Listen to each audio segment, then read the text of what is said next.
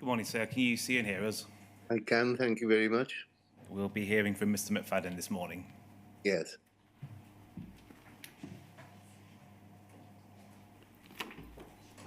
I swear by Almighty God I swear by Almighty God that the evidence I shall give that the evidence I shall give shall be the truth, shall be the truth, the whole truth, the whole truth, and nothing but the and nothing but the truth.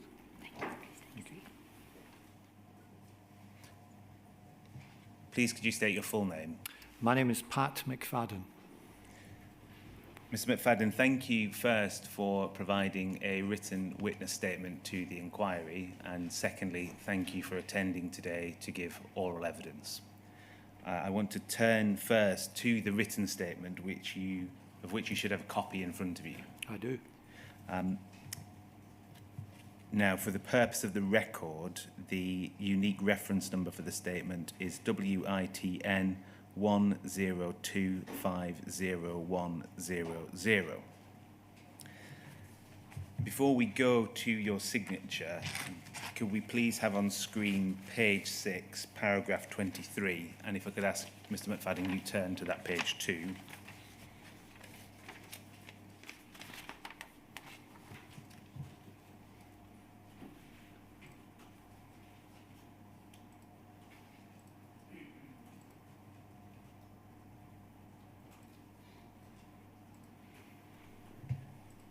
In paragraph 23, you say the arm's length relationship between government and post office was legislated for in the Postal Affairs Act of 2000. I understand you wish to change that to Postal Services Act of 2000.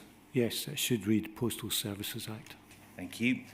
That can come down from the screen, but Mr. McFadden, if I can ask you to turn to page 26 of your statement.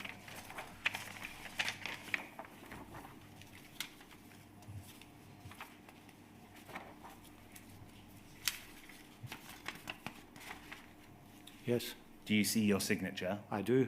And it's dated the 20th of June 2024. Correct. And are the facts stated in that statement true to the best of your knowledge and belief? Yes, they are. Thank you, Mr. McFadden. That will stand as your evidence in the inquiry. Your witness statement will be published online shortly. I'm going to ask you some questions about your statement, not about all matters in it, but some of most relevance. In your statement, I should say, there are parts where you refer to written answers to questions in Parliament and discuss the accuracy of those. I'm not going to explore in your evidence any matters about the accuracy of matters said to Parliament due to parliamentary privilege. I want to start with your background, please. You were elected as the Member of Parliament for Wolverhampton South East in 2005. That's correct. And between the 5th of May 2006 and the 28th of June 2007, you served as a Parliamentary Secretary in the Cabinet Office. That's right. Please, could you briefly summarise your role as Parliamentary Secretary in the Cabinet Office? The Cabinet Office is a wide-ranging department, and its job description in government changes as the years go past. So I find myself back in the Cabinet Office today after many years away from it. It's a very different department today to it was then. Back then, I was Parliamentary Under Secretary. I was sometimes referred to as a junior minister. And the department had several special projects, as it were, at that time. One was working on what we called social exclusion, which was whether the government of the day could have a set of policies geared towards a very small group of families who were often had multiple problems, involved with lots of different public agencies, and whether there was a more rounded package we could do, particularly to help the children in those families, but also to increase or decrease rather the calls on various public services to be involved with them over the years. It did other routine business, as it were, cabinet committees. It's the Department for the Civil Service. It's really the engine room of government that helps to coordinate the work of other departments. In that role, did you have any role or responsibility or involvement with matters relating to Royal Mail or the Post Office? Not at the Cabinet Office, no. You were appointed as the Minister of State in the Department for Business, Enterprise and Regulatory Reform on the 2nd of July 2007. Yes, And that's a role you held until the change of government in 2010, albeit the department changed. yeah, under slightly different names. The department changed its name. It got slightly different responsibilities. The role evolved a bit, particularly after 2008, when Lord Mandelson was appointed the Secretary of State, because that gave us the unusual situation where the Secretary of State for the department was not an MP, but was a member of the House of Lords. So from that moment on, my role expanded to cover more of the different things that the business department was doing. I'm going to look at those, both the change of department and your role, in a bit more detail shortly. Before we go there, at the end of my questions, I'll be asking you for your thoughts on current matters. For that reason, could you please just confirm what your current role is in government? My current role is the Minister for the Cabinet Office in the Cabinet. Let's look then at the department. As I said, you were appointed as a Minister of State in July 2007. The Department for Business, Enterprise and Regulatory Reform was created a few days before your appointment. Do you remember that? Yes, Before that, the Post Office had been the responsibility within government of the Department of Trade and Industry. yes. I mean, it's to all intents and purposes the same department, but with certain added emphasis on some things. So there was an emphasis on regulatory reform, but throughout this, I mean, I think it's fairly logical just to regard it as the same department under these different names. Well, that was going to be my question. Are you aware of the reason for the change of name from DTI to the Department for Business, Enterprise and Regulatory Reform? Well, there was an emphasis on regulation. We wanted at the time to, there was quite a lot of debate about regulatory burdens on business. Could we get, not necessarily always less regulation, but more sensible regulation? A lot of emphasis on red tape. Is there a way to reduce red tape for business and other organisations? So the name change was really about emphasising that in 2007. Was there a change in the department's portfolio overall? I'm not sure. They may have taken on additional responsibilities for regulatory reform, not as far as postal affairs matter went. That carried on from the previous DTI to the new department or the newly named department. Now, moving forward in the timeline, I'm just focusing on the department at the moment rather than your role as such. You say that the Department for Business, Enterprise and Regulatory Reform was dissolved on the 5th of June 2009. Correct. And that was replaced by the Department of Business, Innovation and Skills. Yes. And you were appointed as a Minister of State within that department.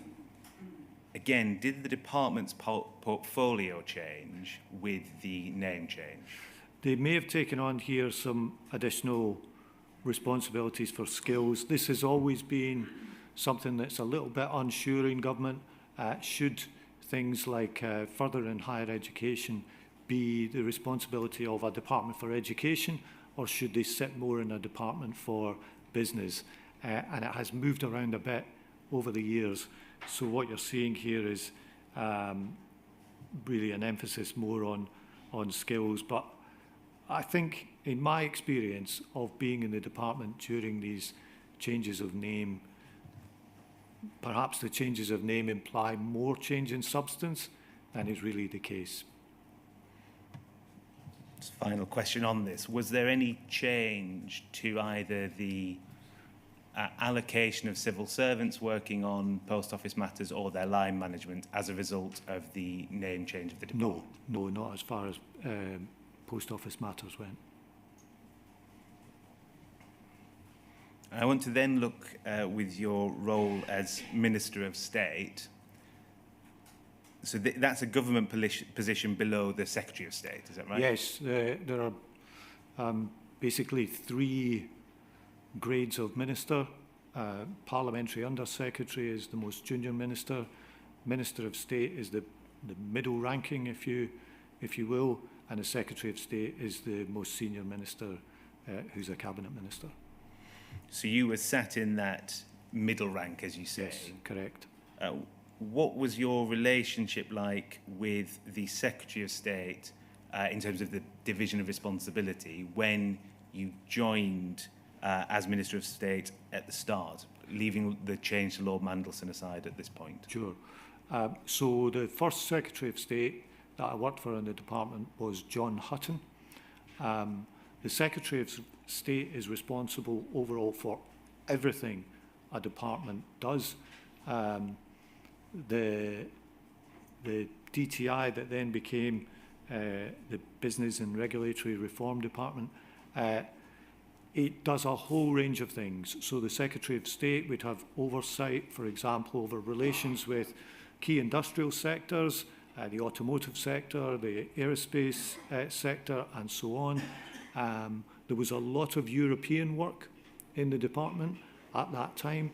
We were members of the European Union at the time, and there were what they called in the EU these dossiers, which would had to have a home department in the UK system. So I and the Secretary of State spent a fair bit of our time in Brussels or in Luxembourg negotiating the UK position on these dossiers around things like Working Time Directive, Agency Workers Directive, other things that were relevant to the UK economy. Really anything across the business economic environment other than treasury matters and things like setting the budget and so on. We didn't have anything to do with that. So the Secretary of State is, when you're a Minister of State, is your boss. And what will happen is beneath the Secretary of State, there will be 2 or 3 other ministers who will have a particular focus on different aspects of the department. During your time as Minister of State, to what extent, if at all, did you discuss post office matters with the Secretary of State?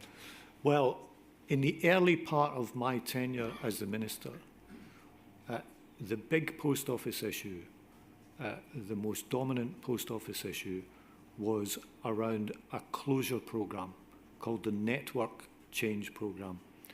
And it had been decided before I became a minister in the department, but it was being implemented while I was a minister.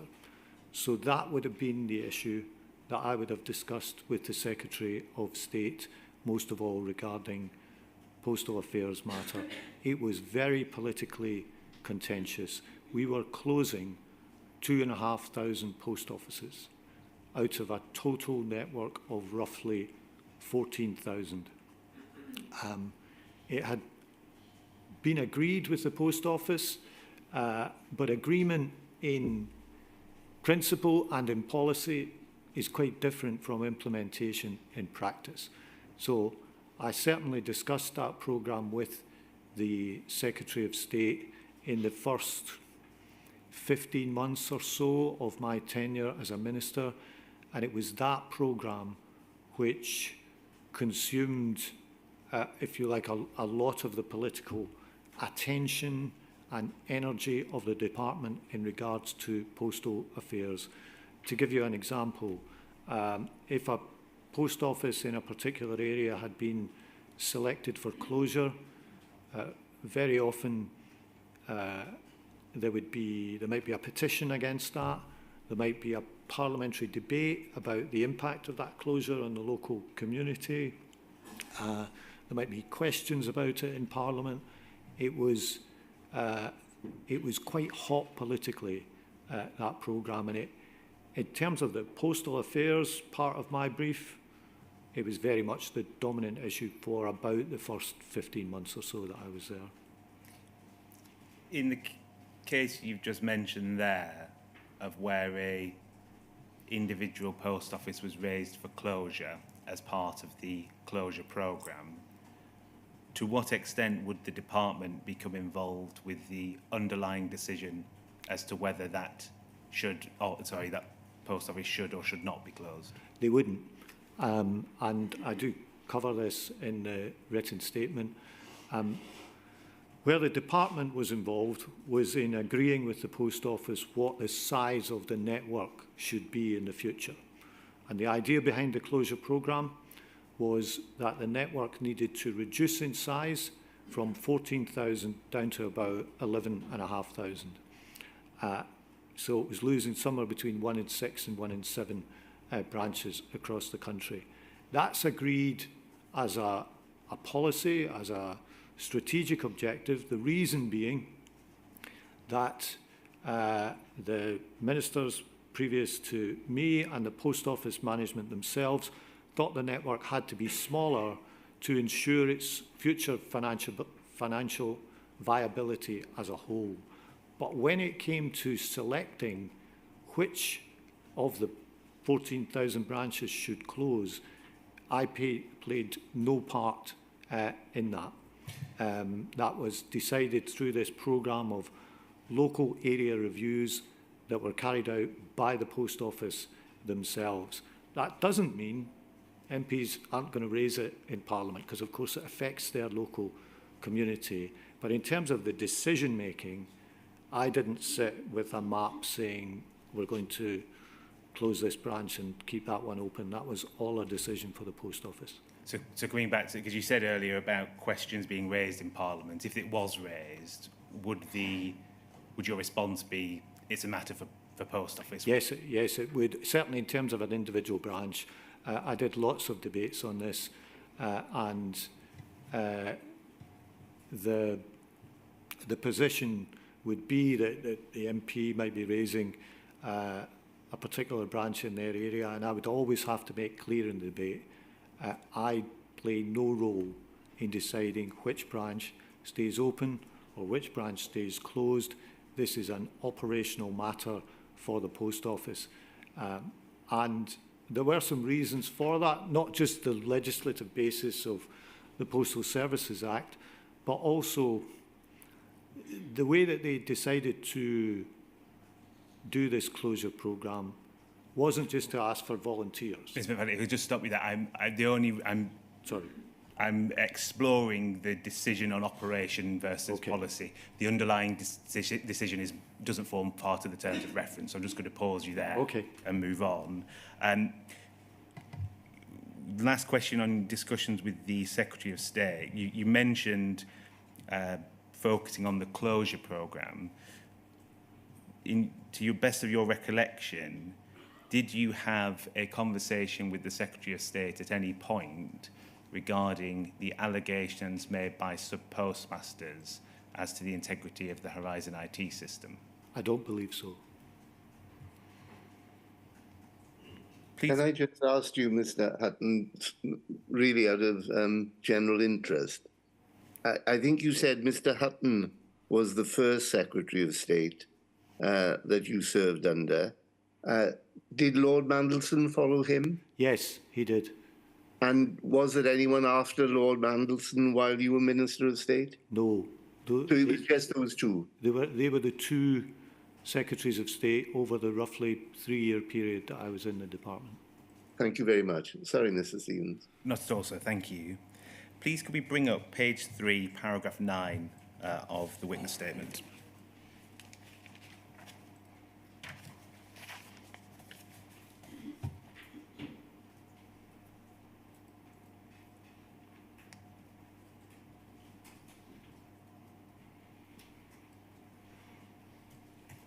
You're referring, paragraph 9, to your appointment as Minister of State, and you, as you said in your evidence earlier, Minister of State having a particular portfolio, which was their area of emphasis. You say, as Minister, my responsibilities included leading on any legislation connected with employment relations or postal affairs, meeting with external stakeholders and being the main ministerial point of contact for the civil servants covering these areas in the department. So in terms of subject areas, we have employment rights and postal affairs. Those are your two areas, were they? Yes, that's correct. If we turn to paragraph 4, page 16 of your statement. Sorry, yes, page 4, paragraph 16. I think I may have said that the other way. Sorry.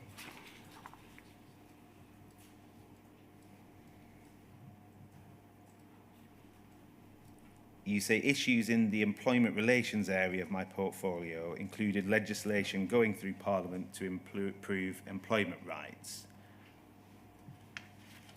In terms of the balance between postal affairs and employment rights in your portfolio, how much time did each take up? Or That's a good question.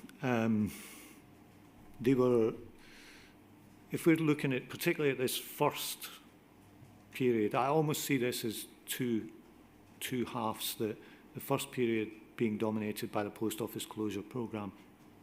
That took up a lot of time. On the employment relations side, also quite a lot, because we did have legislation and we had a lot of European work concerning that portfolio. There were other things I would be doing as well that aren't covered in the title, just because the department covered quite a lot of areas. So it's difficult to put a percentage on it. I'm going to do this very roughly just to give you an idea, but it won't be exact. I would say maybe on post office matters in this first 15 months period, maybe a third to 40% of the time, roughly similar for employment relations, and maybe the remaining 20% of the time on other things not covered by that title. That changes in the second half of the period when I'm acting as the lead spokesperson for the department across everything in the House of Commons, and probably in the second half, postal affairs issues are a smaller part of the programme. It's a very significant part of what I'm doing. at the time, looking at the first part, did you feel you had sufficient time as a minister to deal with all those areas of your portfolio? I don't think any minister ever feels they have sufficient time. I think the reality is ministers deal with a large volume of paperwork, a large volume of advice. They have a lot of meetings about things, either internal meetings or external meetings. It always feels quite time pressured, but that's what ministers have to do. That's their job.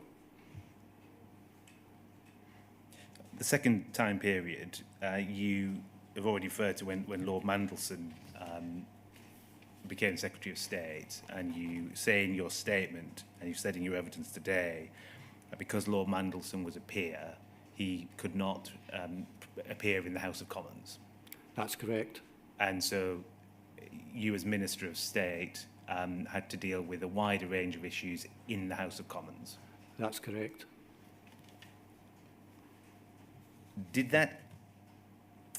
Was it limited to simply having to answer more questions in the House of Commons when Lord Mandelson took over, or did your decision-making or policy-making role also expand? I was involved in a lot more things. On the postal and Royal Mail side, in this second half of my period in the department, the focus was a lot more on Royal Mail. We had commissioned the Hooper Review to look into the future of Royal Mail, which we may come on to, and that too proved controversial in a different way from the post office closure programme. But we were also entering the period now where the country was being hit by the great financial crash, and there were a lot of businesses seeking help from the department. There were big negotiations going on about the future of the car industry in the UK, and the breadth of what we were dealing with and the intensity increased in that second half of the period in which I was in office, which I would date from roughly October 2008 until leaving the department at the 2010 election. So it got busier, it got more intense, and things got broader, partly because of the great financial crash, which caused a lot of industrial problems, which came to the department's door. As your portfolio or your area of work got busier, how did you satisfy yourself that the post office was being effectively managed?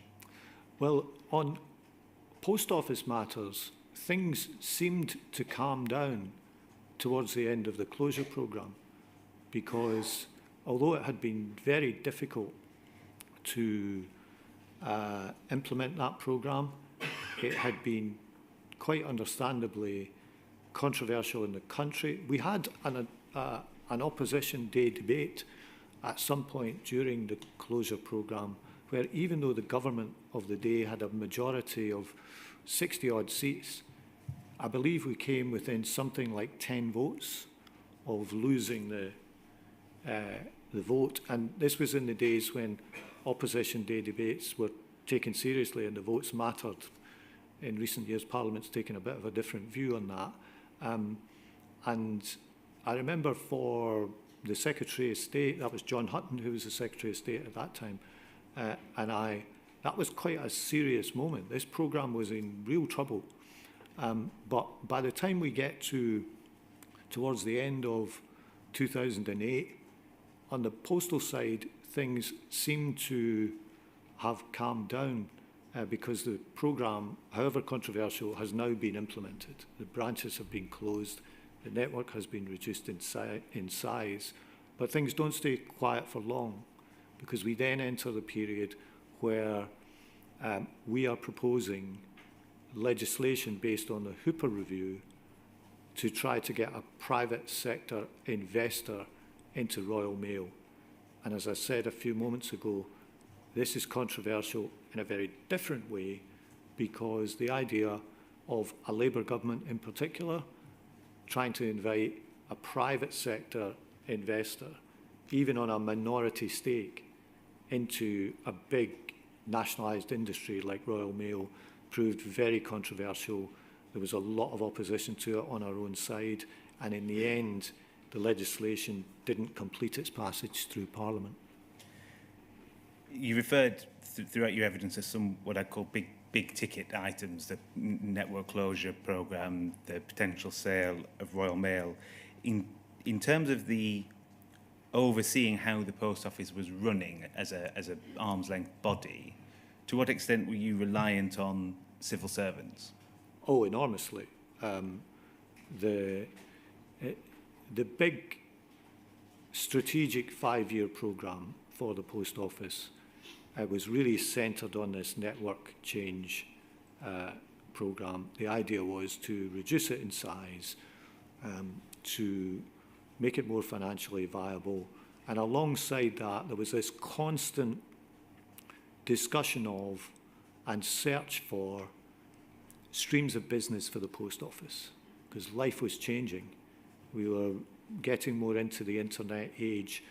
There was, for example, and I refer to this in my statement, a lot of controversy over something called the post office card account, which was the mechanism whereby people would pick up pensions or benefits from the post office. Now, if we fast forward to today, they're nearly all paid directly into a bank account. Back then, this was controversial. The post office wanted to keep the business for people to pick up their pension. So we'd be involved in a question like that. But overall, we were trying to get the network on an even keel financially and get it fit for the future, and constantly searching for new streams of business that we could help the post office with. I want to look at some of the structures in the civil service that were available to you. starting with the permanent secretary in the department. So the permanent secretary is the most senior civil servant within a government department. That's correct. And they are responsible and accountable for the day-to-day management of the department. I think whilst you were Minister of State, the permanent secretaries to the departments were Sir Brian Bender and Sir Simon Fraser. That's right. To what extent, if at all, were the permanent secretaries involved in discussing matters relating to the post office with you? Not very much, barely at all, I would say. And when I say the permanent secretary, does that include the second permanent secretary as well? Yeah, the people the officials that I would discuss post office matters with in my time were those based in the shareholder executive. That's where I want to come now, is the shareholder executive.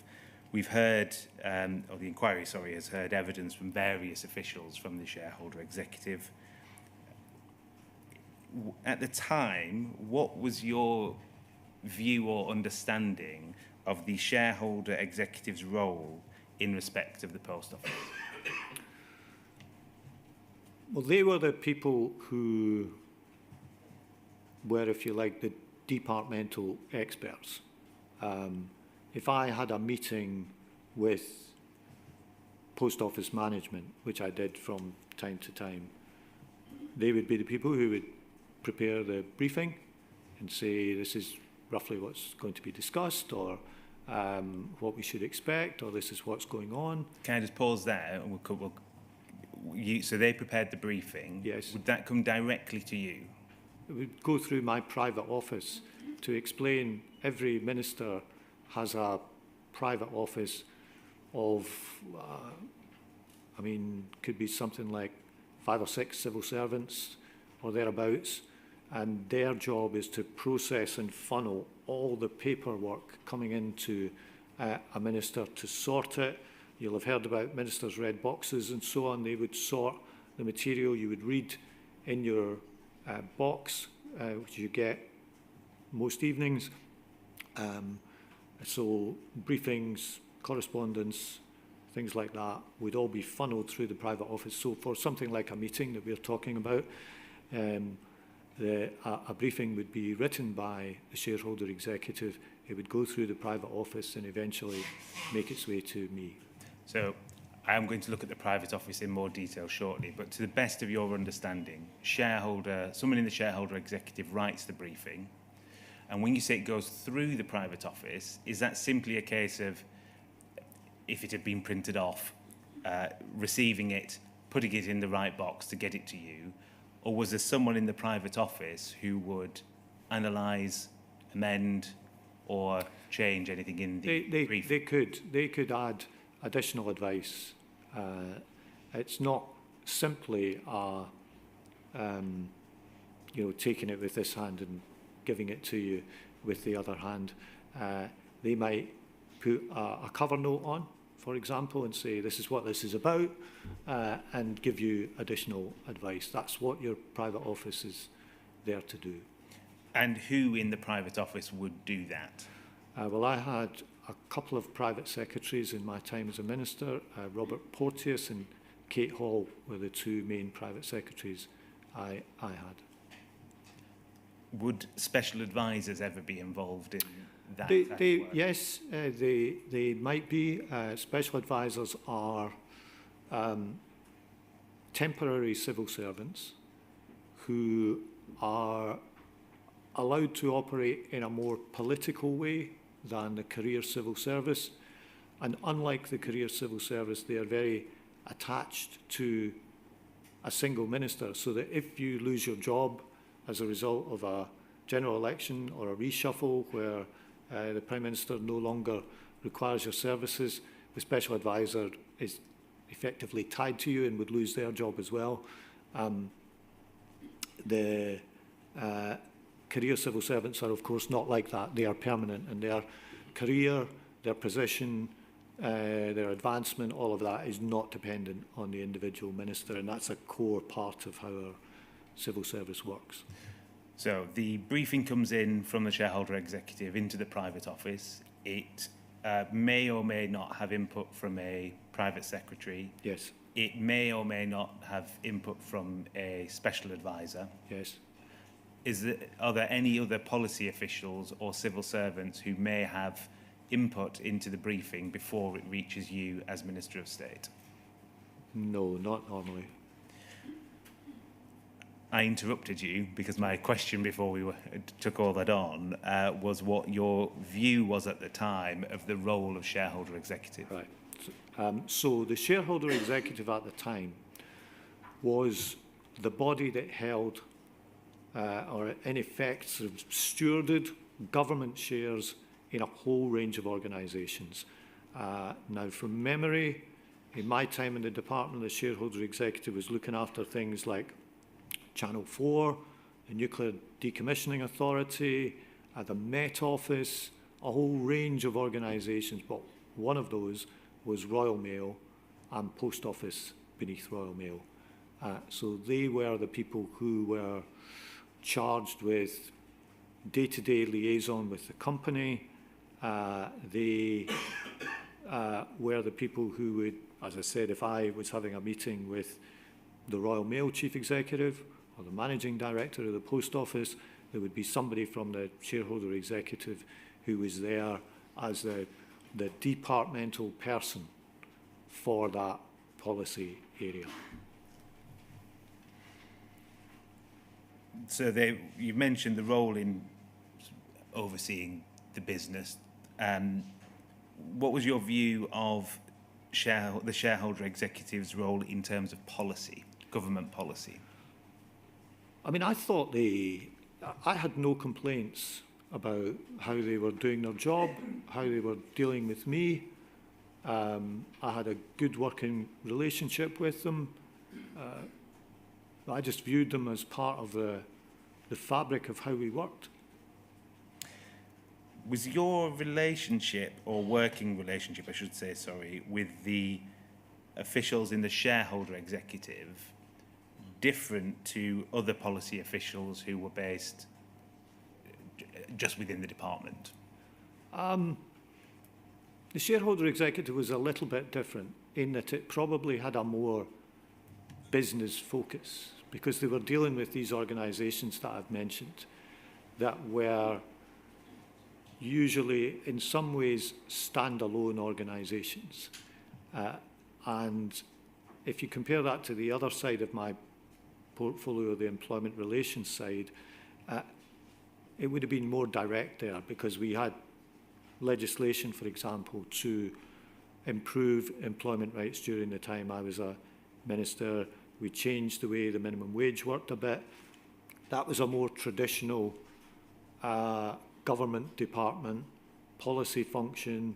You write a white paper, you consult on the white paper, you then write a bill, the minister takes the bill through all its all its parliamentary stages, and you have an act at the end of it. With the shareholder executive, it's a bit different because they're sort of managing the public shares in these different organisations that are state-owned, but they're not state-run on a day-to-day basis. And in the case of both Royal Mail and the Post Office, we have the Postal Services Act, which we referred to at the beginning of our discussion, and that sets up in legislation that these organisations are to be run by their own management.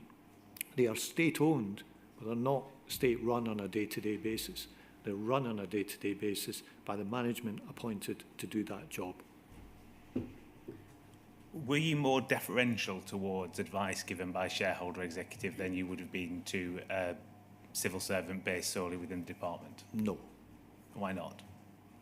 Well, I don't know why I would be more deferential. Well, for the reasons you said about the business, it being both business-oriented and involved in day-to-day management of a company, slightly different. No, I don't think I was any more deferential as a result of that. I'm just sort of pointing out they had a slightly different focus in that unit, if you like. It later became UK Government Investments, I think, and changed its name and changed its home. But in my day in the department, it was based in the Department of Business. I want to look then at the private office. You've covered this already slightly. There were private secretaries, obviously, in your office. You referred to one who appears in the paper, Robert Porteous. Did individual private secretaries have, I suppose, portfolios themselves for the types of issues they would deal with for you as Minister?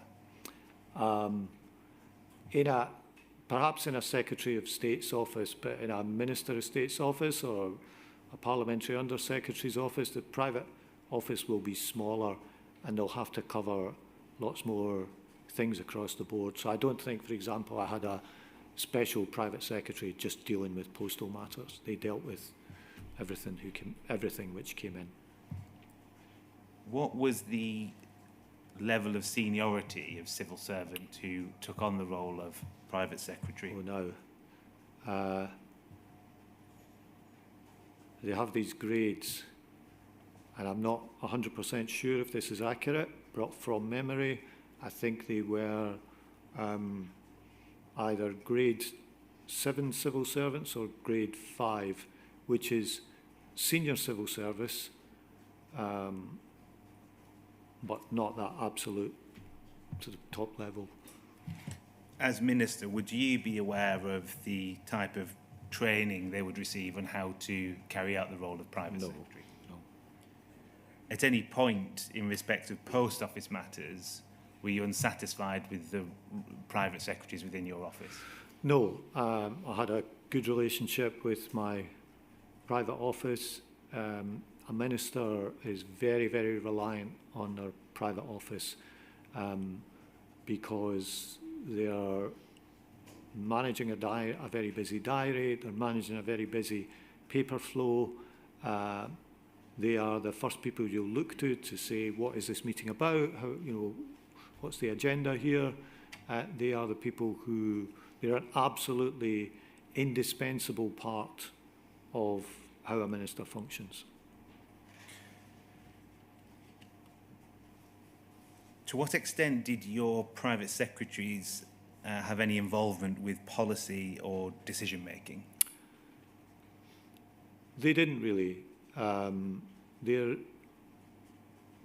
will give you a bit of advice, but they're not really policy advisors.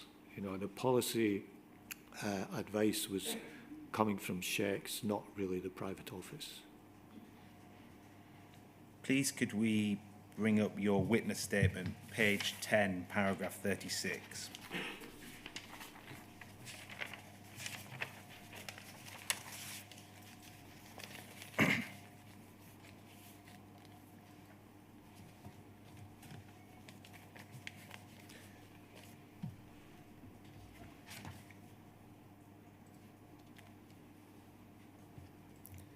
I'm going to go through some of these paragraphs in your statement. It may be in the course of my questions then you've covered some of this, but we'll take it stage by stage.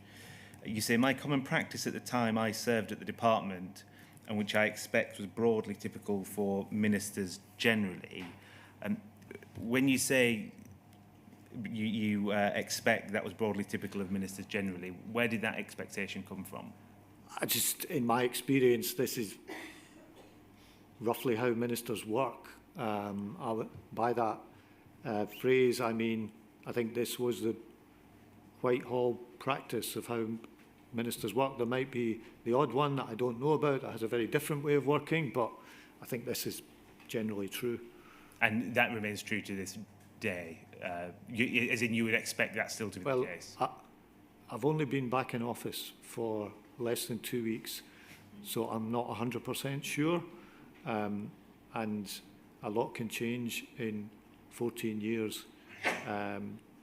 So I don't quite know yet, but my early experience of being back in office is still that the private office is absolutely critical to how you function as a minister.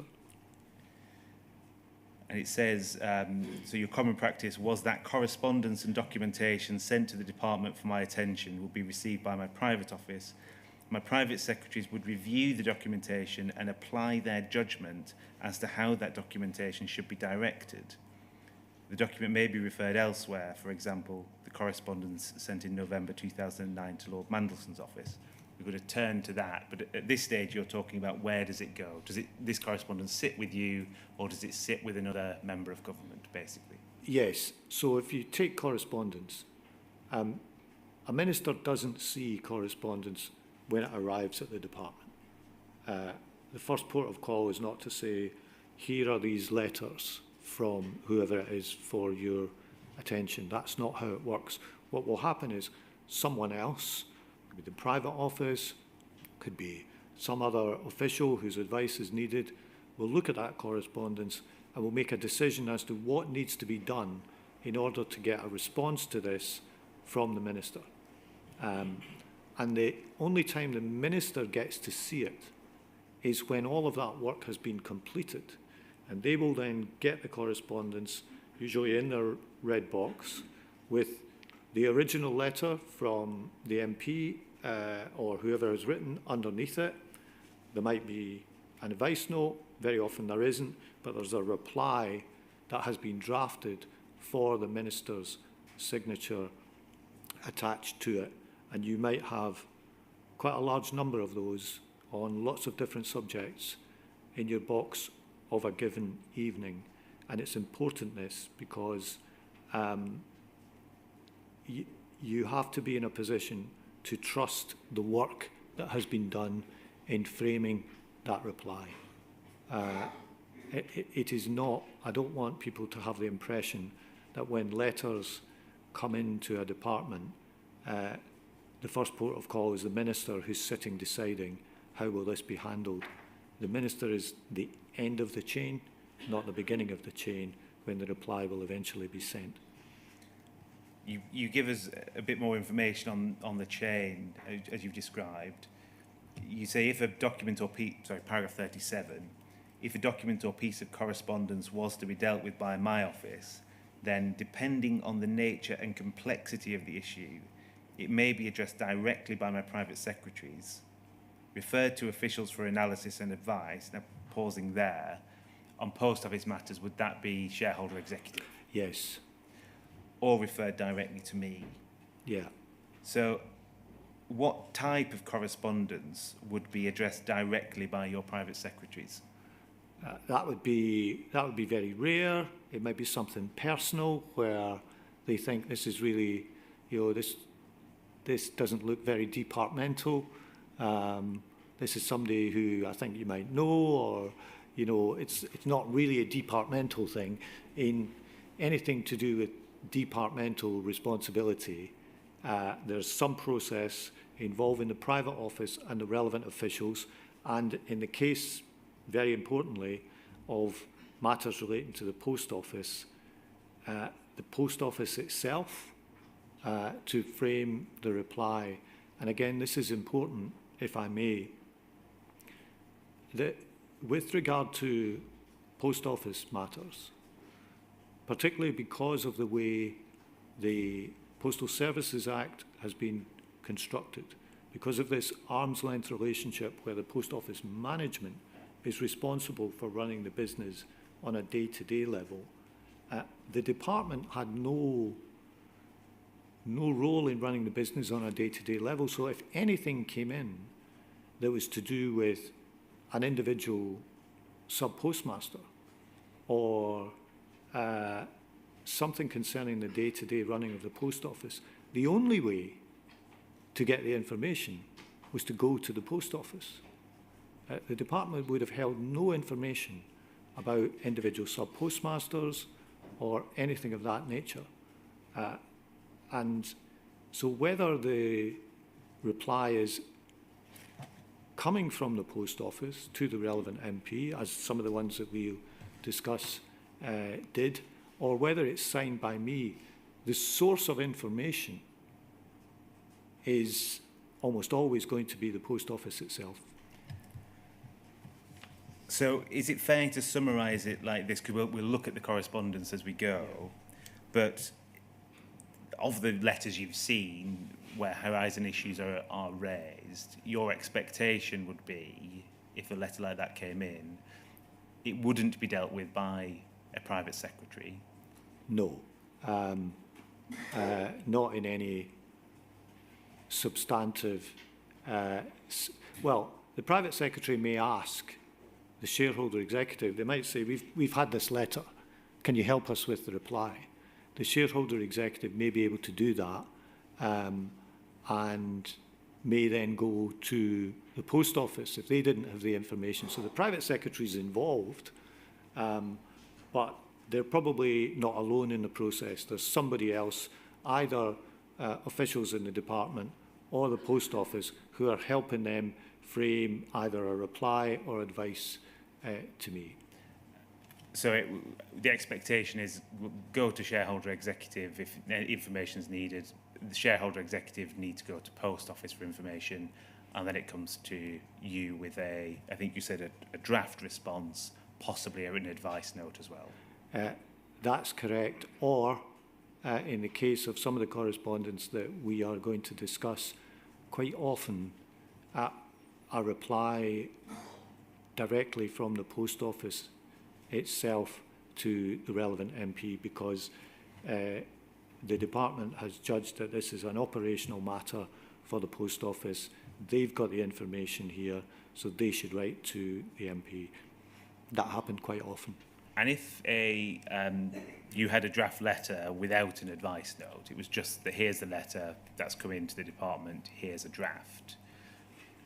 When you're there going through your red box, did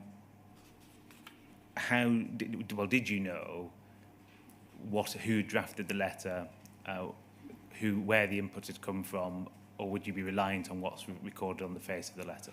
You're very reliant on what's recorded on the face of the letter. You are trusting that the work has been done to make sure that the information in that letter is accurate. I'll ask you this question now because I was going to go into it later, but you've referred a few times to the importance of trusting what the civil servants say, etc.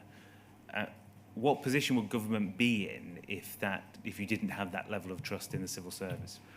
Well, I think it's very difficult, and of course it's relevant to this issue because at the heart of this issue is that in the process that I've been describing involving a private office, shareholder executive, the post office itself, the information turns out to have been wrong with terrible human consequences for some of the people who are here.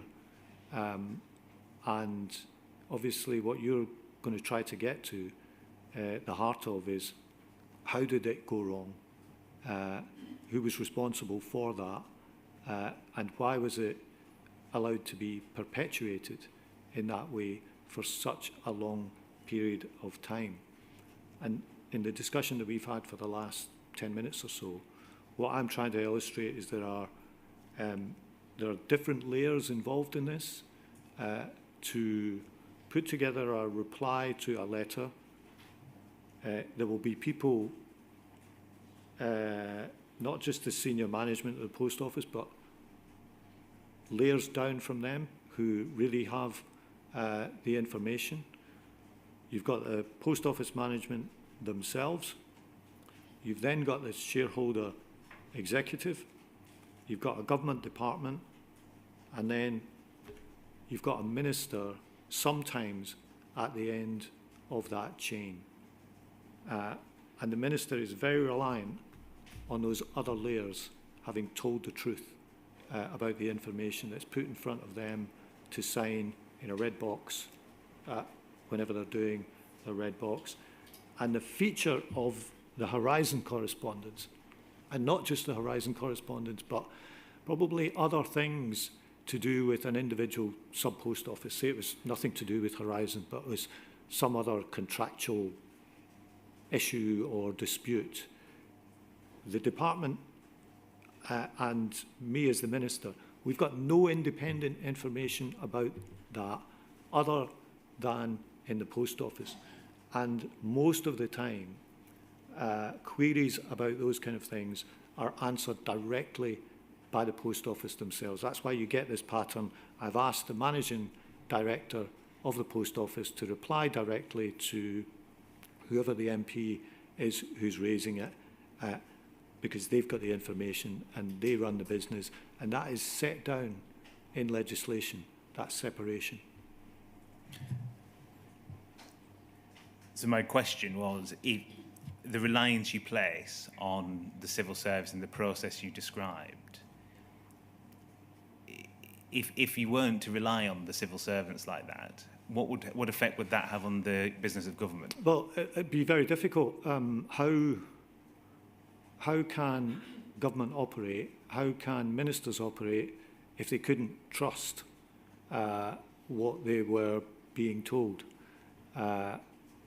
You could perhaps envisage a world where everything is not trusted, and pretty soon you can see it's very difficult to operate government on that basis.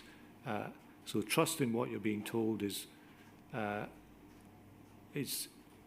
the heart of how this works, how this system works, how it should work.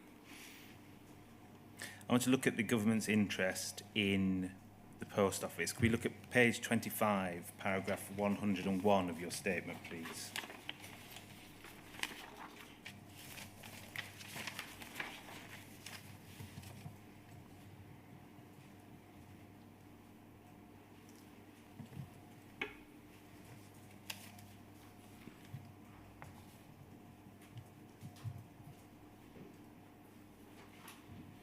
You're discussing recommendations, and you say the question is how an arm's length body like Post Office Limited can be held accountable for its actions. The government is the 100% shareholder. Ministers do not run the Post Office, but ministers answer questions about it in Parliament and are responsible for reporting to Parliament on matters concerned with the Post Office. Where does ultimate accountability for the actions of an arm's length body such as the Post Office that's owned by the government lie? I've thought about this a lot because of this issue and this whole question of the arm's length relationship and what happens when that goes wrong and what you can do about it. And at the end of the statement here, we're dealing with almost thinking about the future. What could you do to stop something like this happening again? If it's state-owned, ultimately the accountability will lie with the government because it's state-owned. But I do want to stress that the legislation that had been passed in the Postal Services Act had deliberately created this separation. If you look at what the Secretary of State who brought forward the legislation said at the time, and this was 5 or 6 years before I became the minister, they were very clear that the purpose of the legislation was, if you like, to get the minister out of the hair of running this organisation on a day-to-day basis. It would have commercial freedom, it would be able to make its own decisions, it would have its own management, and they would be charged with the responsibility of running the business. That was the case for many years. I imagine, I don't know what current ministers have said to you about the relationship today, but I imagine even today, even after this, it is similar today. But when something is publicly owned, of course, in the end, people will look to the state, even if the state is not, or the ministers who speak for the government are not running the business on a day-to-day basis. I want to explore that, the operational decisions and the strategic or policy ones, and that separation. You have already referred to, I think, the example you gave of the closure programme, and I think you make the distinction of, on the one hand, government saying close X number of post offices, and you say that's a policy or strategic decision, but the actual getting the map out, as you said, Yes. and pointing to which ones are closing, that's the operational decision. That's right. And, you know, any dispute around that, for example, if you're closing post offices, there will be campaigns, and there were a lot of campaigns. You know, Save Post Office X. If Post Office X, one of the frustrating things about the programme and the way it worked, because they had this target of reducing by 2,500, if Post Office X was saved, they decided to close Post Office Y. But I played no part in that decision. Yes, and I'm just using that to illustrate the example. And I suppose this comes to, would you agree that government policy was that the post office had a social role maintaining branches nationally, including in remote and rural locations? Yes, I would, and I refer to that in my statement. And that social role made the post office different in character from Royal Mail. So with that, maintaining that social role and maintaining branches in rural and remote locations, in terms of delivering that post office, in terms of delivering that policy objective, sub-postmasters, counter assistants and post office employees played an important role. Yes, absolutely. So would you agree that the treatment of those persons, namely sub-postmasters, counter assistants and post office employees, the treatment of them was directly relevant to a key government policy objective? Yes. They played a very important role. And that is why in this closure programme there were these access criteria where, I haven't got it all in front of me, but it's all about 90% of the population must live within a certain distance from a post office. You know, there are particular care taken if it's the post office is the only one in a village or a town. You don't want to leave a desert where there's no access to postal services. There was a thing called outreach services where sub-postmasters were encouraged to, if they were in charge of a post office in one area, they were encouraged, and there was a sort of contract where they would maybe go to the neighbouring village or town for an afternoon or a day a week and provide a service in a church hall or somewhere like that. So this social element was part of the character, is part of the character of the post office. And the government, through shareholder executive, had a role in monitoring the performance of the post office in delivering on those policy objectives? Yes, they had a role in the 5-year plan being implemented, and that was this £1.7 billion investment over 5 years, with the reduction in the size of the network and the kinds of innovations that I've been talking about. So would you agree that the manner in which an arm's length body like Post Office, the manner in which it operates, can cause concern for the government at a policy level? Yes, it can. I think that's fair. And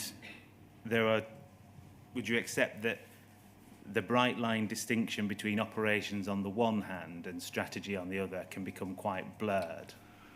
Well, I'm not sure, and I think I can maybe see where you're sort of driving at with the line of questioning.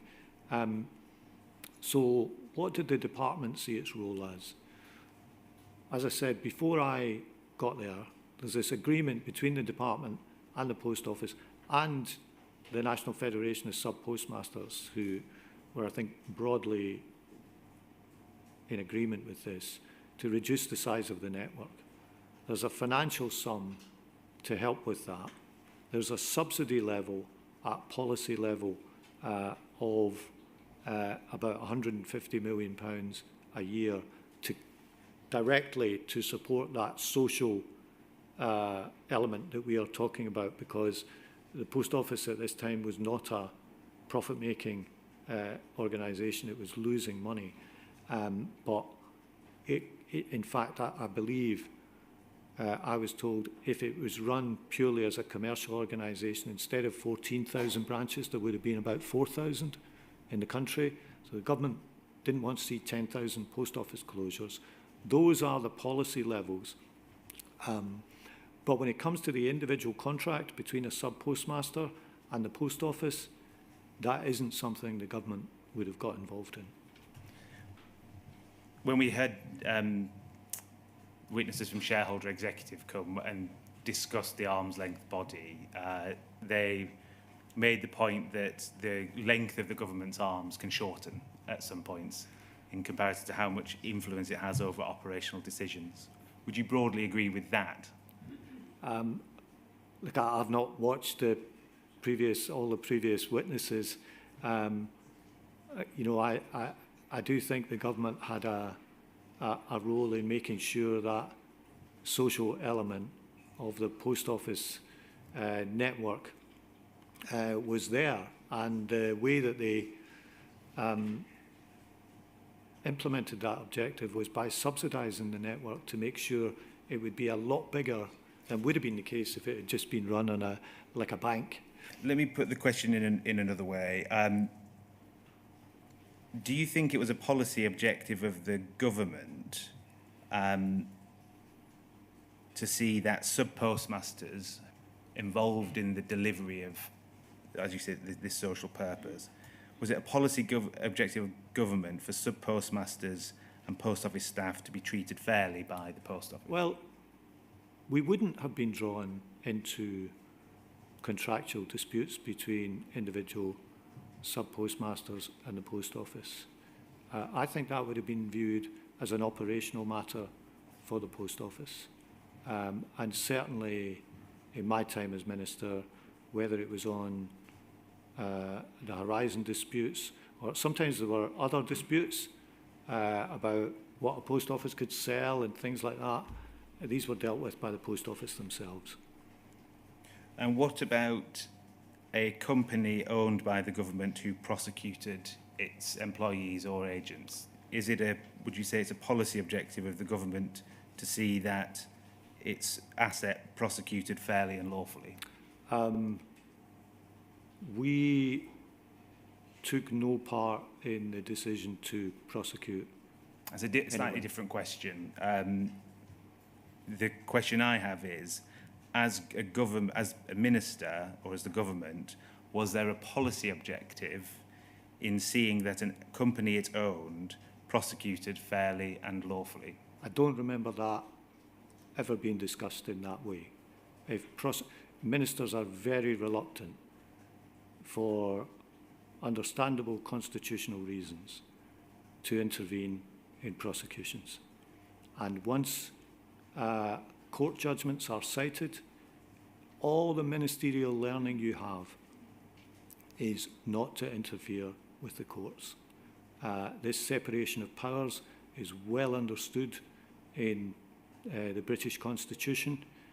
If ministers do start questioning court verdicts, they are very quickly criticised for intervening or trying to interfere in the court process. So I think there would have been great reluctance to consider prosecutions or the outcome as a policy question. What about, imagine we put to one side past prosecutions where there are convictions, and it's a government asset that has a plan to prosecute in future. Did the government have any policy objective in respect of how its own assets prosecuted its staff? I was never involved in a discussion like that about the basis for which anyone should be prosecuted. I understand that might be the case, Mr. McFadden, but I think what Mr. Stevens is driving at is this. The owner of the company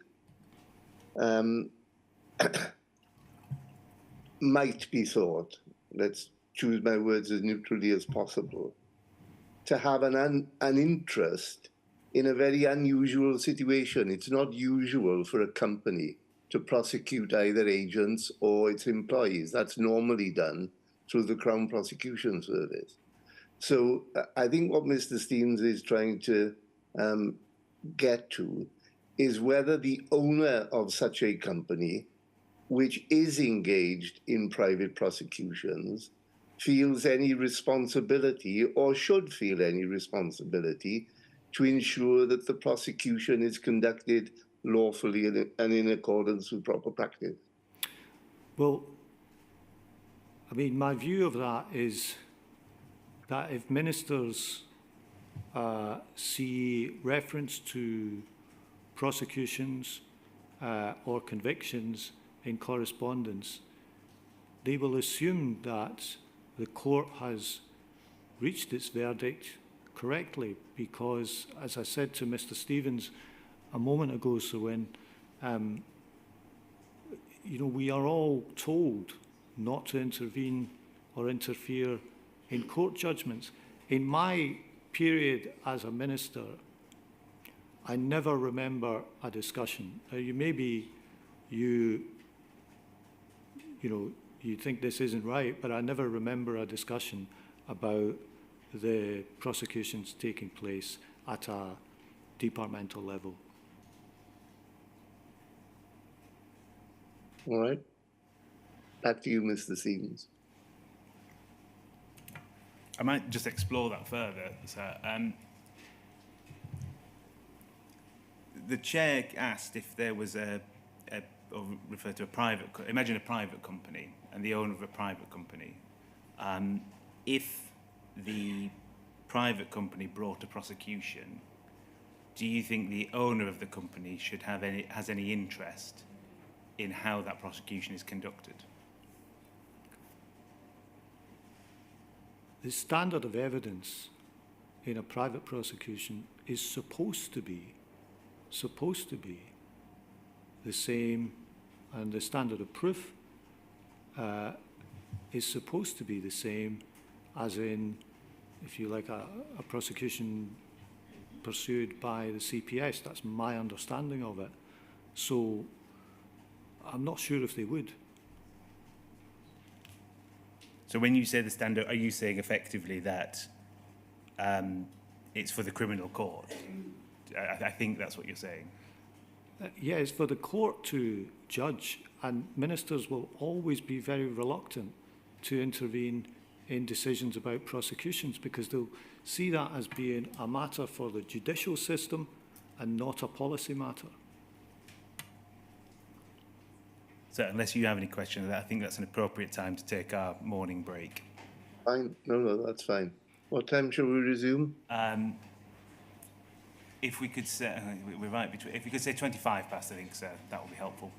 That's fine. Thank you.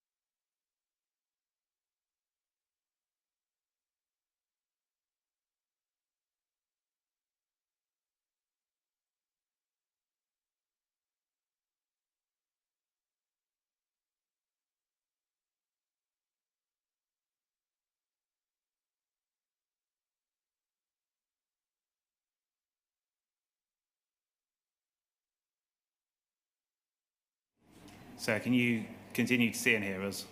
Yes, thank you. Thank you. I'll continue. Mr. McFadden, I may have said before the break I'll turn to the letters now. There was one more question I was going to That's ask. okay. And that is, at the time you were minister, we've talked about operational decisions and how that was to be left to Post Office in your view.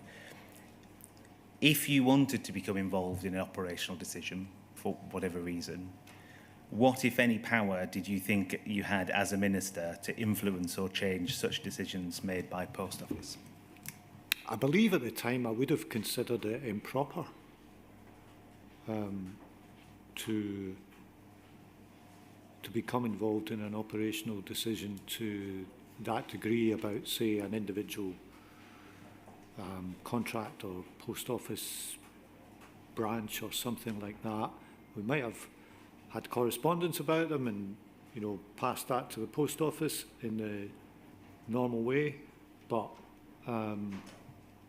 it was quite well established, this division between operational and, if you like, overall strategic policy responsibility. I don't want to detain you because I know you want to go into the correspondence, but if I can use the example of Royal Mail, which was more prominent in the second half of my tenure, we had a lot of policy responsibility on Royal Mail because it was being very challenged by technology. People weren't sending letters. It was changing its nature. There were a lot of industrial disputes and so on. But even then, we didn't get involved in the day-to-day running of Royal Mail. Let's look at the letters then, please. Okay. And it's WITN 102500102, please.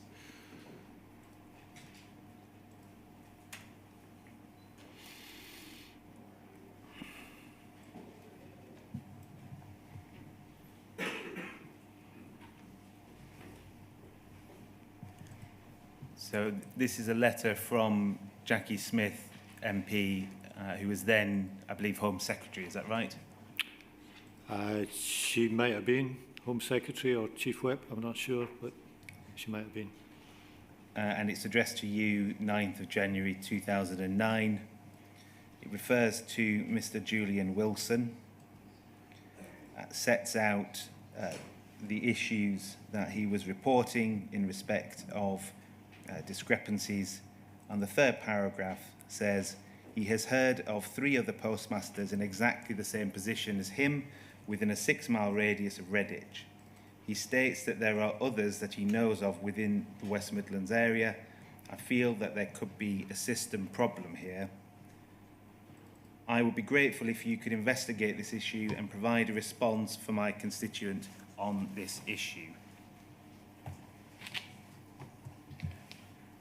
Now, I'm going to ask you some questions about that letter, but given the process you've described, a letter comes in and then there's a process, it goes out, I'm going to have on screen as well your response of the 9th of February, which is WITN 102500103.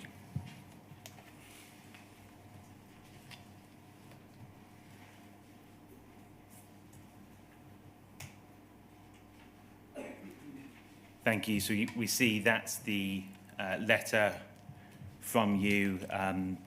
Your signature's been redacted, but it's to Jackie Smith. Now, do you have any recollection of what you thought when you read this letter and the fact that Jackie Smith was raising what she said could be a system problem here? No specific recollection of the letter. When I look at the letter and the reply, the way I believe this will have been dealt with is information has been obtained about it from Post Office Limited. For example, if you look at the reply from me in the third paragraph, it says, I understand that Glenn Chester of Post Office Limited has written to you regarding the investigations of the Aswood Bank branch, and then goes on in the fourth paragraph to say, I'm informed Mr Wilson resigned from his position in September 2008 and was therefore not invited to be interviewed by Post Office Limited. There's no way for me independently to know either of those two things other than that information coming from Post Office Limited. So I don't know the full wiring behind the reply, but it looks to me from this as though either the private office or the shareholder executive have asked the Post Office what is happening here and have been given this information, especially the information in paragraphs 3 and 4, to put this reply together. With a letter like this, roughly how much time would you have spent on it in reviewing the response? It's difficult to say. I mean, you'll be dealing, I don't know how many you would be dealing with in a particular evening on a range of subjects, but normally I would read the reply, read the original letter, sign the reply, and go through them like that. Let's look at what's said. In the second paragraph, it says operational decisions, which include decisions relating to the running of individual post office branches, are a matter for Post Office Limited. Why was that relevant when what Ms. Smith was raising was feeling that there could be a system problem here? That's that paragraph and the things said in it is quite standard. When I look back at this correspondence, you'll see a paragraph like that quoted quite a lot. Maybe not exactly word for word, but something along those lines, that these issues around individual sub-postmasters were regarded as it says here, operational decisions. And that's why they've gone to the post office to get the information. Wait, if there was an issue in the Horizon system, which we later found out there was, and the Horizon system is used to prepare the post office's accounts, and it's used to prosecute, or used to create data to prosecute sub-postmasters, in your view, is a system problem in the system something with which the government should have been concerned? Look, we would certainly at that stage have had no way of knowing about the detailed running of the Horizon system. What this whole story is that over time there are more and more cases and more questions about it. But certainly in the early stages of this, this would have been regarded as a matter for the post office. And that's reflected in this reply and in the others that we're going to discuss. Let's go through the timeline then slightly. Could we get on the next letter, please? It's Pol 3027890. And if we could go to page 2, please.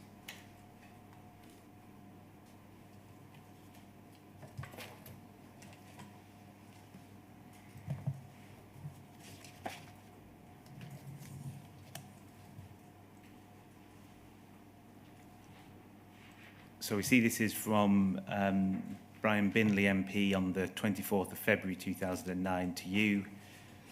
It says, I write to you having received an email, which is enclosed, we'll go to in a moment. The content of her email is worrying, and I would be very grateful if you could address the points she is making and let me know the exact situation regarding this matter.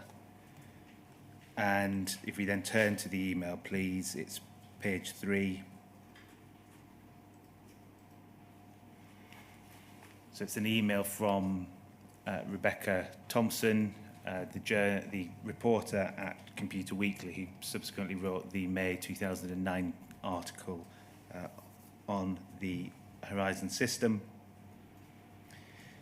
It says that I've spoken to several current and former sub-postmasters who say that random flaws in the IT are causing deficits in their weekly accounts, sometimes of thousands of pounds at a time.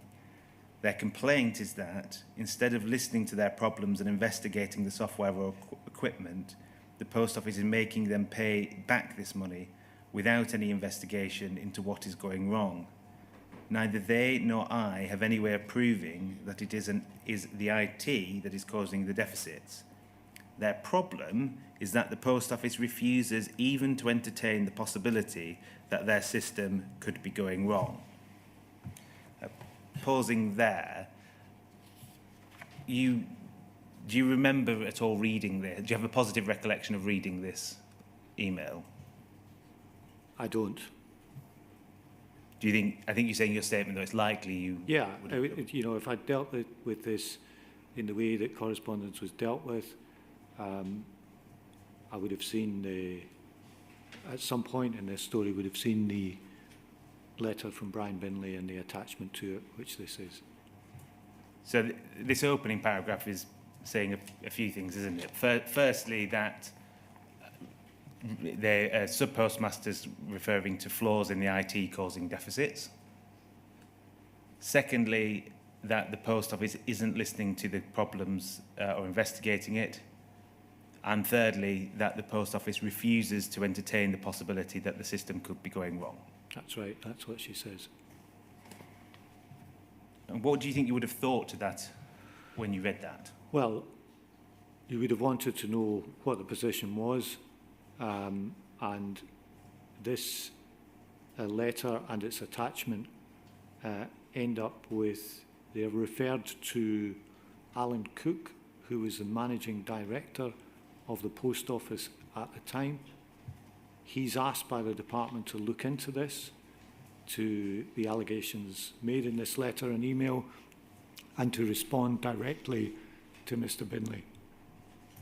We'll come to that shortly. So let's read on.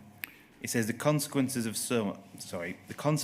some of the postmasters have been extremely serious. Of the group I am in contact with, 2 have been forced to file for bankruptcy. Others have lost their life savings. If postmasters cannot pay the deficits back because their savings have been depleted, the Post Office takes it out of their wages. In desperation, a couple of the postmasters I've spoken to turned to false accounting. They were not getting help when they asked for it from the company, and they did not have the money to pay the deficits back. So they signed the weekly accounts, affirming the money was there when it was not. The Post Office had then prosecuted these people, although no one that I have heard of has ever been prosecuted for theft. Of course, we know people were prosecuted for theft. You say, I think, in your statement that this was the first time you were aware of the Post Office's prosecutorial role. Is that right? That's correct. Do you remember what your thoughts were when you learned that? Well, this remember how this works in the process that I described in the first half of our evidence. I don't see this when it first comes in. I will only see this in conjunction with a reply from the Post Office. So I would have looked at the two of them together. And the thing that strikes me about the reply from the Post Office to what is said in Rebecca Thompson's email is how emphatic they were in defending the robustness of the system. Well, and this was the beginning. Sorry, so let's pause there, because if we go, I'm asking you about your recollection when you read this letter and what you thought. Well, I'll have read it together with the reply. That's the point I'm making. But if we look at page 1, please, we see that this was sent to Alan Cook on the 30th of April 2009 for his response, as you've said. And at the bottom it says, Pat McFadden has asked that you look into this matter and reply directly to Brian Binley MP. So you would have read this letter before you had the response from Alan Cook, would you? Not necessarily. That is a private office way of saying, can you look into this? They would use that terminology without me necessarily having read the correspondence. So who made the decision to send this to Alan Cook as the managing director? It looks from here as though it was a private office because they thought that was the right way to deal with it. Can we bring up, please, your statement, page 14?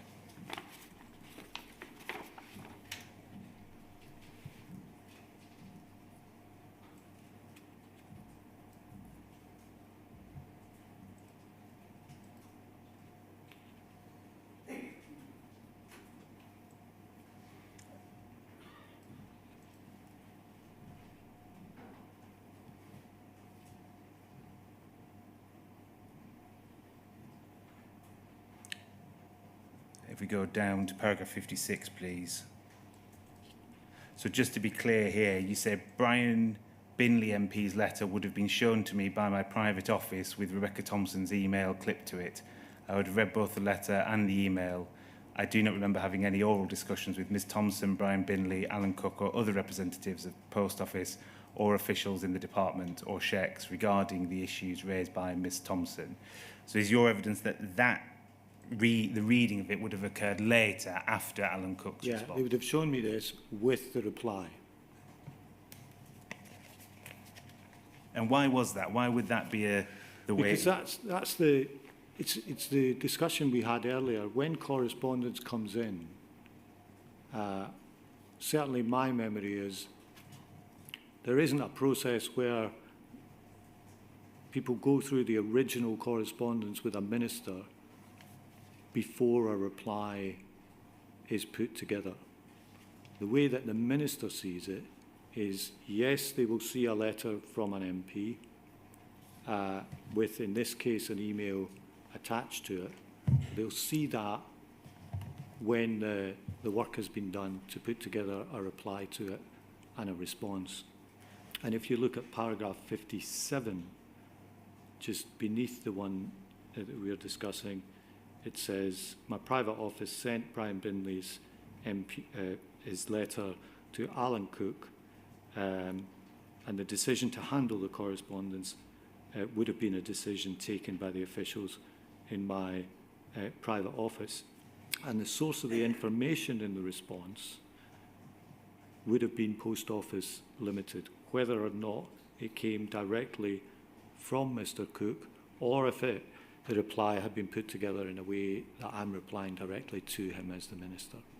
Well, if we bring back up, please, poll 27890.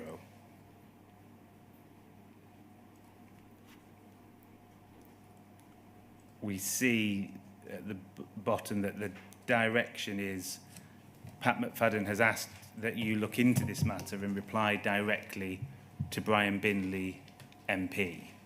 So is this, just to be clear, the private office here directs that Brian Binley MP's letter should be addressed by Alan Cook directly without your involvement? I think that's right, and this form of words is used quite a lot, including in my constituency office. If somebody writes in and a reply comes from one of the caseworkers, they will often say, Mr. McFadden has asked me to reply. It doesn't mean on each individual piece of correspondence that I've read it and asked them to reply.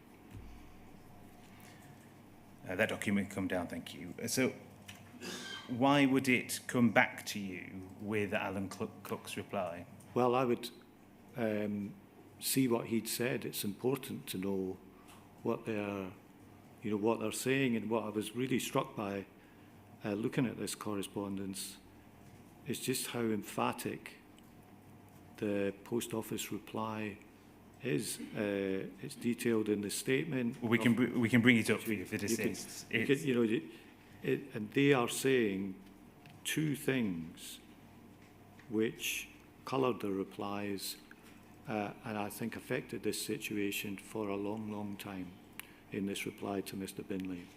Well, let's bring it up. It's poll 20130,687.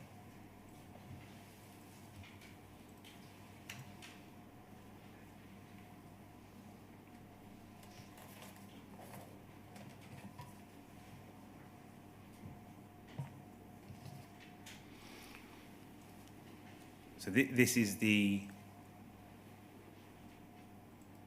letter that you're referring to, and Yes. I think your evidence earlier was that this not informed decision making, or at least your decision making, for some time, was it? Or I think you said coloured the decision making for some time. Yes, and I think for some years after, given how all this played out. And there's two really important points in this, which get to the heart of this story in many ways. One is the Post Office's emphatic defence of the Horizon IT system. They use phrases like, we've scrutinised many Horizon transaction records.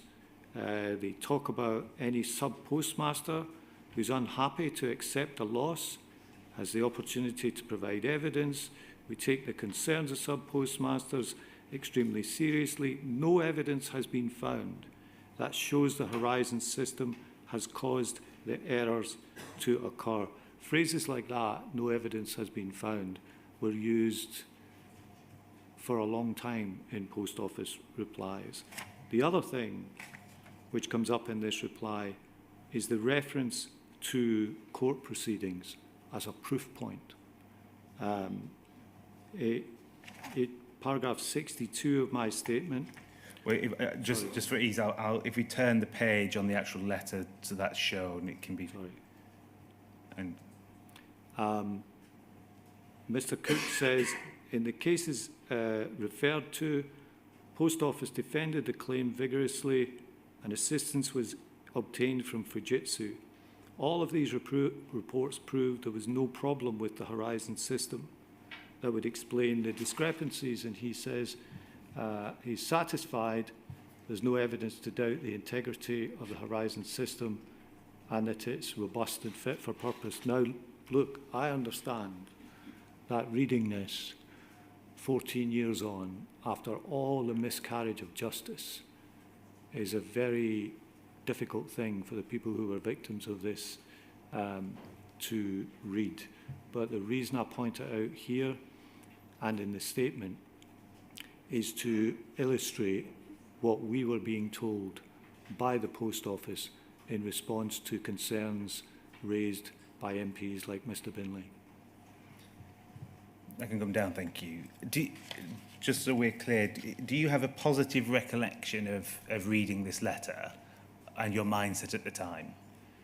Look, it's difficult after these so many years to remember individual bits of correspondence. My recollection is that this was around a bit. It was being raised over this period of time, but the Post Office kept insisting that the system was robust and fit for purpose.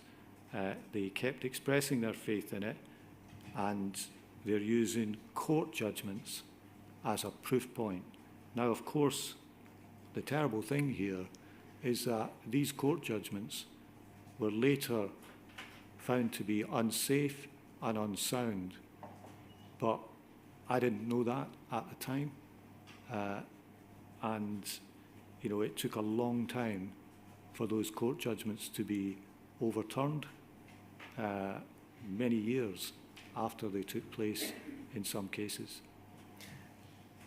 I'm asking with the benefit of hindsight here, and hindsight is it's not what you had at the time, but with the benefit of hindsight, reading that letter now, do you think there's anything more you could have or should have done to challenge what the Post Office was saying? With this particular letter, it was so emphatic. You know, I'm not sure, but if you ask me over the whole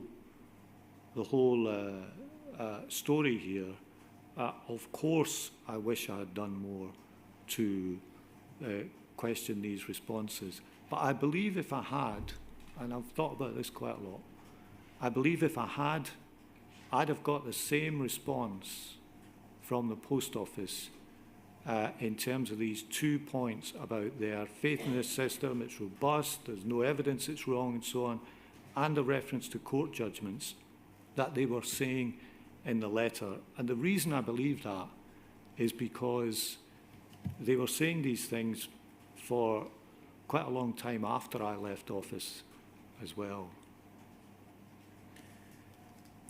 Let's move on again in the timeline, please, to the 3rd of November 2009. It's UKGI 30-11504.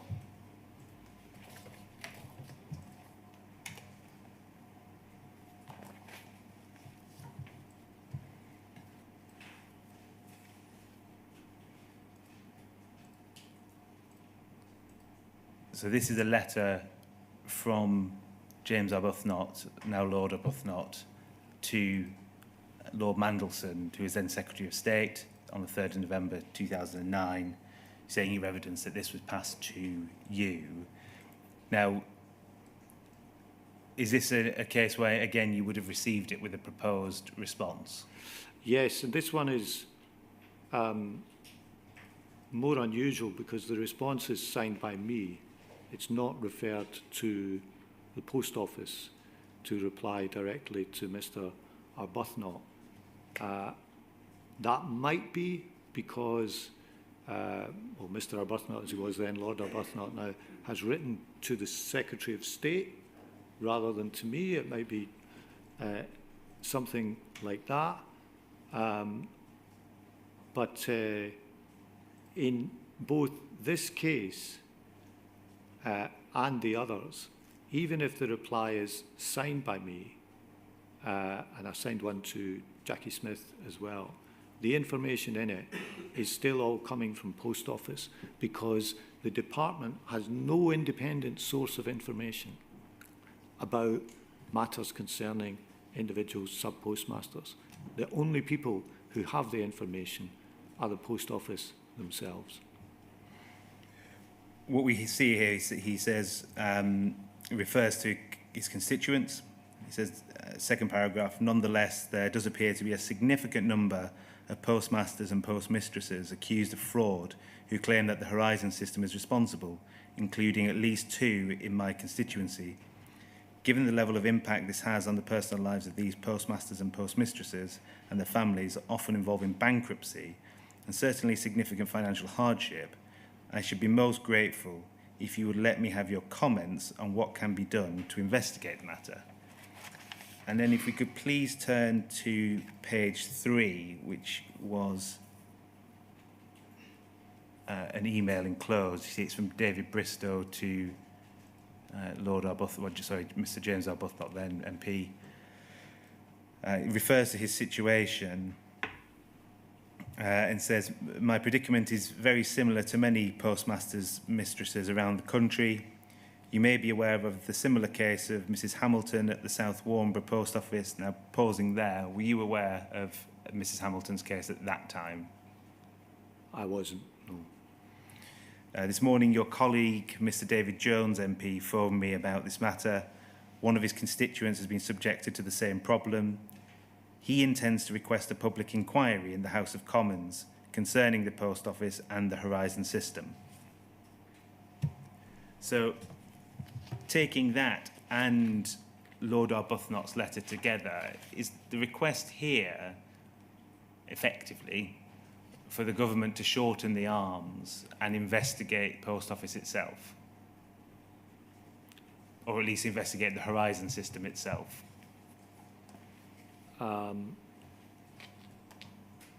Well, he's saying David Jones MP intends to request an inquiry in the House of Commons. Yes, sorry. So that's the inquiry in the House of Commons. If we go to page 1, my apologies.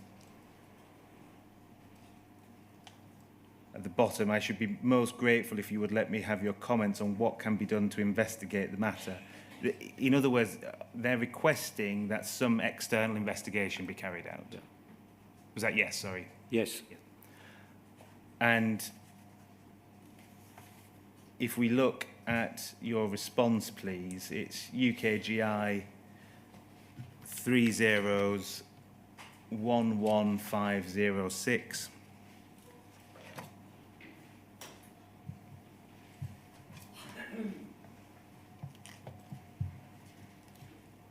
The second paragraph is similar to the one you said before. You mentioned it arose before.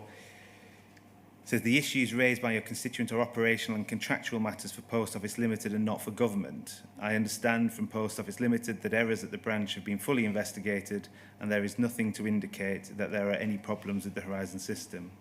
The company's position as regards the integrity of the Horizon system remains as set out in the reply dated 13th October from Alan Cook, Managing Director, to Brooks Newmark MP, to which your letter refers.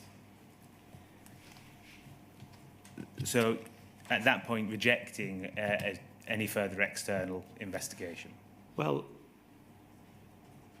this letter would have been treated in the same way as the others, where it was referred to the Post Office, who had the information to respond to the allegations within it. And in every case, they are insisting, in response to our requests, that the system is robust, that it's been proven in court, and there's no evidence to suggest there's anything wrong with it.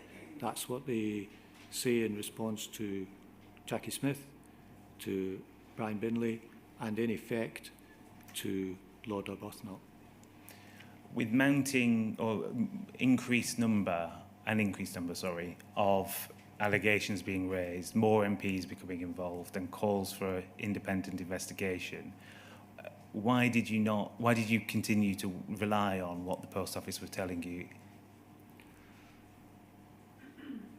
I think the emphatic nature of their response and their faith in the system, their use of court judgments to back that up. They were a trusted brand in the country, and they were the ones running the system. And over again, they said the system's robust, it's fit for purpose, and it's been proven in court. And that's throughout my time what they said in response to each of these queries and letters that we're going through. Paragraph 39 of your statement, we don't need to bring it up. You say that you believe you met senior management at Royal Mail and Post Office every few months. Yes. And you say that you periodically met the Managing Director of Post Office, Alan Cook. That's correct. Did you discuss any of these allegations or Post Office's response to them at the time? If I did, there'd have to be a record of that in the department. I've not seen a record of that, but we did meet from time to time. So I cannot say for certain that I raised these things with, it would have been Alan Cook, probably not Adam Crozier, that would have been different issues. But if I did, there should be a record of that in the department at the time. That's one more series of questions on that issue. Could we please bring up poll 2015838 and page 21.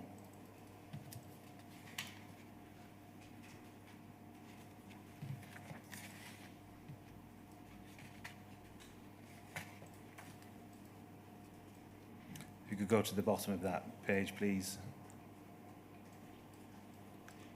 Thank you. This is an email from Alan Cook on the 15th of October 2009. The inquiry has seen it before.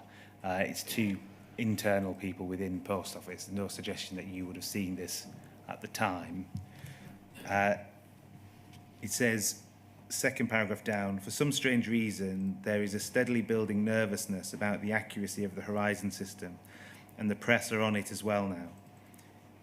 It is the more strange in that the system has been stable and reliable for many years now, and there is absolutely no logical reason why these fears should now develop. My instincts tell that in a recession, subbies with their hands in the till choose to blame the technology when they are found to be short of cash. Do you have any recollection of Mr. Cook expressing those views to you? No, I never. I saw this, I think it was published by this inquiry some weeks ago. I saw it in detail for the first time on Monday. I think it's shocking. And, you know, revealing about the instincts inside the post office at the time. But I never heard senior post office people say that at the time. And when I looked at the replies to Brian Binley or to the other MPs, you know, I've taken at face value their faith in the robustness of the system. But I think perhaps I shouldn't opine on things I haven't seen or had no involvement with, but I think it's a revealing email. I can come down, thank you. We've looked at your response to James Arbuthnot, Lord Arbuthnot, sorry. Lord Arbuthnot gave evidence to this inquiry on the 10th of April of this year. And in respect of that response, he said that he was frustrated and annoyed. And in setting out his reasons for being annoyed, he said, because I'd wanted what had seemed to me to be something that was potentially an injustice to be sorted out, and since the government owned the post office, I assumed that the government would be in a position to sort it out, but they were saying, no, not me, Gov. He went on to say that the government was refusing to take the responsibilities that go with ownership. Would you accept or reject that criticism? I understand why he's angry, given what happened. And, you know, he's right to be, but the legislation of the Postal Services Act made a clear difference between operational running and overall ownership. This is a separation that was legislated for by design. It wasn't a policy decision of mine or of any other later minister. It was legislated for by design. And what that set up was a structure that when inquiries came in or queries raised or questions asked from individual MPs about sub-postmasters or the operation of the Horizon system, that it would be referred to the post office for response, either directly or to get the information for a departmental response, because they were the ones who had the information. We didn't have a separate source or a store of information in the department about that. And my reflection on this after all these years is clearly those responses were wrong. The evidence being used in the court to prosecute the sub-postmasters has turned out to be wrong and was proven to be wrong in the cases that overturned these judgments many years later. What I'm not clear of about is at what point in this story does blind faith from the post office in their IT system turn to something more sinister, where people are just not telling the truth. Now, I don't know at what point that happens, but I'm sure it's something the inquiry will want to get to the bottom of. Do you think during your time as Minister, the government should have done more to satisfy itself that Post Office was conducting its prosecutions properly? and fairly? I'm not talking about convictions, I'm talking about prosecutions. Yeah, look, when I look back on this and I, think of the terrible human consequences for the sub-postmasters who were prosecuted, even the ones who weren't prosecuted but lost large sums of money or suffered damage in other ways. Of course, I wish I had asked more about this. But I do believe, given the emphatic nature of the replies and the Post Office's use of court judgments as a proof point for the robustness of the system, at this stage in the process, I'm not sure it would have got any further. I believe they would have said exactly the same things in person as they were saying in these letters. Just in fairness, I'm going to just clarify my question. I think the answer there really is about the information you were receiving regarding the Horizon IT system. Yes. Now, my question is slightly different in that Post Office were prosecuting people. It was a government-owned company. And my question is, do you think the government should have done more effectively to oversee Post Office prosecutions and see that they were done fairly and lawfully? Well, I'm not sure about that because we discussed this in the session before the break. Ministers are always very reluctant to interfere in a judicial process. And that reluctance is there for good reasons. We are always taught not to do that in the UK constitutional system. In fact, it's 14 years after the period that we are talking about now, where Parliament has taken the constitutionally, I don't know if it's unprecedented because, I can't say that for sure, but certainly in my time in politics, the unprecedented step of legislating to overturn court judgments. Now, I support that legislation. I think it was the right thing to do because of the enormous level of harm done to the sub-postmasters. But it's a very unusual thing to do as well, and it has taken many years after the period that we're talking about for Parliament to reach the conclusion that so much of this was tied up in the courts that the only course left to it was to legislate to overturn court judgments. And the ministers introducing the legislation acknowledged how unusual it was to do that. I want to ask you some questions about the model going forward. Be very brief. The inquiry is going to hear evidence on things like corporate governance, government oversight, and whether it will consider whether any recommendations should be made for changes. The inquiry shall hear evidence that recommends that ministers should have an express power to involve themselves in decision-making of arm's-length bodies. What would you say to that? I think it's right that the inquiry looks at this. I have thought about this. I think there's going to be a temptation on your part to, because of what went wrong here, to have ministers as sort of shadow chief executives of these bodies. And I think in the short term, there'll be a cheer for that because people will say, this arm's length body, this publicly owned company, engaged in unsound prosecutions of its own staff, effectively, its own contracted staff. And of course, the consequences for them were awful.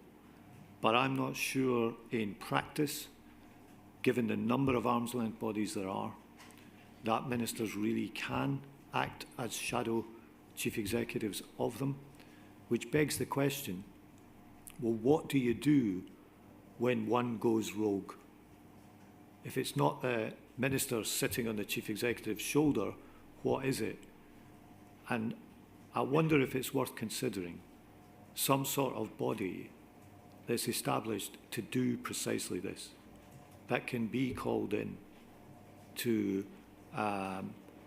launch an inquiry or take action when the level of allegations reaches such a point that it looks like that is the right thing to do. I think this is a live and real policy question which has been exposed by this scandal, and I'm glad you're considering it going forward, but I'm not sure if making ministers the shadow chief executives is going to be the practical way to do this.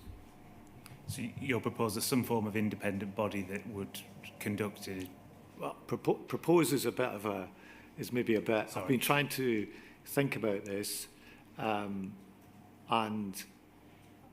I think we're going to have something that can be called upon to do this kind of thing in the future. The exact design and job description, that will need work, but you know, I have been trying to think, what could you really do here? This system of separation, which I appreciate is frustrating to many people, was legislated for by design, and there was no independent source of information that could have allowed the department to start second guessing on the operation of Horizon. But still injustices took place. So what is it that we need in the future? And I wonder if some sort of inspectorate or body to be called in is the right way to go. I think it might be. Given you, as you said, you didn't like my use of the word propose, I'm not going to ask you further questions on the details of that, but it's something obviously that the inquiry will consider going forward. I'd say, Mr. Stevens, that Mr. McFadden is floating an idea before me for my consideration. Yes, sir. That's a very fair way to put it, Sir Wynne, and it's for the inquiry to make its recommendations. But I, for one, would be grateful if the inquiry could consider that idea floated. Thank you, Mr. McFadden. Sir, that is all the questions that I have. There are questions from the NFSP, I believe. Yes, anyone else? Mr. Steen.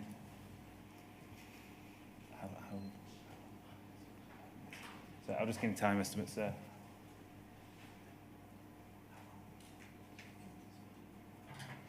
So Mr. Steen has asked for 5 minutes, and the NFSP have asked for 5 minutes as well.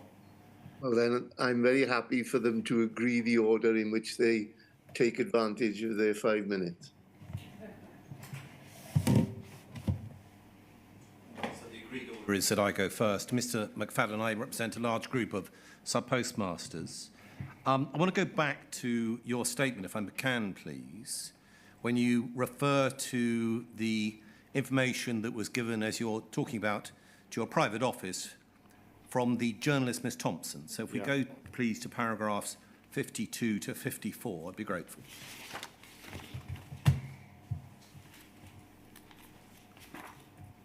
Yes, I've got that here. Now, if we look at 52, if we have that up on the screen, I'll be grateful.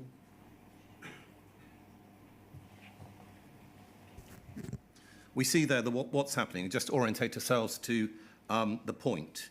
Your office is getting information from a publication called Computer Weekly. This is being passed on by an MP called Mr. Binley, and this is about articles written by Ms. Thompson. And I'll just summarise what is being written here. She's talking about the fact that she's spoken to several current and former sub-postmasters, talking about random flaws in the system. She's talking about deficits in weekly accounts, sometimes to thousands of pounds at a time, that the post office, this is my summary, is making people, sub-postmasters, pay back this money without any investigation to what's going wrong. And then as you go through, and you're quoting within your own statement, the fact that the articles are continuing and referring to what I would call devastating consequences, that people are turning to false accounting or being forced to file for bankruptcy. Now, that's my summary of particular parts of what's being sent through to government, okay? Now, these are unusual allegations. These are particularly strong allegations with sub-postmasters in branches being made to pay back or being prosecuted or turning to criminal acts. These are wholly unusual. Do you agree? It is unusual, yes. Yeah. The large number of people that I represent, I suppose, want to find out then what happened next. And again, in my summary, what happened next was your office went back to the post office, who the sub-postmasters regarded as the abuser of them, went back to the post office and said, what's going on? And you got a reply from the chief executive of the post office saying, no problem here, this is not happening.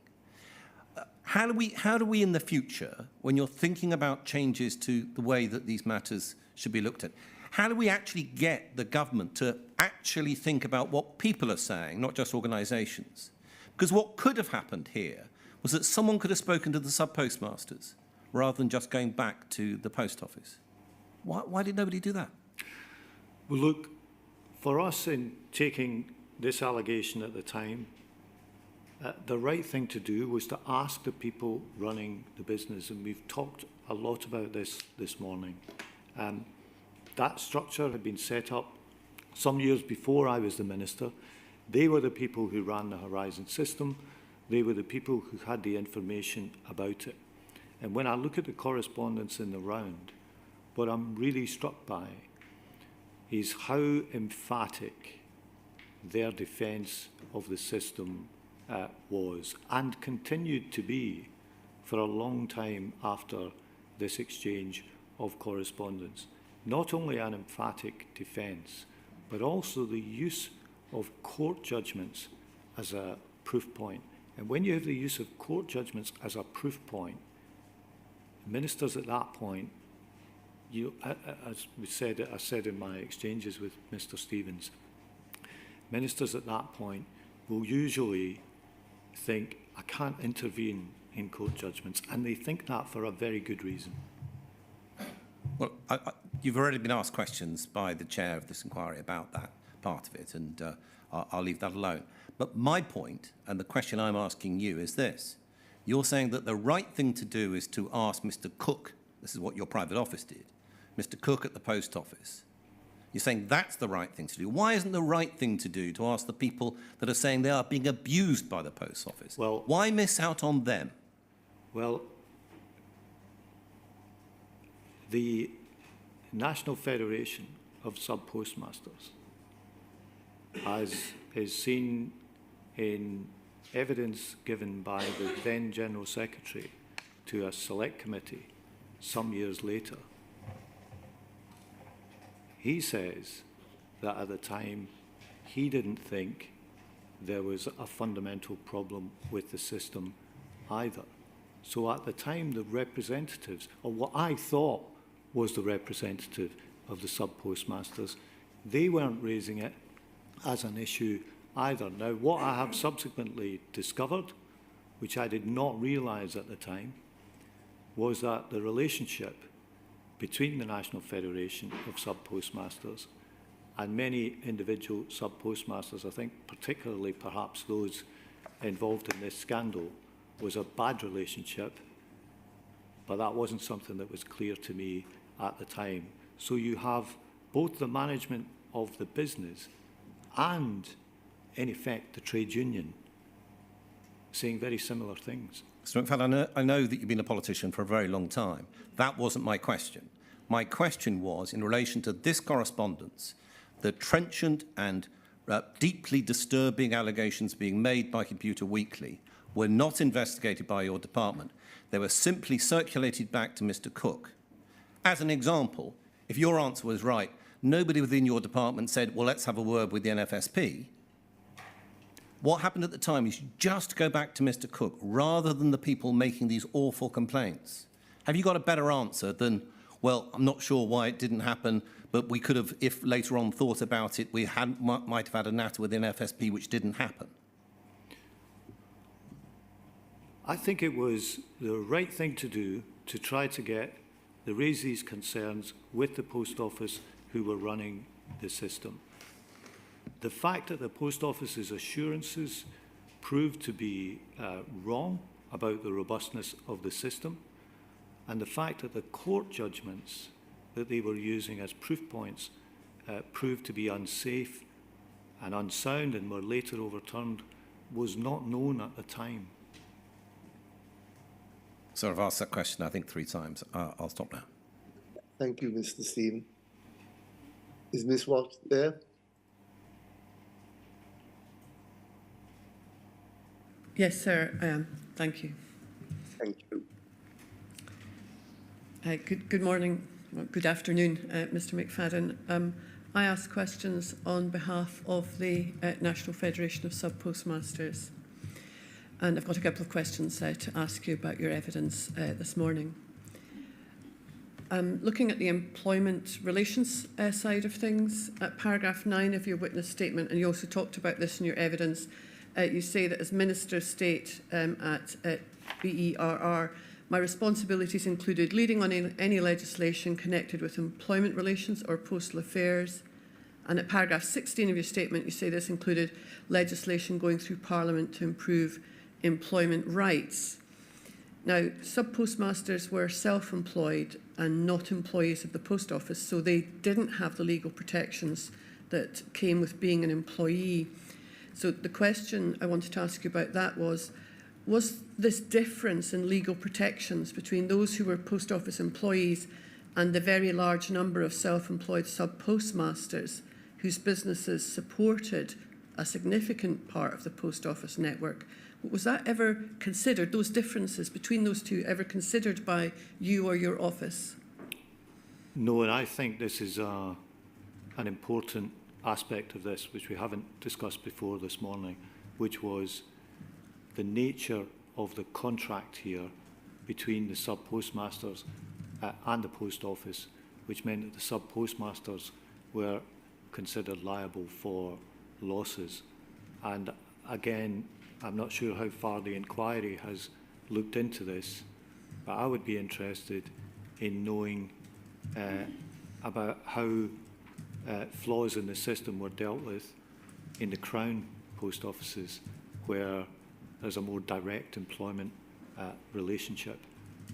So I think you've raised an important point, and I think this is about the nature of that contract, part of this overall story.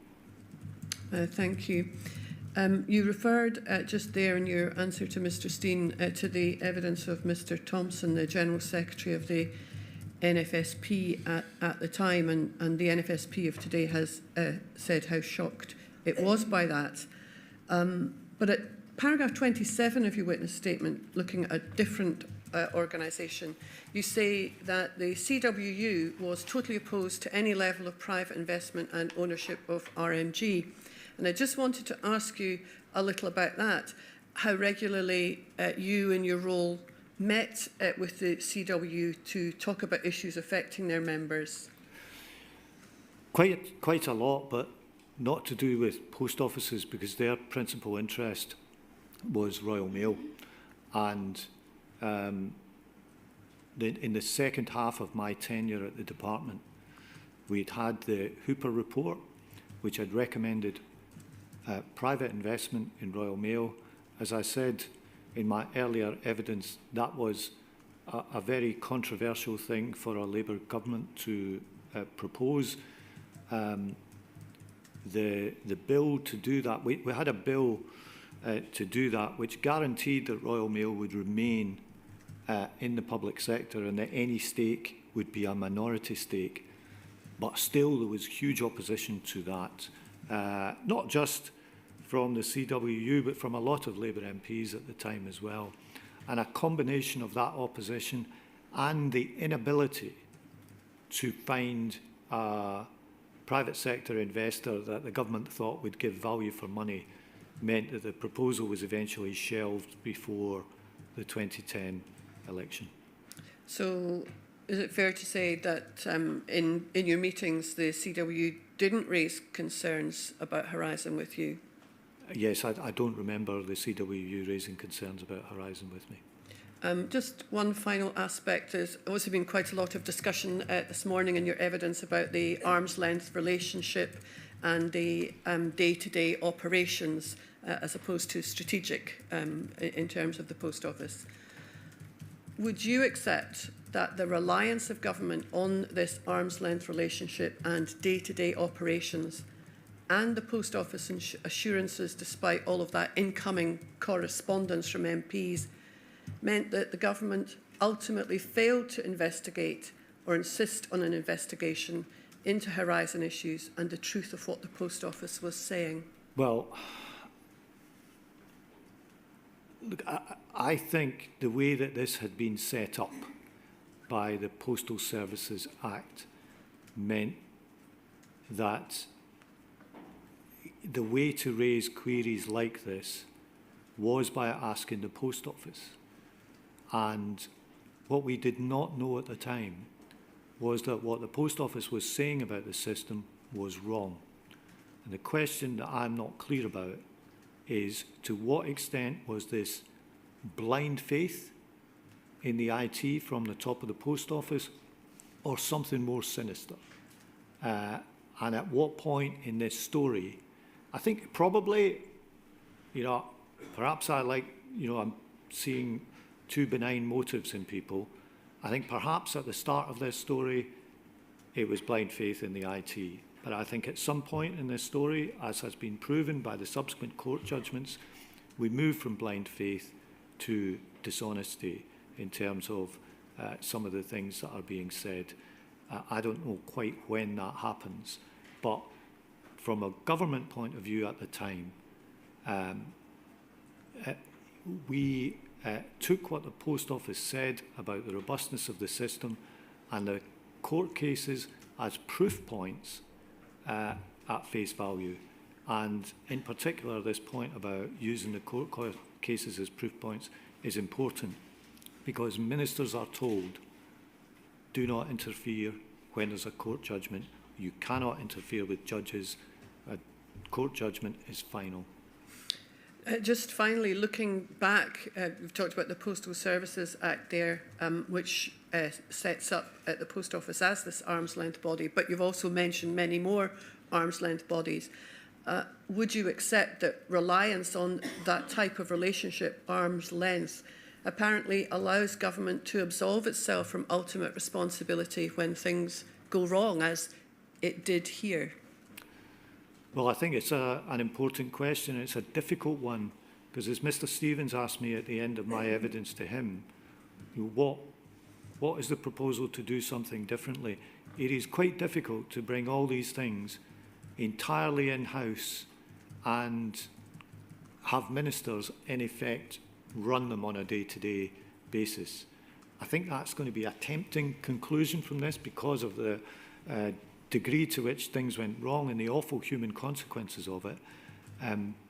But what I would be looking for in a policy way here is something that would work rather than something that might in practice not work. And that's why I'm wondering if there's some body that can be established that can inquire into these organisations, rather than the conclusion to your question being ministers should act as shadow chief executives of all the departmental bodies within any department in which they're a minister. Thank you, Mr. McFadden. Mr. Stevens? Yeah, that's it, sir. We're finished with the questioning for Mr. McFadden. Well, thank you very much, Mr. McFadden, for producing your written statement and for coming to the inquiry to give oral evidence. I'm very grateful to you. Thank you very much. Thank you. Thank you, sir. I understand from Mr. Beer that the proposal will be to take a 10-minute break now to 22 and then start Sir Ed Davey's evidence. All right, that's fine. Yeah. Thank you, sir.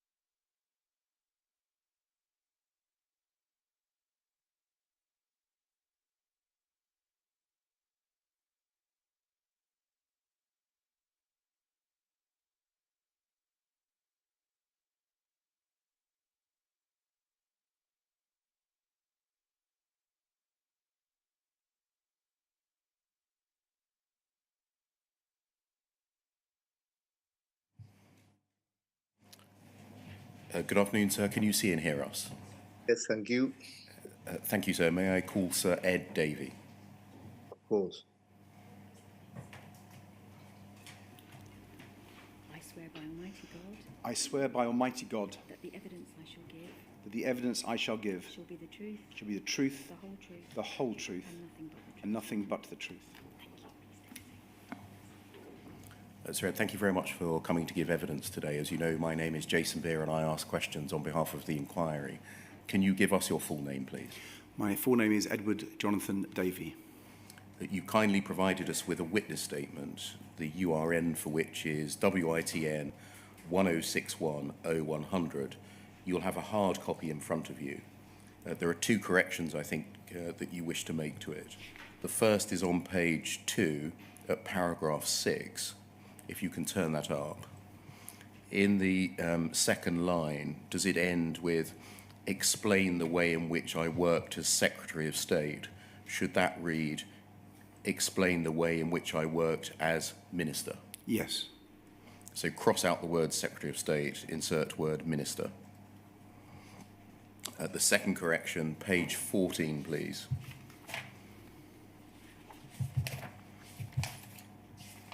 At paragraph 61,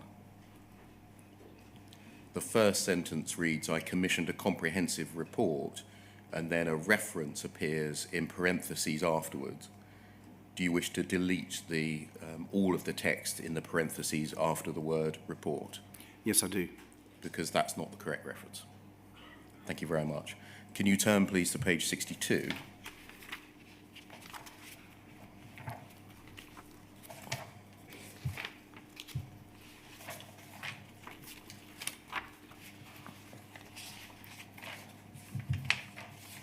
Mr. Beard, do you mean page 47? 47 of 62, thank you. Is that your signature? Yes, it is. And are the contents of the witness statement true to the best of your knowledge and belief with those two corrections brought into account? Yes, they are. Thank you very much. You can put that to one side and the witness statement can come down. Can I start, please, with your background? And I'm going to deal with this in summary terms, if I may. Can you confirm the following? You are presently the Member of Parliament for Kingston and Surbiton, and you previously held that position between May 1997 and March 2015, and then again from June 2017 to date. Correct. You're the leader of the Liberal Democrats, and more relevantly to the inquiry, you were the Parliamentary Under-Secretary of State for Employment Relations, Consumer and Postal Affairs in the coalition government between the 20th of May 2010 and the 3rd of February 2012. That's correct. And is it right that that was your first ever ministerial post? Yes, it is. I think it therefore lasted about 20 months, if my maths is correct. Was that until your promotion to the role of Secretary of State for Energy and Climate Change? Yes, that's correct. And was your predecessor as Parliamentary Under-Secretary of State, PUS, Lord Anthony Young, a Labour minister? I believe that to be the case, yeah.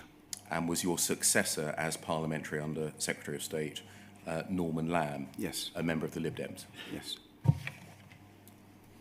Is it right that your Secretary of State, through that 20-month period when you were Parliamentary Under-Secretary, the Secretary of State for Business, Innovation and Skills was Sir Vince Cable? Yes, it is. There was no change in leadership of the department, the biz department, in terms of Secretary of State? No. Thank you very much. Can I start the questions of substance, please, with exploring the government's arm's length relationship with the Post Office? Yeah. Do you agree that as the Minister with responsibility for postal affairs and in the light of its status as a publicly owned company, that you as Minister were ultimately accountable for the Post Office? Yes, I do. How did you satisfy yourself that the Post Office was being properly and effectively managed by its management and its board during your tenure? Well, as I was primarily reliant on the advice of my officials from the department. They would brief me ahead of meetings with management from Post Office Limited and indeed Royal Mail Group, because at the time Royal Mail Group was ultimately in charge of Post Office Limited. And so the main reassurance about what was happening came from the department, from the officials. But I would have meetings with both Royal Mail and Post Office Limited and indeed stakeholders and discuss the situation in those meetings. Was there any formal or established method of oversight in place when you took up the position as Minister? As I understood it, the oversight came from the department talking to Royal Mail Group, talking to Post Office Limited, with SHEX, who were the shareholder executive, the group within the department, most of all overseeing that. Of course. Was SHEX then the principal body or organisation or group of people that, from government's perspective, was responsible for oversight of the Post Office? Yes, I think that's the case. Obviously, my private office would often relay briefings on behalf of SHEX. At the time when I was starting as a minister, I really didn't see much difference between officials who weren't in shareholder executive and shareholder executive. I gradually learned there was a bit of a difference. Mainly the people in shareholder executive seemed to have more a commercial background. Did you receive any handover from your predecessor, Lord Young? No. Is that commonplace in changes of government, not to receive handovers from your predecessor in office? I'm afraid I don't really know. This is the only time it happened to me. I'm not sure if I gave a handover in 2015 when I left office, and I was not asked to, so I presume it's not that common. I think ministers rely on the civil servants to be the continuity part and to brief. And of course, you're not supposed to see papers from the previous government. You tell us in your witness statement, let's turn it up, it will come up on the screen, please. Page 22 of the witness statement. Paragraph 94.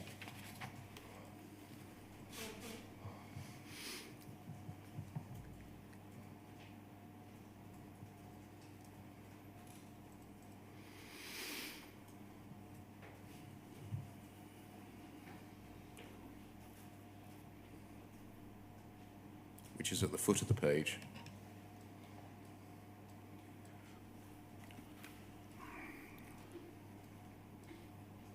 You say, I cannot recall having an initial briefing on Royal Mail and the Post Office, though I expect I did during my first weeks in office.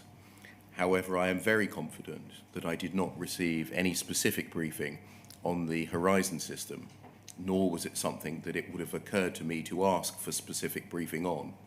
My concern with Post Office was primarily at the level of strategic policy, which was the consequence of the fact that Post Office was an arm's length body. I did not expect to be involved with operational matters such as staff, buildings or IT systems. I was not aware of the Horizon system in particular, though I, of course, would have realised that Post Office would have a computer system used in Post Office branches. And then at paragraph 95, you note that you were not aware that the Post Office and Royal Mail Group themselves investigated, prosecuted and obtained convictions against sub-postmasters. And then lastly, over the page to page 24, paragraph 99, this is something we're going to be coming back to in more detail after lunch. I just want to read this paragraph for now. The draft response, this is a draft response to a request for a meeting from Sir Alan Bates. The draft response declined the suggested meeting.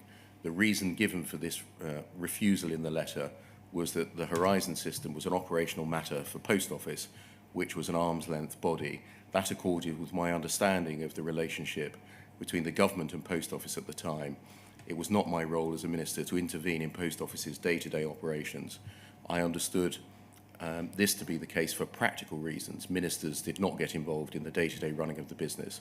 That made sense to me. I was not qualified to and would not have had time to get involved in the day-to-day running of the post office. So looking at all of that evidence together, in order to fulfil your role as minister and ensure that the government's strategy for post office was implemented, did you not need to have an understanding of the operational issues that were affecting the post office?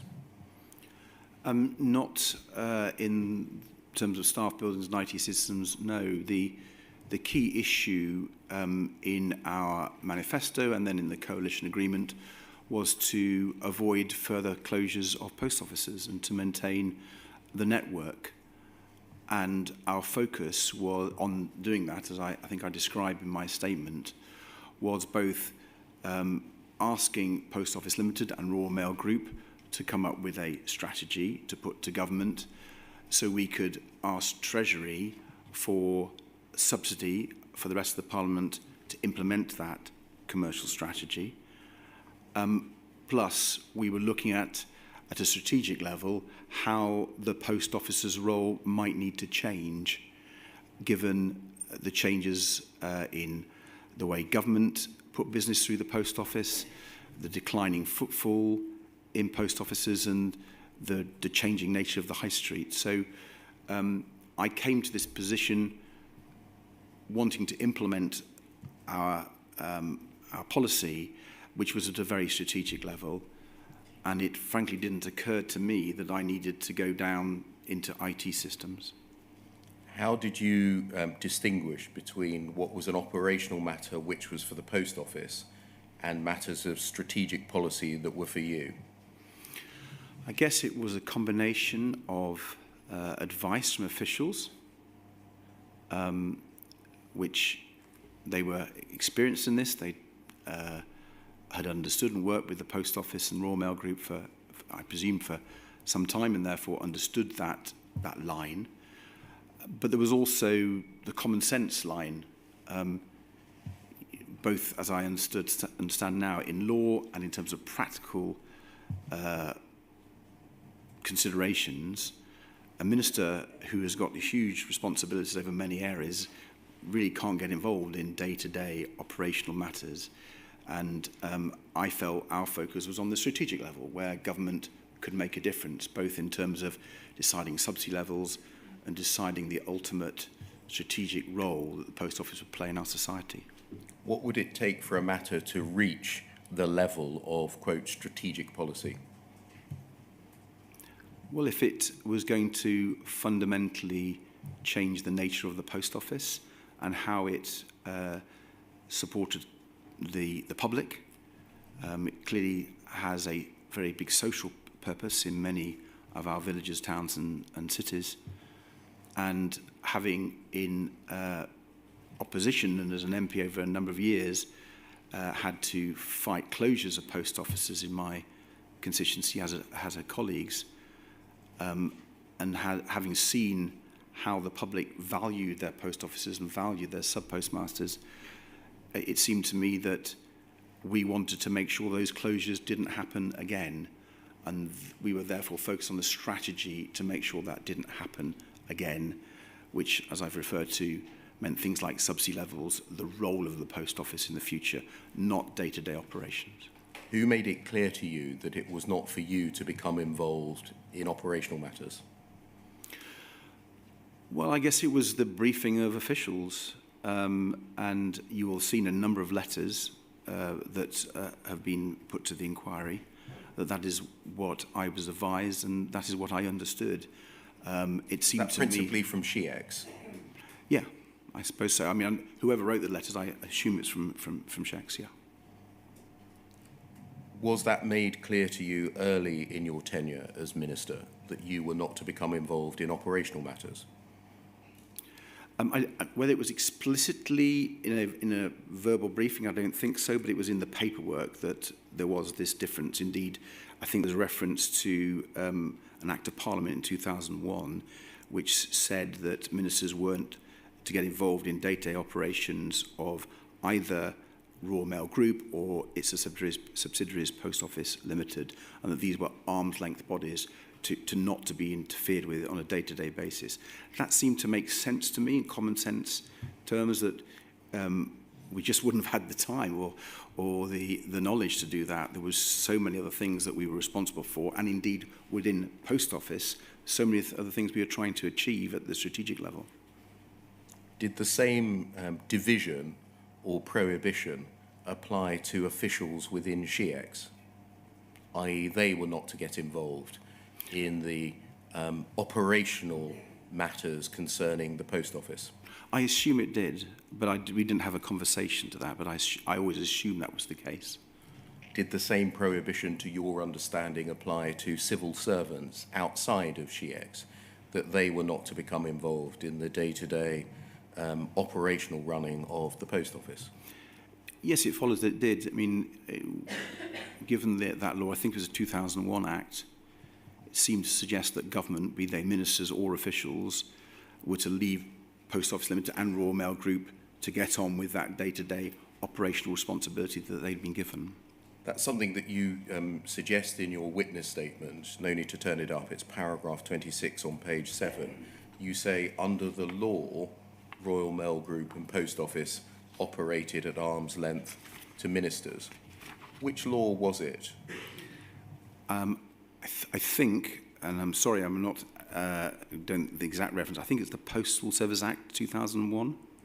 You understood the Postal Services Act 2001 to require the government to operate at arm's length to the Post Office and Royal Mail Group? Yeah, I think that was a reference that we put in a number of letters that I was were drafted for me to sign, and that was the basis as I understood it. Did you ever receive a briefing on what the Postal Services Act in fact said as to this issue? No. And did you ever look at the Postal Services Act to see what the legal relationship between government and Royal Mail Group and Post Office was? No, and there was probably a good reason for that, Mr. Beer. We were charged through the coalition agreement, I was charged with putting a new Postal Services Act into place rapidly. The government business managers wanted that bill to be ready for a second reading in the autumn following the May election. And my task, which took a considerable amount of my time in those first few weeks and months, was to prepare the Postal Services Bill, which was going to fundamentally change the relationship. So all my time was focused on that, not looking back to an Act of 2001. You said in your witness statement that you were not aware that the Post Office or Royal Mail Group themselves investigated, prosecuted and obtained convictions against sub-postmasters. When did you first become aware of that operation or conduct by RMG or POL? I'm trying to think if it was during this inquiry procedure. I think it probably was. I certainly didn't realise it when I was a minister. Does it follow that you were unaware of any steps that government took to superintend or oversee the conduct of prosecutions by the Post Office? I was unaware of those, if there were any at all.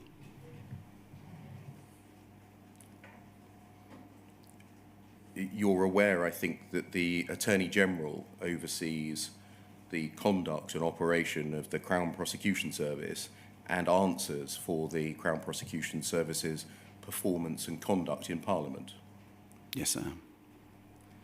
Does it follow that you were unaware at the time, the duration of your period as Minister for 20 months, whether or not there was any equivalent position occupied by a member of government in relation to Post Office's prosecutions and Royal Mail Group's prosecutions, because you didn't know that they were being undertaken by those companies? That's the case, yes. You tell us in your witness statement, and you told us today, that you relied significantly on briefings and the provision of drafts of letters and of submissions from civil servants. Were they principally from within the shareholder executive? I think they were. Certainly in relation to this issue, the only submissions I've seen was from Mike Whitehead from Shacks. The 5th of October one? Yeah, but I will have received many, many more submissions on Royal Mail and Post Office Limited over my time because there were many, many other issues occurring. And I can't be sure because I haven't gone back to those papers, but they were almost certainly came from Shacks. To what extent did you monitor SHEX's oversight of the Post Office? I'm not sure if monitoring, I mean, we were trying to implement our policy. That was the main focus, the strategic changes we were trying to make. And my interactions with Shacks about that were, again, at that quite high level.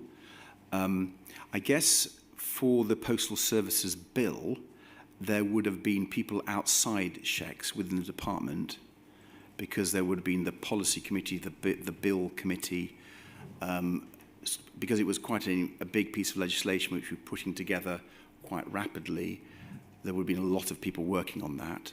So it wouldn't have been exclusively Shacks. And I guess monitoring of Shacks was through the work we were doing with them, not from their oversight of Royal Mail Group or Poll. Does it follow that you would treat SHEX as a self-sustaining and self-governing body that would be left to its own devices to monitor and oversee the Post Office in its capacity as shareholder, and that you wouldn't yourself exercise any oversight or control of SHEX itself? Well, certainly I relied on the advice and experience of SHEX officials who were having a regular dialogue, it seemed to me, with the senior management in Royal Mail Group and in Post Office Limited. As is clear from my statement, I would meet myself those senior managers and obviously just discuss our strategy with them. So I relied mostly on Shacks to do that, but as a minister, I wanted to meet the managers too and put my questions to them. But again, for those meetings, I was heavily reliant on Shacks. If we turn up page 22 of your witness statement, please. Excuse me, at paragraph 91.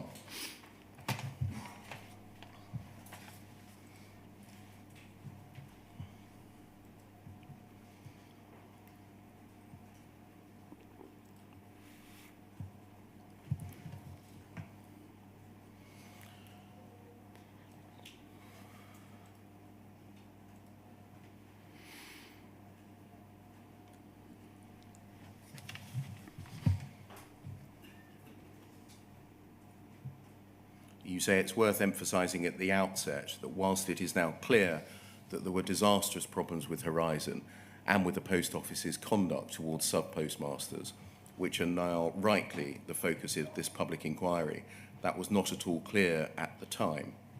I was responsible for a large number of important issues across a very broad portfolio, and with respect to all the issues I dealt with in postal affairs, the Horizon issue was one amongst many.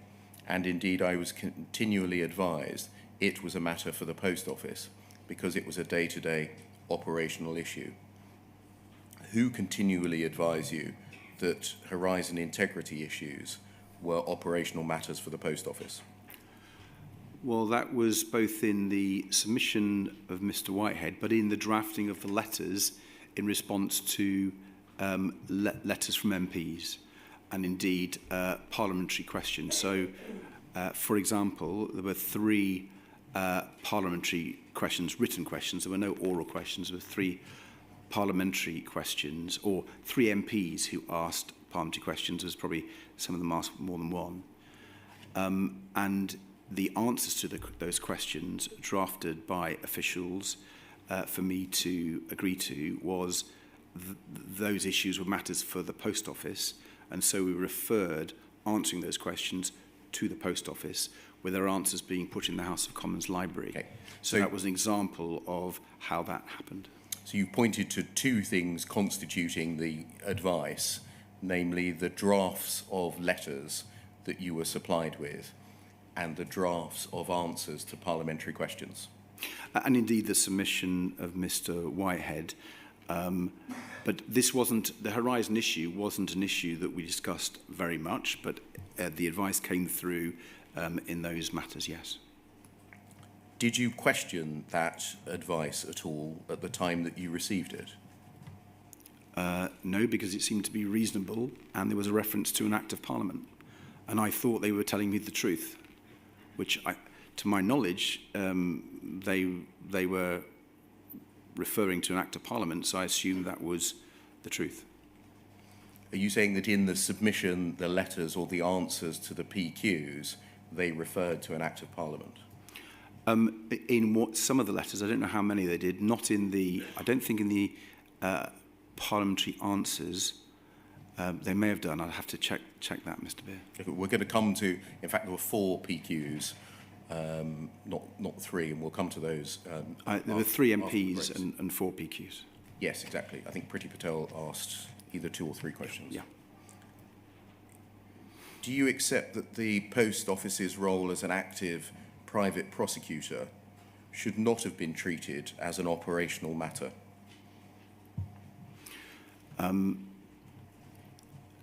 If I'd known about it and we'd had a discussion about it, I'd have been surprised. Why would you have been surprised that the Post Office was prosecuting? Seems quite an old-fashioned thing.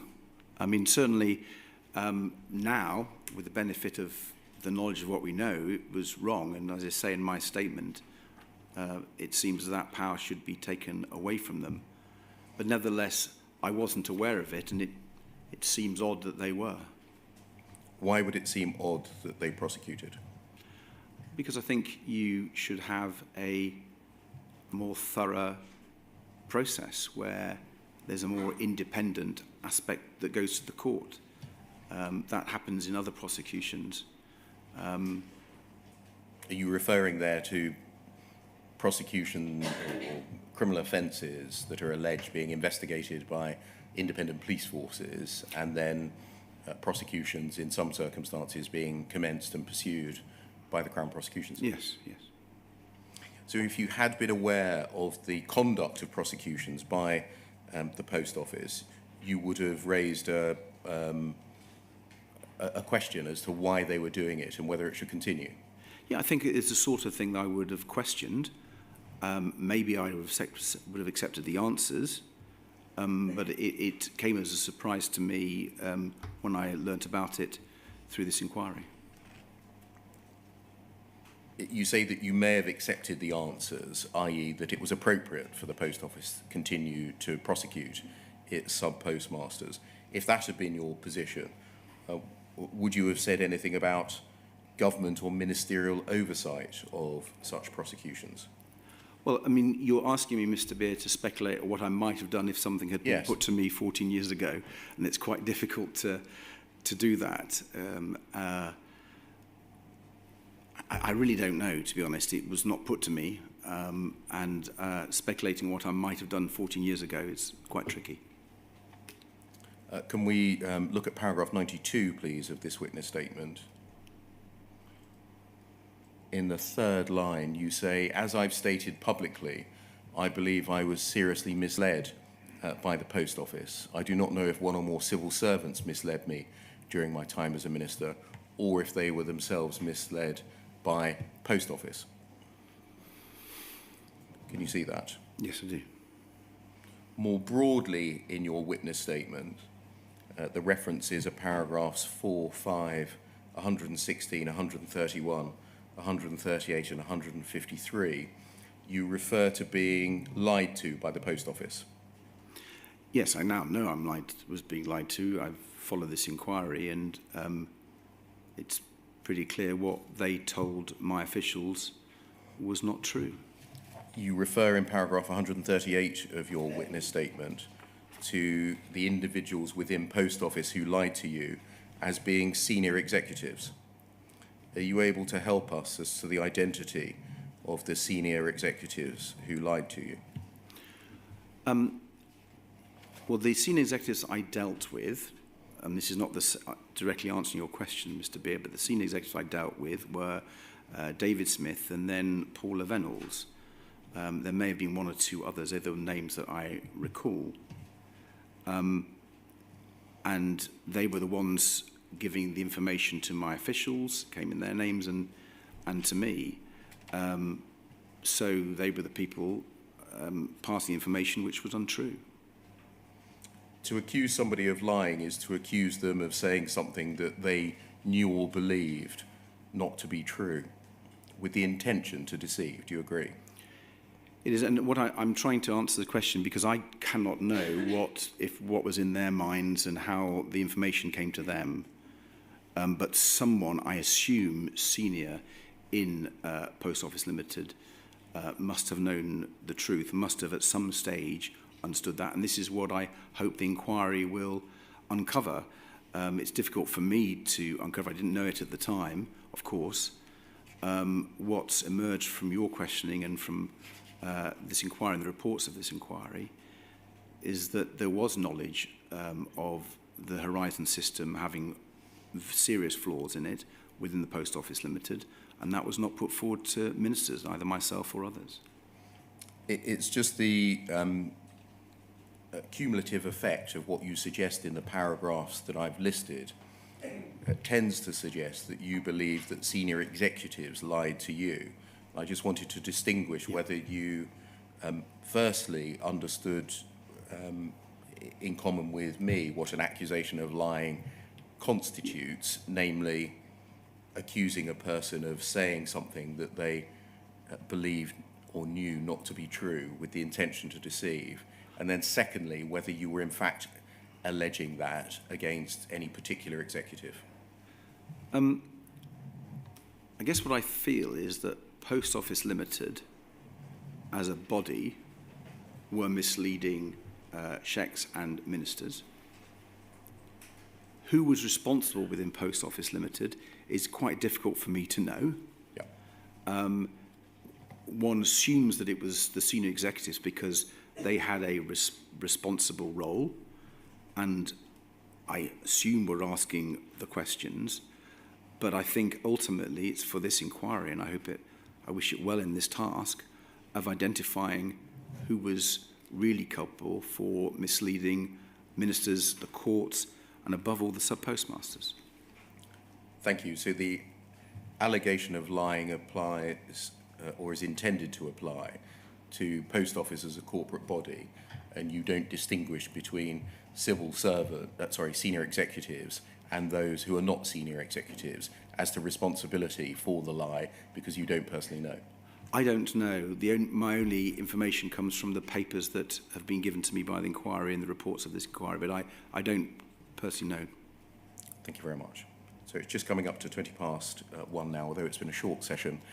Can we break now until 2:10 for lunch? Certainly. Thank you very much, sir.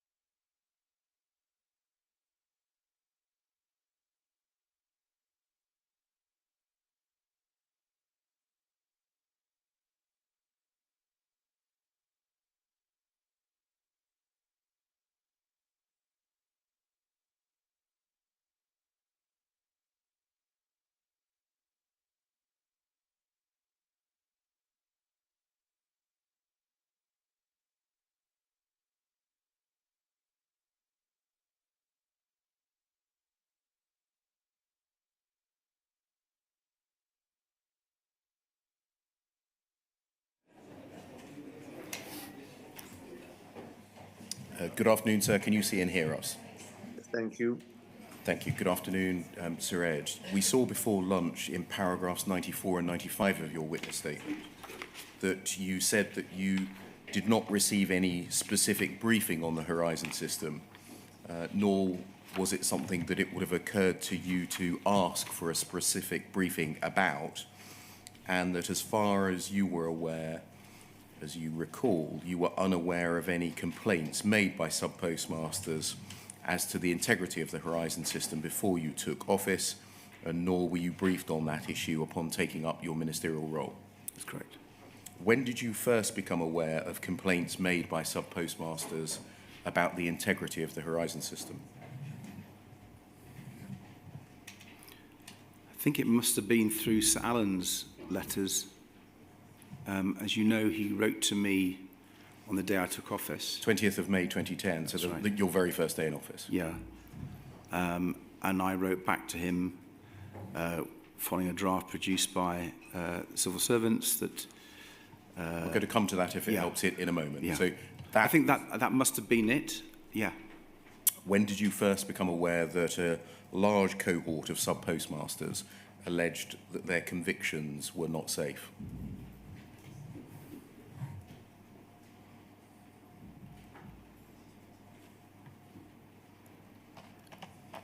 I think that might have been with the High Court in 2019.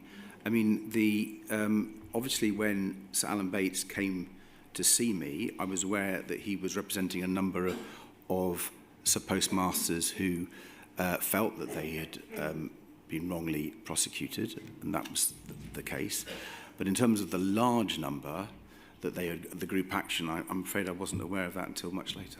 He said in his correspondence, we'll look at it in a moment, that he was representing 100 or so. Yeah. Are you distinguishing between the 555 that brought the group action as being a large number, but 100 not? Yeah, and also that my officials, as you see in the Mr. Whitehead's note, were disputing whether it was 100, but I accept it was mainly the point you were making about the large number, the 550. You tell us in your witness statement, no need to turn it up, between paragraphs 96 and 119, the correspondence received from Sir Alan, the draft responses prepared by government officials, and the sources of information used upon which to base those responses. And you tell us in those paragraphs about a note, a written briefing that you received on the 5th of October 2010 from Mike Whitehead, a civil servant in SHIEX. We'll look at that later. You tell us in paragraph 108 on page 30, which we should turn up.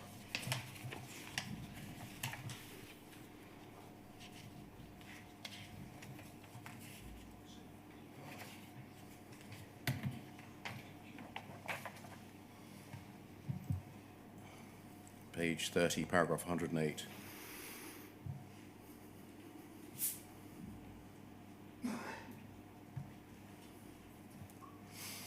You say this, that's the Mike Whitehead written briefing of the 5th of October 2010, is the only substantive written briefing I received on Horizon. It indicated that Horizon had, quote, proved robust and that there were, quote, no systemic integrity issues, that the unions had expressed confidence in Horizon, that there was training, there were proper audit processes and no backdoors, that there had been regular reviews, there was an appeals process and legal representation, and no court had ever found problems with Horizon. And you tell us in 109 that you would have taken from that officials were confident in Horizon and that the Post Office had had it independently assured. In addition to that single written briefing on Horizon, would you have also received oral briefings? Almost certainly, though it's a long time ago. I suspect I would have had one when I replied to Sir Alan Bates after the meeting. How often would you received oral briefings from SHIEX? More broadly, as opposed to, well, relatively often, because people like Stephen Lovegrove and others, Susanna Story comes to mind, would have been briefing me particularly on the legislation and the relationship with Royal Mail more than Poll, because of the work we were doing there was substantial. Everything with dealing with the pension deficit of the Royal Mail and trying to get state aid clearance for writing that off. So weekly? Probably not, because Postal Affairs, both Royal Mail Group and Poll, were only a part of my responsibilities. Yes. I'm likely to have had more briefings from them in 2010, I suspect, and in the first half of 2011 than later on, because that was the legislation and the early implementation. So you were piloting a bill at that time? Yeah. When you receive a briefing like the one from Mike Whitehead of the 5th of October 2010, would you ask questions about the sources of information in it, or would you take the document as read and not query the accuracy or the sources of things said in it? Normally we'd take it as read, unless something completely jumped out of you, but I had submissions in all my ministerial posts, and very rarely do I remember questioning them in the way you've described. And so the information presented to you by civil servants you take to be reliable and truthful? Yes. Would you expect SHIEX civil servants and civil servants outside of SHIEX who were briefing you to base their briefings and the letters that they drafted for you on any evidence independent from Post Office? Well, I would assume they would go to Post Office first. Whether they would add to that, I hadn't really considered. I sort of assumed they would have a collective view, but I hadn't really considered that point. Put another way, would you have thought that they were just relying on what Post Office had told them, i.e. they were a mere conduit of information from Post Office? I would have thought they'd have added some value, but in what way? Well, because the civil service has been managing that relationship for some time, so they would have learned a little more about it. But to be honest, Mr. Beer, I hadn't really thought that through. I just assumed that what was put in front of me was their best advice. Would you expect SHIEX and other civil servants to probe information provided to them by Post Office on contentious matters before relaying it to you in a written briefing? I expect they would do, yes. And really what I'm asking, Sir Ed, is you said that you take the document as read as being truthful and accurate when it gets to you. Whether you ever thought about what had gone on to create the document that you were treating as truthful and accurate? Well, my understanding, not just on this issue, but other issues, that by the time submission got to a minister, there'd been a number of checkpoints within the department. The nature of what checking they were doing wasn't visible to me, but whether you're a junior minister or a Secretary of State, my understanding is the civil service has processes to make sure what goes in front of the minister is the best advice that they can provide. So there had been some sort of quality assurance, and that may have included probing or testing the information provided in this instance by Post Office? Well, I assume that was the case, but I didn't ask about what that process was. One sort of assumed it because you knew that there was a machinery trying to serve ministers as well as they could. Can we turn then to your initial refusal to meet Sir Alan Bates in May 2010? That can come down from the screen, thank you. Can we look, please, at his letter, Sir Alan's letter to you of the 20th of May 2010, UKGI 3016119.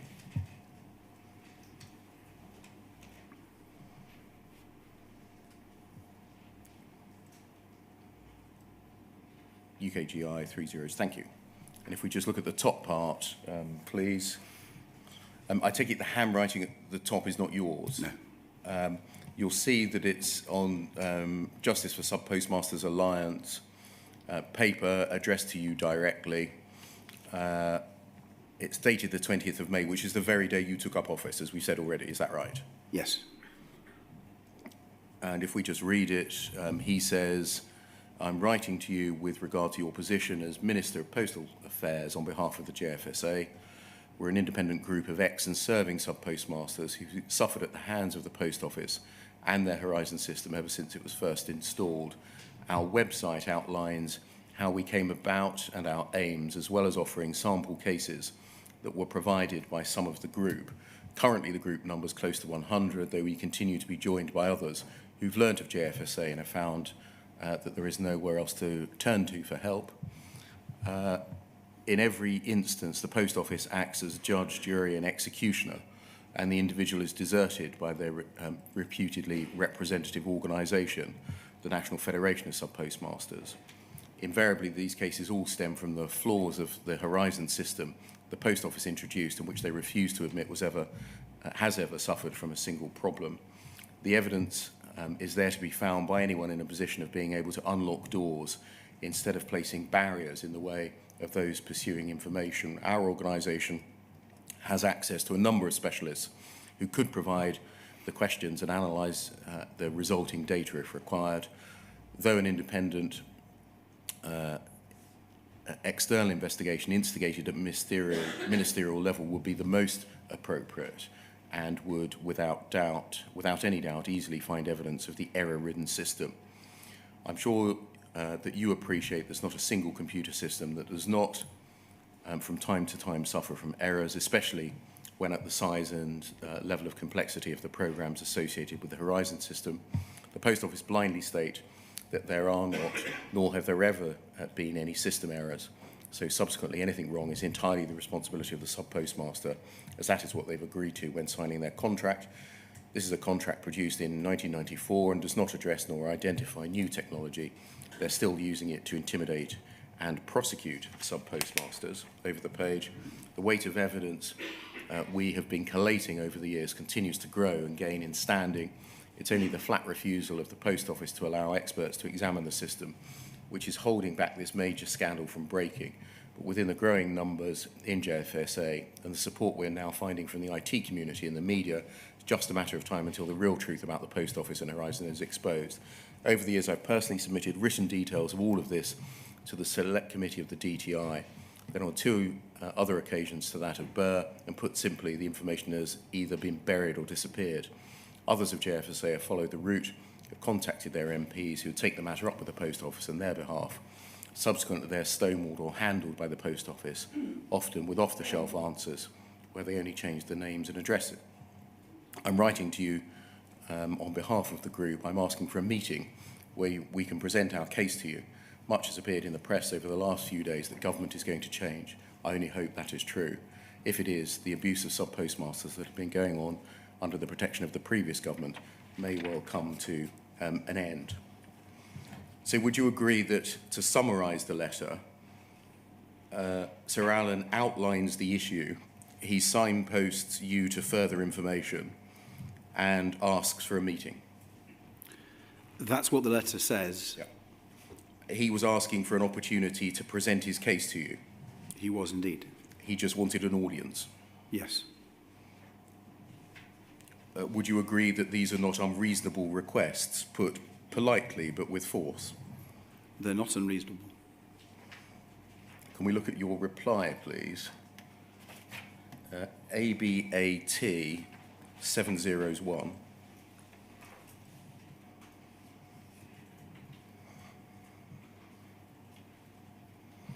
31st of May, dear Alan Bates, if we just scroll down.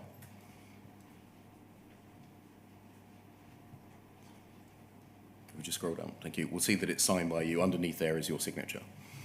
Thank you for your letter of the 20th of May requesting a meeting to discuss the Post Office Horizon system.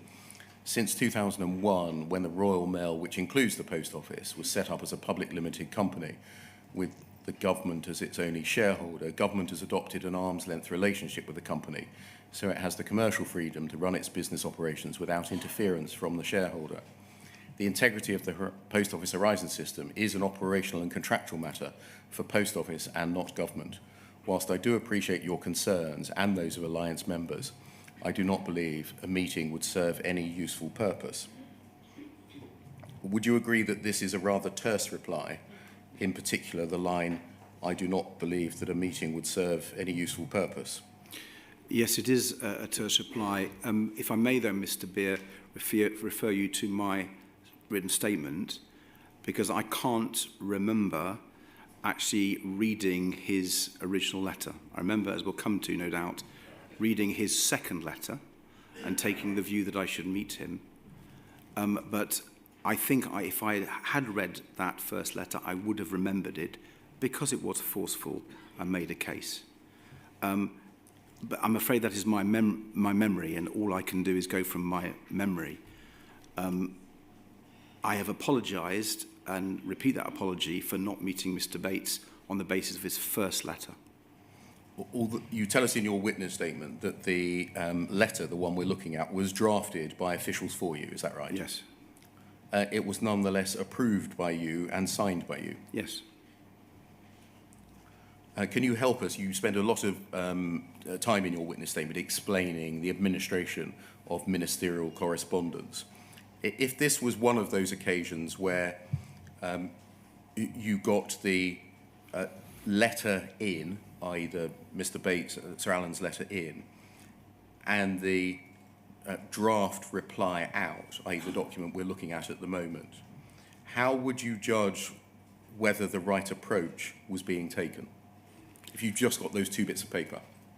Well, the way it worked is you would have your red box, which you would look at with all the other different policy papers. As I explain in my written statement, you would be dealing with a lot of different issues in any red box.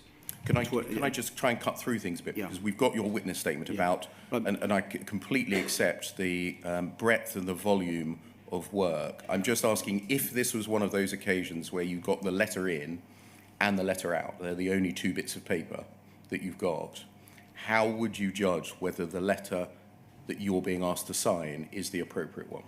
If I'd had both letters in my letter file, in my red box, I would have read both of them.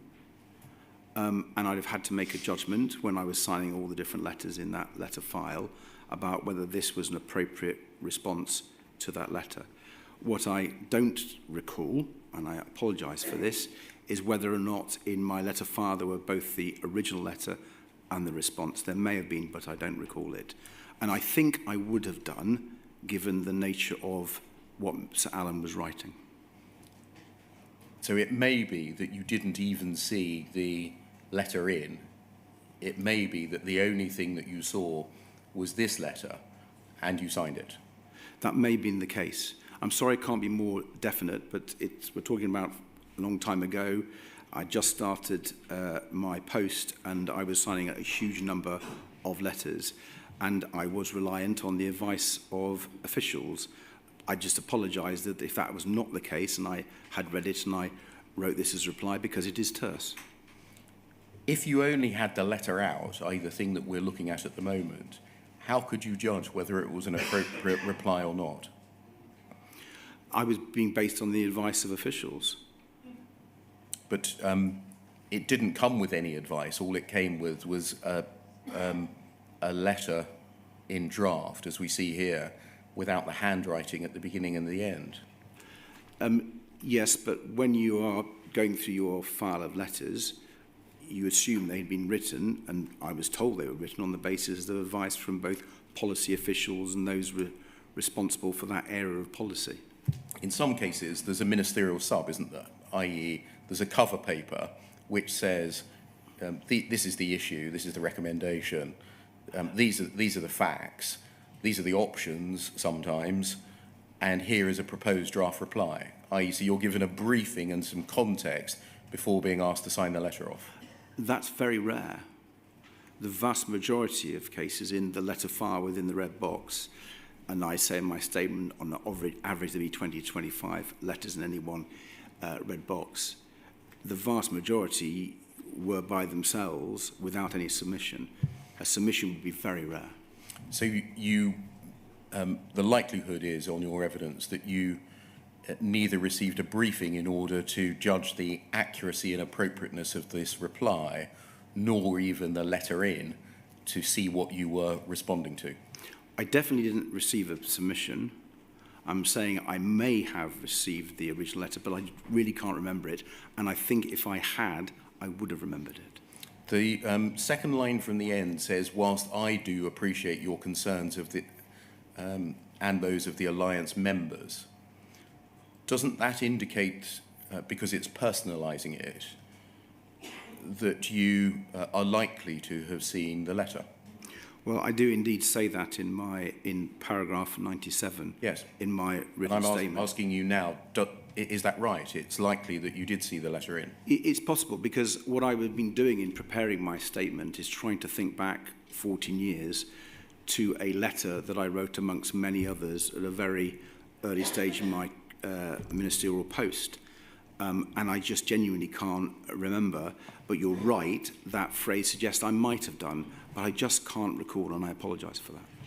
The very matter that Sir Alan was complaining about was that the Post Office had, to use his words, acted as judge, jury and executioner.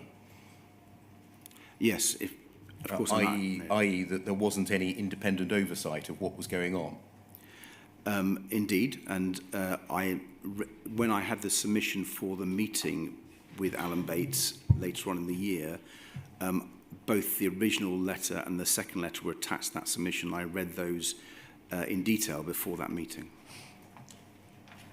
This letter takes the line that Horizon is an operational and contractual matter, which is for Post Office and not government, and that follows Post Office being an arm's length body, given freedom to run its commercial operations without interference by government.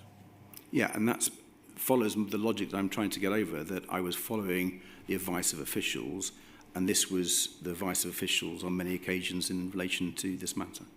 Can we look at your witness statement, please, page 24?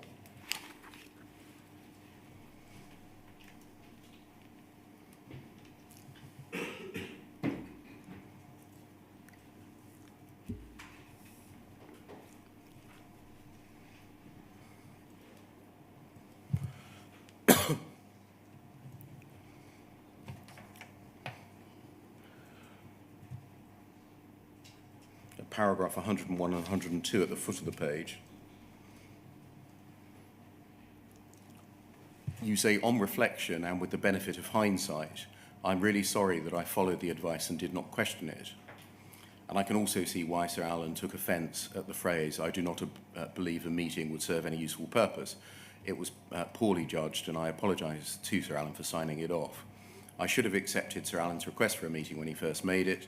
However, I remain unconvinced that an earlier meeting would have changed the course of events. I expect that I would have put the same questions to my officials and Post Office and received the same categorical assurances about the integrity of Horizon that I did later that year. The hindsight that you're bringing into account there, is that essentially, and I'm summarising greatly here, that the substance of the matters that Sir Alan was complaining about was correct? That has clearly turned out to be the case. Yes. So that's what the hindsight is referring to here.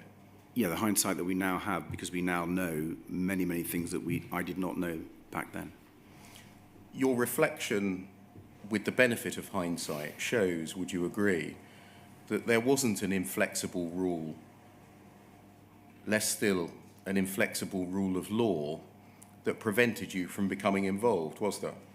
No, there wasn't, because as we are no doubt about to go, when I had the second letter from Mr. Bates, I didn't have any advice on that, but I decided I was going to see him.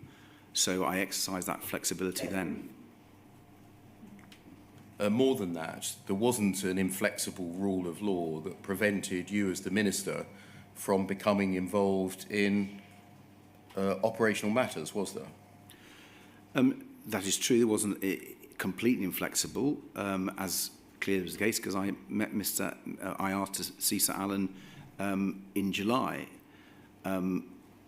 But the advice I was given was that it was not a matter for a minister because it was an operational matter. In asking to see Sir Alan, I was effectively going over the advice. Can we look, please, at poll 0041 7098?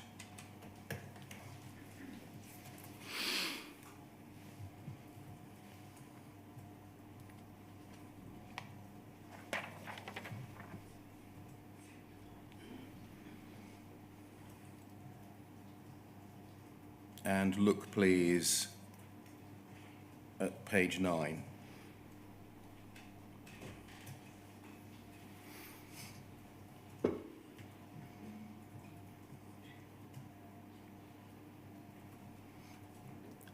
Can you see here, if we just scroll down, thank you, a letter dated the 19th of May. Yes, I can. From Priti Patel, then MP for Whittam, to, it seems, Vince Cable. Dear Vincent. Yep. I've been contacted by a constituent who runs a local sub-post office who has inquired as to which minister will have responsibility for the post office. They have quite a serious issue with the Horizon system, which, as you're aware, is the IT platform which post offices use to conduct their transactions. Prior to the election, the previous shadow minister was willing to arrange a meeting to discuss the issue, and I wonder whether something could be set up with a new minister once they're in situ. That's you, essentially. Yes. Was this correspondence drawn to your attention? This is the day before you took up office, the day before Sir Alan's letter to you. No, I can't remember that at all being brought to my attention. Ought it to have been brought to your attention? Probably yes. I know Priti Patel asked some written parliamentary questions, which I answered, as you'll be aware, but I wasn't aware that she was seeking a meeting. Okay, thank you. I'm going to look now, before we come to the meeting of the 7th of October with Sir Alan, to a series of letters from MPs, either directly to you or forwarding correspondence that they'd received from their constituents, describing problems with the Horizon system and prosecutions arising from Horizon, and a number of written parliamentary questions. Can we look at those, I hope, in chronological order?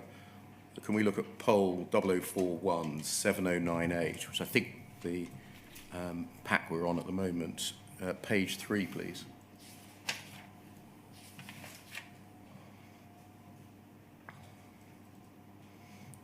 Uh, 7th of June 2010 to you. If we scroll down, from Keith Simpson, MP for Broadland,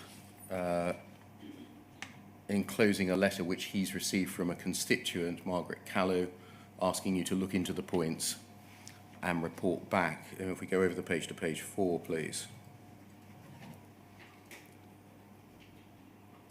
Mrs. Callow congratulates Mr. Simpson on his success and says that she wrote to him on the 3rd of March on behalf of my daughter about her treatment, along with others, at the hands of the post office. She says it's a problem that will not go away.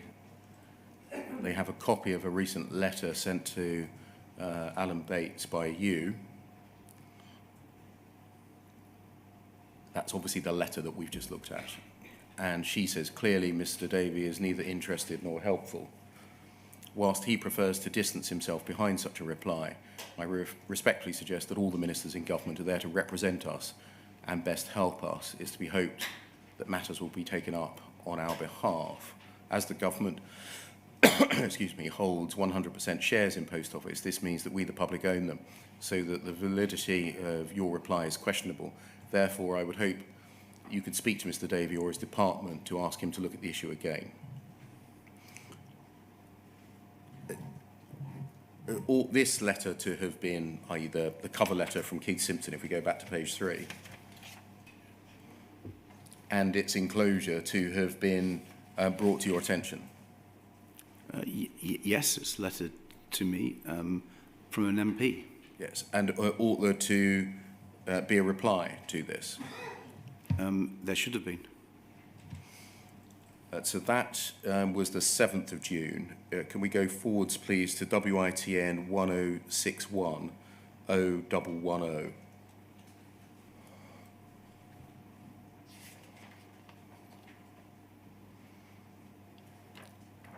This is a parliamentary question of the 22nd of June 2010 from Priti Patel to ask the Secretary of State, so that's addressed to Mr. Cable, what representations he's received from JFSA in the last 12 months, if he will meet representatives of the Alliance to discuss Post Office's Horizon system, and if he will make a statement, and then you reply. And is that sometimes how it works, that although the written PQ was addressed to the Secretary of State, one of his or her ministers would be given the responsibility of replying to it?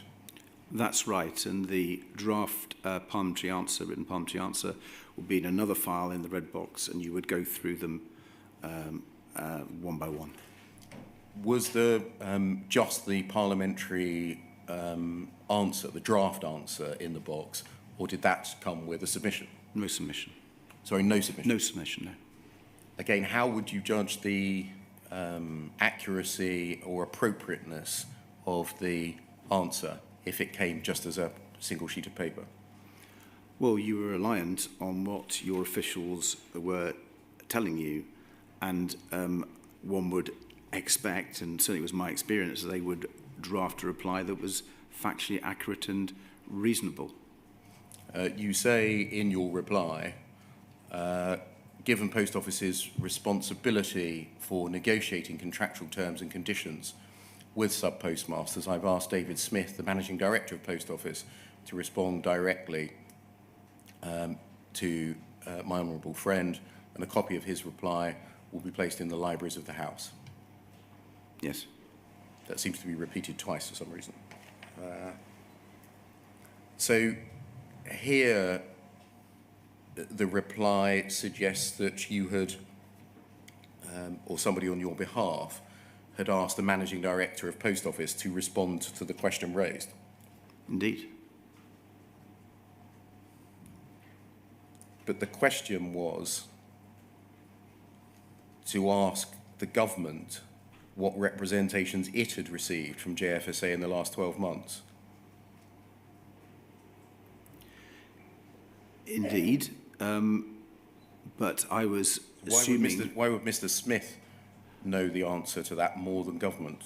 Well, I was assuming that was the way that it had been done on the basis of what advice officials were giving me. What do you mean you're assuming that was the way it had been done? What's the it? The response to those types of questions. But the question's asking you what representations the Secretary of State has received. Why does passing that on to Mr. Smith help with the answer? Well, I had assumed that those representations would always go to the Post Office themselves, and that was the way that it operated because of the arm's length relationship. I see. So that because you assumed that the any previous communications would themselves have been forwarded to the Post Office was in the best place to answer how many Indeed. requests it had received for, or representations it had received from the JFSA. I assume they'd all been passed to the Post Office. At this stage, trying to understand my job, I was very, very reliant on the advice I was being given. Can we turn to POL 00417098?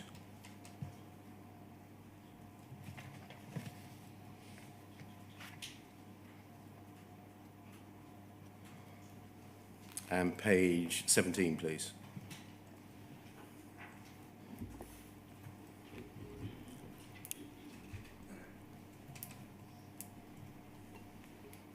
I think this is a draft reply to a PQ, is that right? Maybe if we just pan out. Thank you. If you look under the tram lines, it says draft answer. And then at the foot of the page, excuse me, there are some approval boxes. Can you see that? Yeah, I can. So is this the kind of thing that would come in the red box? Yes. The thing we saw before was an actual parliamentary question answer. This is the stage before that, the draft, is that right? To be frank, Mr. Beer, I don't know whether they all said draft before I read them off, or whether signed them off, or whether they didn't say draft. I'm not sure if it was quite that methodical. Okay. It's from Priti Patel again. Question, to ask the Secretary of State how many times ministers have had discussions with the Post Office on the Horizon system. Answer, Horizon is an operational responsibility of the company, and I have had no discussions. That's you answering. It's an established convention that ministers of one administration can't see the documents of a previous administration. I'm therefore unable to provide the information requested. And so that was, that's accurate, obviously for you hadn't had any meetings at this time. Yes, that's accurate. Thank you. And then can we go forwards, please, to page 15?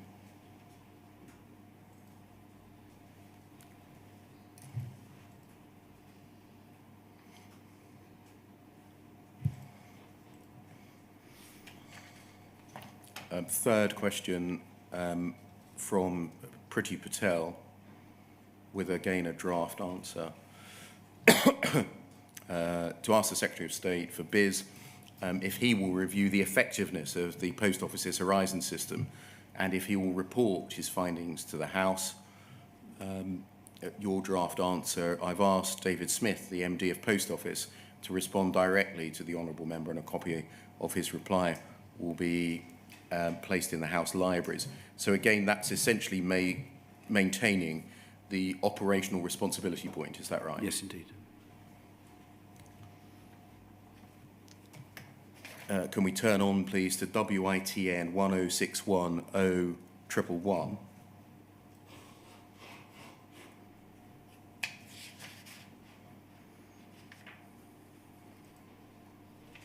Um, 8th of July, from Priti Patel, to ask the Secretary of State for Business what his most recent estimate is of the cost to postmasters and sub-postmasters of errors in the Horizon operating system, and if he'll make a statement. Your reply, I've asked David Smith, MD of Post Office, to respond directly to the Honourable Member, and a copy of his reply will be placed in the House libraries. So it's essentially the same answer as the previous one, maintaining the operational responsibility for Horizon being a matter for the Post Office line. Is that right? Can we move forwards to the 12th of July, please? Poll 00417098.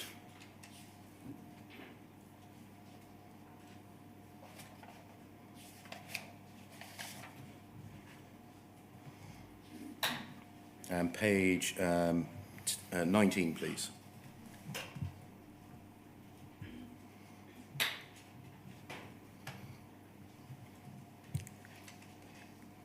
A letter to you from Jenny Randerson, Assembly Member. 12th of July now, under the heading Post Office Horizon Accounting Problems. If we scroll down.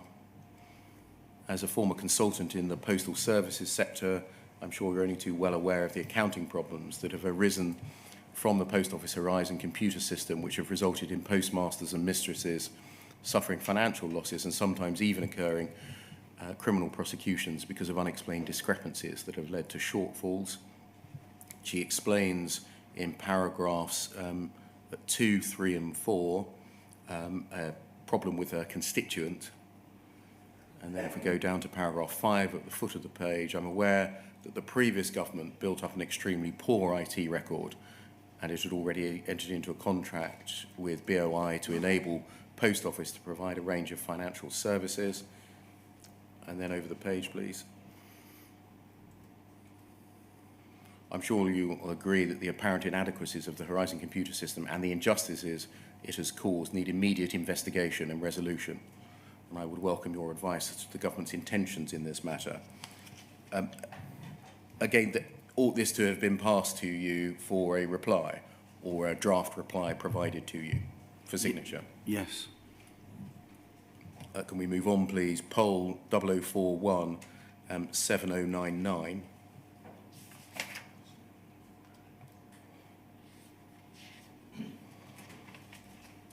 A letter to you of the 20th of July 2010. I've been approached by my constituents. I'd be grateful if you could look at the matters raised by my constituents. And then if we go over the page, please.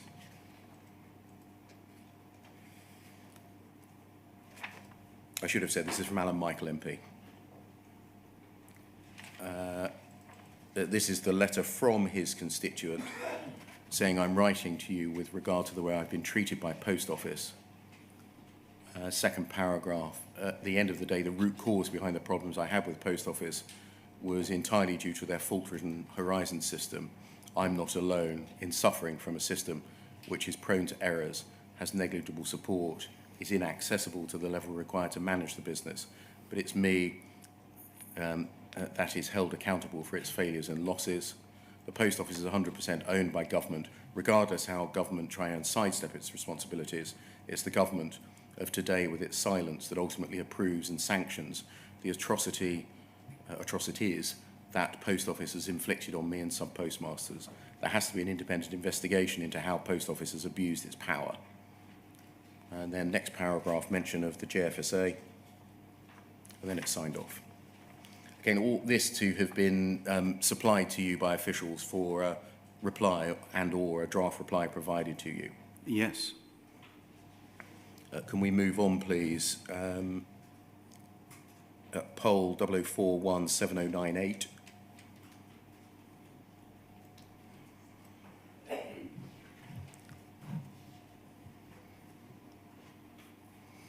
And this is an email exchange in which you're not included. If we look at the foot of page 1, please. Between Oliver Griffiths and of the SHEX and David Smith, MD of Post Office, with Mike Whitehead of SHEX copied in, with the subject of justice for sub-postmasters. Dave, that's to Mr. Smith. As we discussed briefly on Monday, there's been recent interest from MPs in purported cases where the Horizon system has left sub-postmasters out of pocket.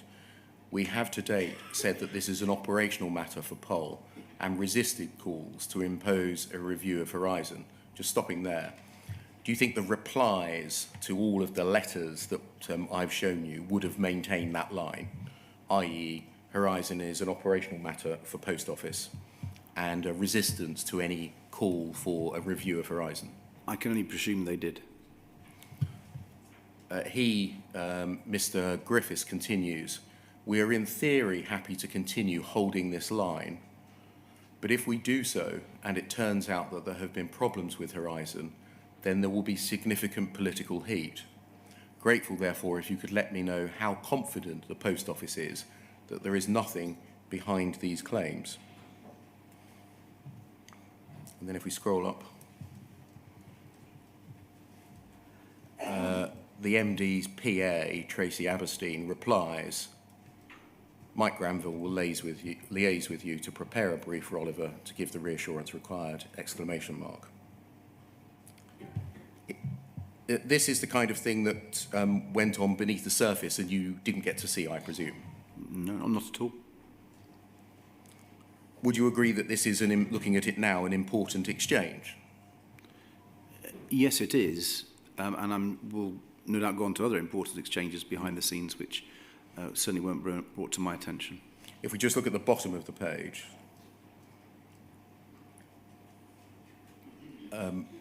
SHEX are saying we're happy in theory to continue to hold the line.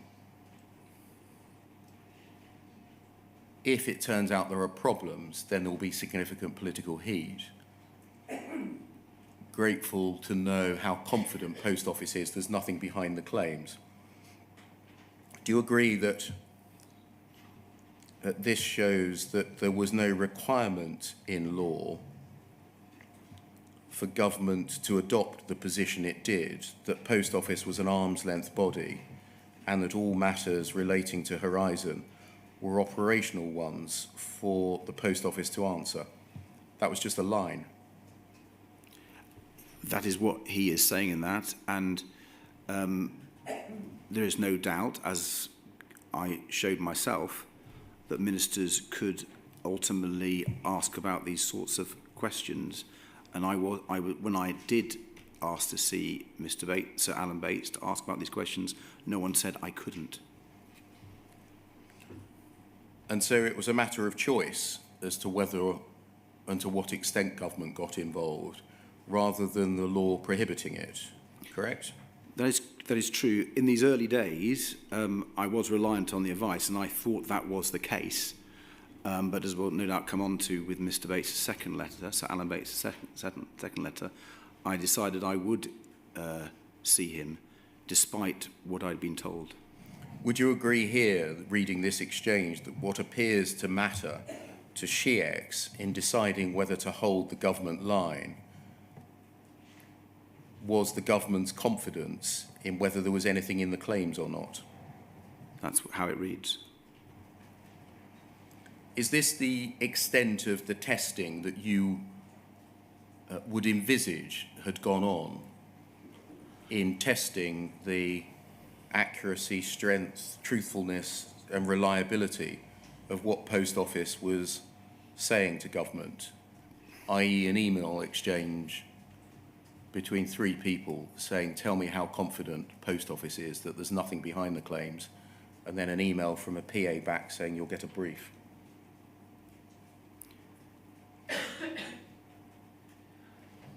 Well, I'd have thought that by the time they gave me advice, they needed to be certain that advice was true. And no doubt this inquiry will make a judgment about whether or not they did enough to find out whether what they were telling me was true. But ministers have to rely on being told the truth. And therefore, people briefing them need to be sure that the minister is being given the truth. Would you expect something more from SHIEX, putting it bluntly, to say, please, Post Office, who people allege is something is wrong with your system, tell us whether you're confident that there's something wrong with your system?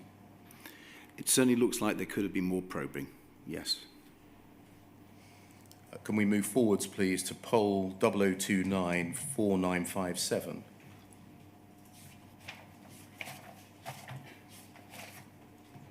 We're now on the 26th of July. There's a letter to you from the then Chancellor of the Exchequer, George Osborne, writing in his capacity as a constituency MP. He says that his constituent, Mr. Walters, has written to me about errors on the Post Office computer system, which he believes led to the termination of his contract. He and others in a similar position excuse me, have joined JFSA. I enclose a copy of his letter. We go over the page.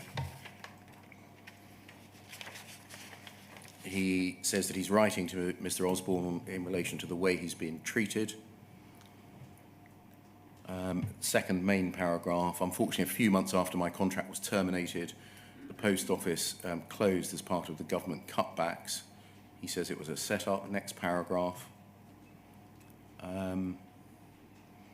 Do you think it's strange that not only I, but many other sub-postmasters have experienced the same thing, that nearly 300 sub-postmasters have been suspended for similar offences as we speak? It's all right expecting the poor sub-postmasters to make good any shortfall. But what happens when they're thousands of pounds under, which is obviously a computer error and cannot be right, yet they're expected to make good this loss? Those that cannot are treated as criminals and sentenced as such, because the Post Office say they've taken the money, although the Post Office cannot produce such evidence to support these claims. The saying that innocent until proven guilty does not come into it. Penultimate paragraph on that page, at the end of the day, the root cause was due to their fault-ridden Horizon system. We're not alone. Last paragraph on that page, the Post Office is 100% owned by the government, regardless of how government tries and sidesteps its responsibility. It's the government of today with its silence that ultimately approves and sanctions the atrocities. You can see some similar language here from an earlier letter. Yes? Yes, indeed. Again, should this, should George Osborne's letter have been provided to you by officials for a reply? So I'm surprised it wasn't. I can't, in the pack that I've been provided, I can't see any reply from me to this. Can we move? When you say you were surprised, is that in particular because of the personality of the author? Actually not. I think when an MP writes to a minister, my understanding was that the minister would reply to the MP. That was the sort of understanding that one acted on and one thought was the case. So one might not reply to members of the public, and officials might reply to that because there's so many letters coming in. But I had assumed that any letter to me as a minister from an MP would get a reply from me. Can we go forwards, please? UKGI 3014108.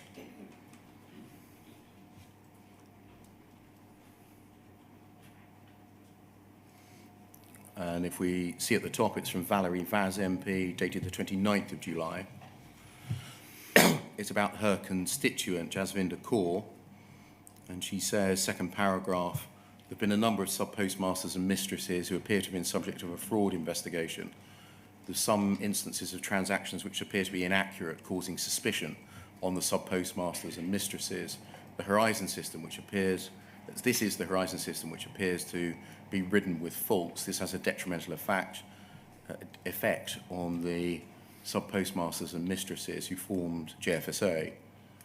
I'd be grateful if you could let me know if you're aware of other cases of postmasters and mistresses who've used the Horizon system who have then been prosecuted for fraud. That's Ms. Kaur, has asked if it's possible for an inquiry to be set up to look into the Horizon system. Again, this is the kind of correspondence, it being an MP letter, that should have been passed to you for a reply. Yes. Thank you, that can come down. In your witness statement, you tell us that as a minister, when MPs raise matters with you, you, quote, inevitably take them more seriously. There was a small trickle of correspondence and parliamentary questions from MPs on this issue. None of these seemed to raise any issues that fundamentally questioned the advice I had received from officials and the Post Office. Yes. Is the small trickle, the 4 parliamentary questions and the 5 letters that I've just shown you? That's what I'm referring to. If I didn't see those letters, which she doesn't, if you look at the pack that's been provided me from the time I was a minister, the number of letters that I signed that came into my file was, I think, smaller than the number of people who had written in via their MPs. Can we look at an example of a response to the letters that you received from MPs? UKGI 3013913.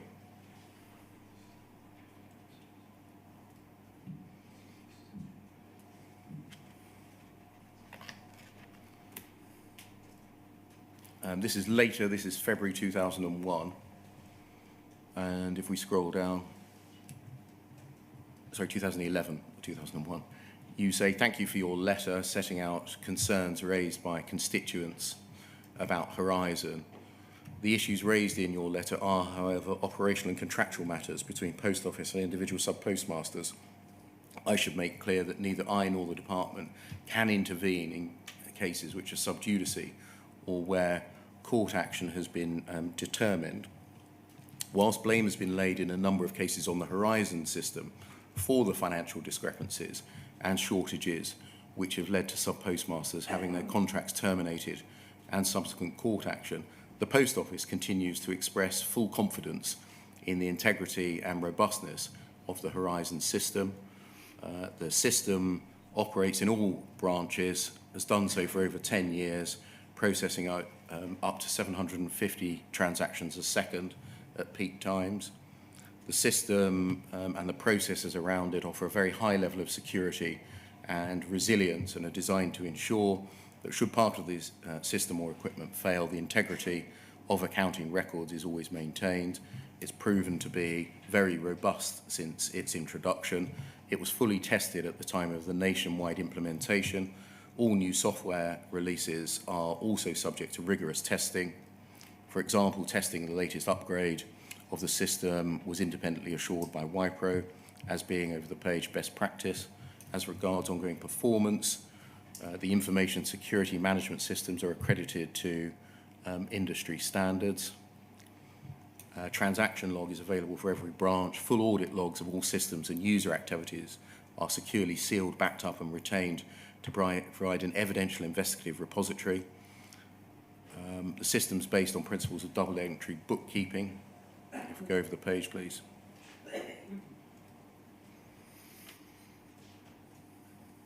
I think that's the end. So you see, thank you very much. You sign or would have signed it off. You see here, this is still taking the, in the first paragraph, the line that Horizon is an operational issue. The government maintains an arm's length relationship with the Post Office, and it's therefore for the Post Office to answer. Yes, though I should add that by this time, in February 2011, I had had the meeting with Sir Alan Bates in October, and I had asked my officials to ask Pol a whole series of extra questions. So by this time, when I was writing, while that was still my view, because it was the law from the 2001 Act, I felt, certainly the officials drafting my letters must have felt, that I had made those inquiries following the Sir Alan Bates meeting. And so the letters seem to be a bit more detailed by this time. You mentioned again the 2001 Act. I think you mean the Postal Services Act 2000. Oh, I beg your pardon. That's all right. And you've said a number of times that it was what the law required. What did you understand the extent of the prohibition or the limits of the prohibition on government becoming involved in the affairs of the Post Office as imposed by the 2000 Act? I guess it was more on the day-to-day operation, and when there were strategic issues, policy issues, then we ought to get involved. And as we'll no doubt come to, when I had the second letter from Sir Alan Bates, although I wasn't advised to meet him, having engaged in that second letter, it did seem to me that this was becoming more than an operational matter. There was something that I needed to find more information about. Because you see here, this doesn't simply stop at the first paragraph saying Indeed. This is a Post Office matter. It essentially adopts. Yes, it does. From my perspective as a minister signing that, by this time, I had done and made my officials look further at the issue.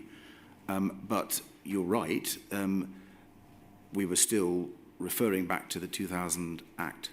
So by this time, because officials had looked more deeply into the issues raised, it was permissible and not contrary to the law to adopt the Post Office's account in a reply to MPs. No, I'm not saying that, Mr. Beer. I guess I'm saying that the officials felt able to put more into the reply. But what they put into the reply was essentially the Post Office account. Indeed. And so the prohibition isn't operative at this point. You don't stop at paragraph 1. No, the officials, given I had asked them to look into it, could have been looking into it more. Can we move to the meeting, or move back to the meeting with Sir Alan Bates on the 7th of October 2010 and start with what was the precursor to it, which was Sir Alan's second letter. That's UKGI 3016099.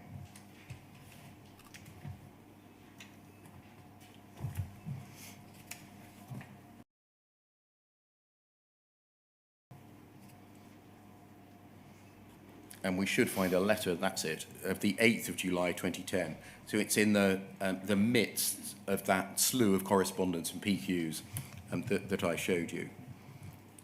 Dear Mr. Davey, I have to say your response to me dated the 31st of May 2010, that's the one we've looked at, regarding the very serious issues I had raised, was not only disappointing, but I actually found your comments offensive. It seems that though there are new politicians in post, the government has not changed. The letter you sent is a little different to the one I received 7 years ago from the minister responsible for post offices at that time. And so many more lives have been ruined in the interim because of that same attitude. It's not that you can't get involved or cannot investigate the matter. After all, you do own 100% of the shares, and normally shareholders are concerned about the morality of the businesses they own, the business they own. It's because you've adopted an arm's length relationship that you have allowed a once great institution to be asset stripped by little more than thugs in suits, and you have enabled them to carry on with impunity regardless of the human misery and suffering they inflict. You can listen to your civil servants telling you these issues are really an operational matter for Pole to deal with. You can even listen to the Post Office telling you Horizon is wonderful, that there has never ever been a problem, it is inherently robust, and these are just a few malcontents trying to cause trouble. Or you can meet with us and hear the real truth behind Horizon and what the Post Office is actually up to. Your civil servants and Post Office will not tell you about Post Office staff harassing sick ex-sub-postmasters, demanding written promises of money, or they'll send the police round. They won't tell you that Post Office watches Post Offices heading into trouble, fails to provide any help, then waits until the problem shows a loss of £20,000 or more, so that the sub-postmaster then falls foul of the Proceeds of Crime Act. They won't tell you that when someone wants to sell their post office and has a suitable buyer, Post Office will turn down the applicant to drive that business into the ground. You won't hear about sub-postmasters endlessly requesting audits of their offices and having to wait for up to 5 years for someone to turn up in offices turning over £5 million a year. Neither will they tell you of the cases where Post Office have run an audit, closed the Post Office, bankrupting the owner who loses his business, house and family, holds a pending court case over him for 18 months, then drops the charges and walks away. Nor will they tell you about how they're stopping sub-postmasters selling on the Post Office side of their business in order to recover their original investment. They won't even tell you that the Horizon system is designed to entrap sub-postmasters so that they can easily finish up in prison just by trying to open the day after a trading period balance. This is just a taste of some of the practices your company is carrying out in your name, day after day.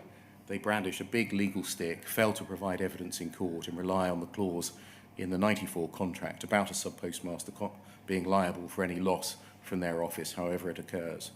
Yet it's their shoddy Horizon system that is the root cause of all this.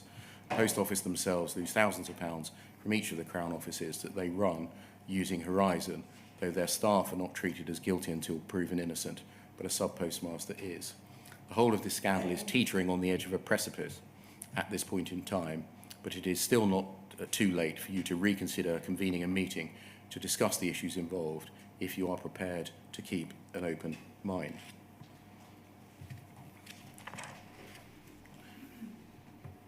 Can we turn up paragraph 25 of your witness, page 25 of your witness statement, at paragraph 104, please?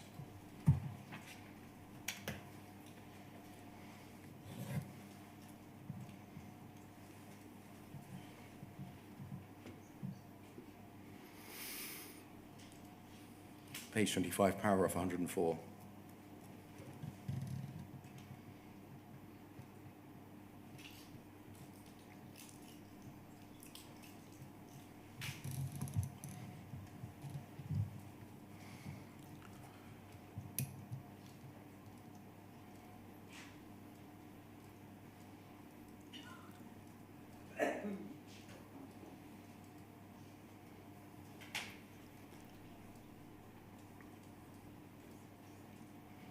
You say, I recall being shown that letter by officials, probably in my private office, and being asked what I wanted to do, realising that Sir Alan was quite cross with my initial reply, and reflecting on the seriousness of the concerns he was raising, I told my officials I wanted to meet him.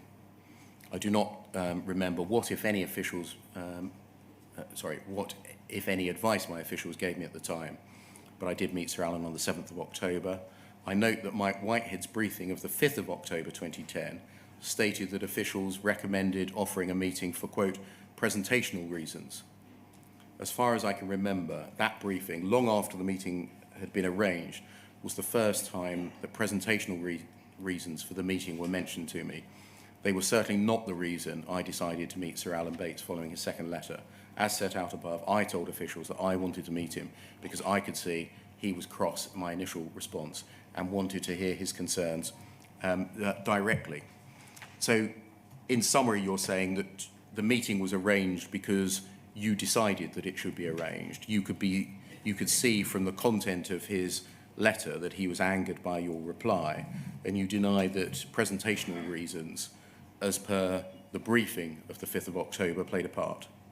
Yes, that is my recollection. I should add, Mr. Beer, that in, I think, one of the bundles that came quite late to me, I noted an email from Mike Whitehead to Post Office Limited telling them that I had asked to meet JFSA, where he said that I had done that on the basis of the second letter of Sir Alan and being told that Channel 4 News were thinking about some... Going to come to that in a moment. But the point was, and he added, and I had given no advice for that meeting. The reason why I bring that to your attention, the inquiry's attention, Sir Wynne, is it sort of confirms my recollection, because I'm having to recollect issues from 14 years ago. I do remember my official from my private office coming in to me, talking about this letter, showing me the letter, and me making the decision there and then that I ought to meet him. Can we look at the two pieces of evidence in turn then, starting with the briefing of the 5th of October 2010, UKGI 6062.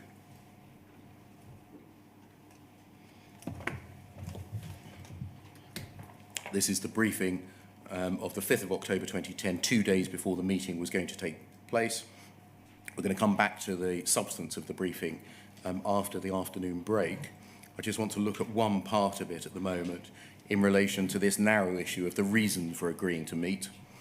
And can we look under background to the meeting? We scroll down. Thank you. Background to the meeting. And can you see in the third line, Mr. Whitehead says to you, his, that's Alan Bates, second, more confrontational letter of the 8th of July was followed by reports that Channel 4 were planning to run a news item on the JFSA campaign. We then recommended offering a meeting in response to this second request for presentational reasons against the background of potential publicity, the Channel 4 news item, playing heavily on a government minister, quote, refusing to meet victims of government-owned Post Office Horizon system, which has systemic faults, resulting in wrongful accusations of theft or false accounting.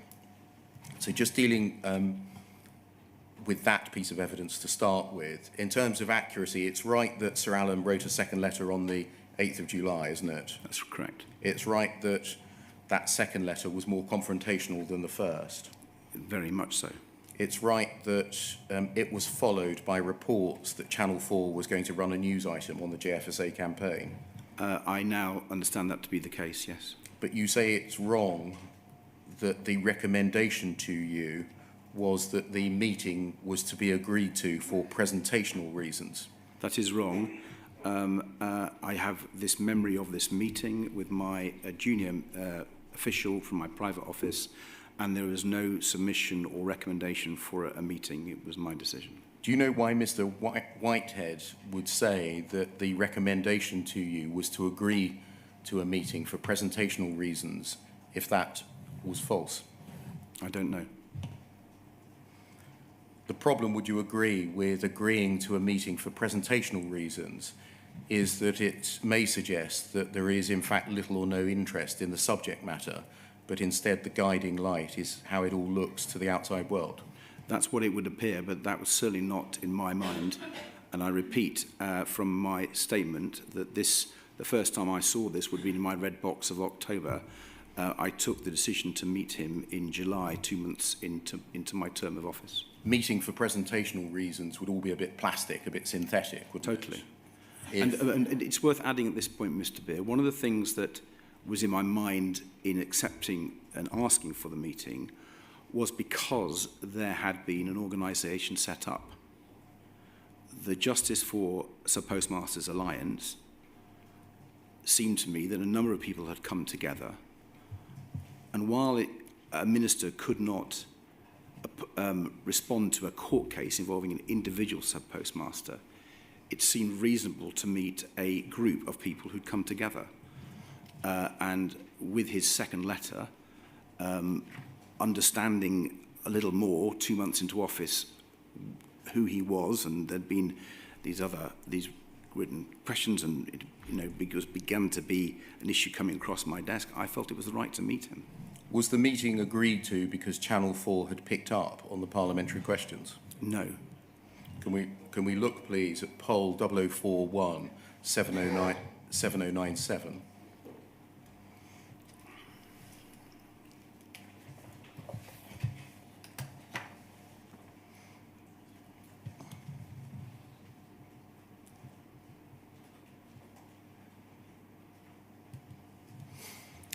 This is the email that I think you were referring to a moment ago, Sir Ed. It's dated the 28th of July 2010. So remember that Sir Alan's letter was the 20th of July 2010, his second, more confrontational letter.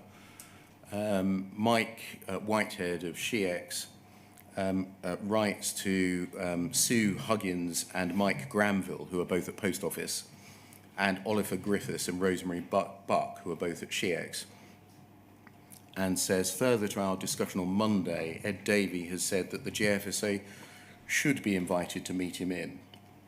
He took this view on the basis of the 20th of July letter from JFSA and the briefing on the expected Channel 4 news item, and without further advice from me. And then there's some other information that's not relevant to our question. This is a record, would you agree, which suggests that you took a view, i.e. decided, to meet Mr. Bates in part because of a Channel 4 news item that was expected, doesn't it? Well, it's his reporting of a oral meeting between my private office and myself. I've no doubt that the private office mentioned there could be a Channel 4 news item, but the letter was the substantive reason because it was a very strong letter. And I had no, as he goes on to say, there was no advice from him, there was no written submission advising me whether or not to take the meeting. The meeting was decided by me in my office, having read the 20th of July letter. The email records that you took the view on the basis of ... the expected Channel 4 news item. If that's correct, that would be agreeing to a meeting in part for a presentational reason, wouldn't it? It would be. What I'm telling you is that I do have a recollection of this because the second letter was so strong, because 2 months into my posting, I was beginning to understand there might be an issue here. I was beginning to understand that JFSA was an organisation representing a number of sub-postmasters, and it felt reasonable to meet them, having spent a number of years campaigning on behalf of sub-postmasters.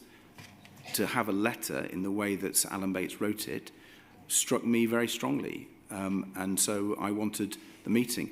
I have to say, a possible Channel 4 news item was not something that was particularly troubling to me. So there are two pieces of evidence, would you agree, that record that the reasons for meeting Sir Alan included a reason of how it would look? There's the submission, and I remember being rather irked by that bit of the submission when I read it, but we were about to go to the meeting, and it was the substantive points that I focused on. But Mr. Whitehead wasn't at the briefing with my private office, and he's taking that, no doubt, from report from the officials who were there. Thank you, Sir Ed. Sir, could we take the afternoon break, please, until 20 to 3? Sorry, 20 to 4. Oh, yeah, certainly, yeah. Thank you, sir.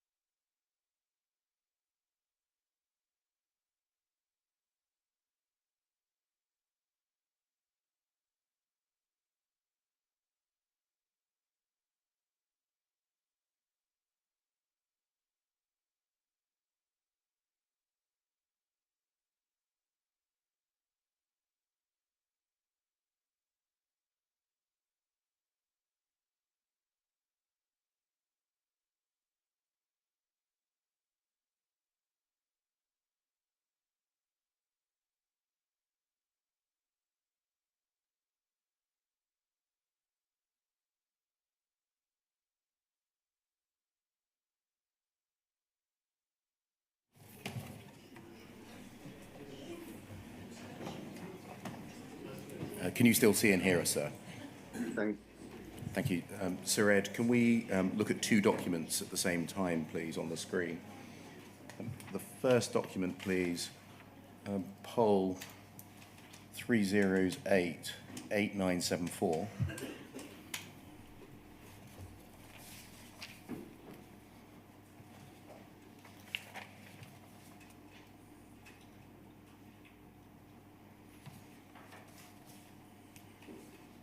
And then UKGI 6062.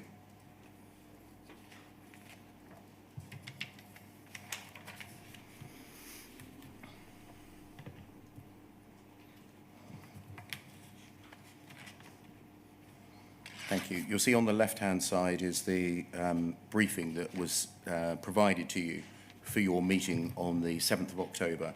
It's dated the 5th of October, written by Mr. Whitehead. Can we turn in that document, please, to page 3?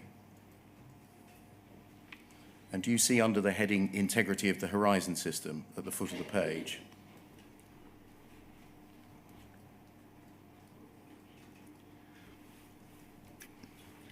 Can you see it starts with the Horizon System has been in place for over 10 years. Then if we go over the page, that paragraph ends in the system. Next paragraph, the system's currently being updated to Horizon Online, ends with Horizon System. Next paragraph, integrity of both Horizon and Horizon Online is built on tamper proofs, ends in branch accounts remotely. Next paragraph, critically, Horizon creates a separate audit file, ends in at the time concerned, scrolling down. Sub-postmasters are trained on the system, ends in update the accounts. Next paragraph, as with any large organisation, ends with ensure ongoing accuracy. Then a new heading, action taken, begins with Post Office Limited has a regular system, ends with undertaken by the NFSP, and then all of the paragraphs to the end, in fact, the end of the document, no court has ever ruled there have been problems with the Horizon system. Just going back to the start of that, on page 3, where it begins, scrolling down, thank you, there. When you read this, or when you would have read this, would you have expected that some system or process for verifying the accuracy of what you were being told had been undertaken? Yes, I would have assumed I was being told the truth and that it was, from my officials, the best information they could provide with me. You see that the way it's presented to you is, as a matter of fact, that this is the single truth. Yes. It doesn't say Post Office allege to us the following. It doesn't say Post Office say to us the following, or we've asked for a briefing from Post Office and they have provided the following. It doesn't say that. No. And so would you read this as this is essentially being SheX's own account to you? Yes. On the document on the right-hand side, can we see a brief to Biz? We know this is from the Post Office. It's dated August 2010. It's a brief to Biz for your prospective meeting with JFSA. And in that document, can we go please to page 2? And can we see a heading, Integrity of the Horizon System, and a paragraph that says the Horizon System has been in place for 10 years? Yes. And then on the left-hand page, if we can scroll down, we can see the next paragraph, the system's currently being updated, and on the right-hand side, the system's currently being updated. And then the left-hand side, the integrity of both Horizon and Horizon Online, and on the right-hand side, and so it goes on. The entirety of the information in the sections that I've read you appears to be a cut and paste from the Post Office briefing. They've right-clicked, swiped, cut and paste, or copied and paste. Is that what you would expect to have happened by your officials when they were briefing you, and not attributed it to Post Office? It is not what I'd have expected. When I saw these documents in the bundle sent to me, became obvious that there had been that cut and paste, as you say, and it surprised me. Why is it surprising that officials would simply swallow whole what the Post Office were telling them by cutting and pasting an account into a ministerial briefing? I'd have thought they would have had a meeting and not argued, but probed a bit, because this meeting had been planned for. I'd asked for it in the July, 2 months after coming into office. It didn't happen till the October, so there was plenty of time for them to prepare. And given there'd been a number of written parliamentary questions and letters, this is a very important meeting to me, and people knew that, and I would have expected a quality brief. We can get rid of the document on the right-hand side, please. Turn to the meeting itself, and on the document on the left-hand side, go back to page 1. Thank you, and scroll down. Thank you, just stop there. You'll see that in the attendees are listed Sir Alan and then 2 lawyers, one from Shoesmiths and one from Coomber Rich, called Izzy Hogg, a Basingstoke-based firm of solicitors who've defended a number of sub-postmasters who have been prosecuted by Post Office in recent years. This was a meeting on the 7th of October, and we know that Izzy Hogg was Seema Misra's solicitor, and that Seema Misra's trial started a few days later on the 11th of October 2010. We also know that, through other evidence, that David Smith of the Post Office and the executive team at the Post Office were watching the trial very closely. Was, to your recollection, Seema Misra's case and her impending trial discussed at the meeting? I can't remember, but I think in the reply that I gave to Sir Alan, there was a reference to it. So I think that reply? In the 7th of December reply, but that may have been because he wrote 2 letters subsequent to the meeting, and it may have been in there, and I'm sorry, I don't know, but I can't remember it being raised at the meeting. We haven't got a note of the meeting, I think you understand, or haven't been given a note. I asked the department for minutes and all the submissions from my diary, and they weren't able to give it to me. And same here. Would you have followed the lines in your briefing? By and large, yes. The lines were the key lines that I took from them was that, as they say, being listening mode, and their reason for that was there was a possibility of a court case, and they were said that it was prudent to, as you see in there, prudent to adopt a sub judice approach in the comments you make. I don't know how many questions I asked. I certainly was keen to listen and hear their points of view. If you look at our objectives at the foot of the page, you're advised by Mr. Whitehead that tactically we would advise you to seek to establish at a very early stage whether legal action against Post Office is imminent or planned. If so, it will be prudent to adopt a sub judice approach in the comments that you make. Did you read that as being a device, i.e. to establish the concurrency of court action, therefore giving you an additional reason not to commit to anything? Well, I'm not sure of a device. I assume they were giving me their best advice, and they Just the sentence begins with the word tactically. Well, they may have been wanting to protect me as a minister. I don't know. But it's difficult, Mr. Beer, because I can't remember exactly all the details of that meeting. I can remember how I considered Sir Alan. I'm happy to go into details about that. But I don't always follow the advice of my officials, and that's why the meeting was taking place.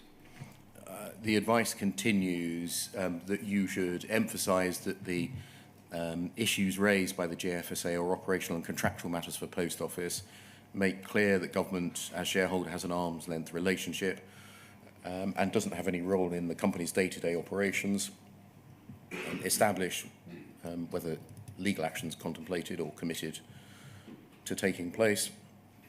If so, note it will be for the relevant process, a legal process to decide on the JFSA case, and that the issues are effectively sub judice. And then over the page, please, demonstrate you're prepared to hear JFSA's side of the story. JFSA claim both Post Office and officials are covering up the problems with Horizon, but make clear that you are not in a position to offer substantive comment, and then to avoid committing to setting up an independent or external review of Horizon. Do you think you're likely to have followed those lines? I'm pretty sure I would have followed those lines. Yes. I might well have asked one or two more questions than they wanted, but it was a meeting which Sir Alan had wanted to put his case. Under the heading issues or elephant traps in bold, Mr. Whitehead says we recommend you should be primarily in listening mode on the basis that any statements or comments made at the meeting may subsequently be quoted in any legal process involving JFSA or its members. Did you remain primarily in listening mode? I would have certainly been in listening mode for most of the meeting. My normal practice would probably to have asked one or two questions for clarification, but I'm afraid I can't remember the details of the meeting. Did you make any commitments in the meeting? I can't remember making, certainly not commitments to things like a review, but I've committed to come back to him, I would imagine, on the substantive points he was making. And no doubt we'll get onto that. I certainly... Did you agree to do or require others to do anything? Well, after the meeting, I asked my officials to follow up on all his points. I found Sir Alan a very reasonable and credible representative. He had a strong story, and I felt it needed to be looked at again. The submission that I received, and we can no doubt go through other parts of it, it made a powerful case, because it wasn't just based on what my officials were telling me about Horizon, but it was also referred to the National Federation of Sub-Postmasters' view, and the courts had not found problems with Horizon. And those were three reinforcing points that he made in that submission. But because Sir Alan was a very articulate and able champion for his case, I still felt, despite this submission, that more work needed to be done to reassure me that what was in the submission was true. Can we turn lastly then to poll 00186759?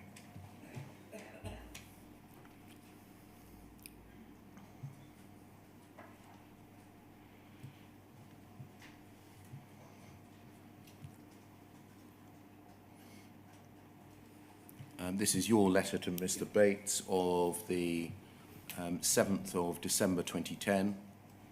I'm going to skip over the contents of the letters that you referred to earlier in the interest of time.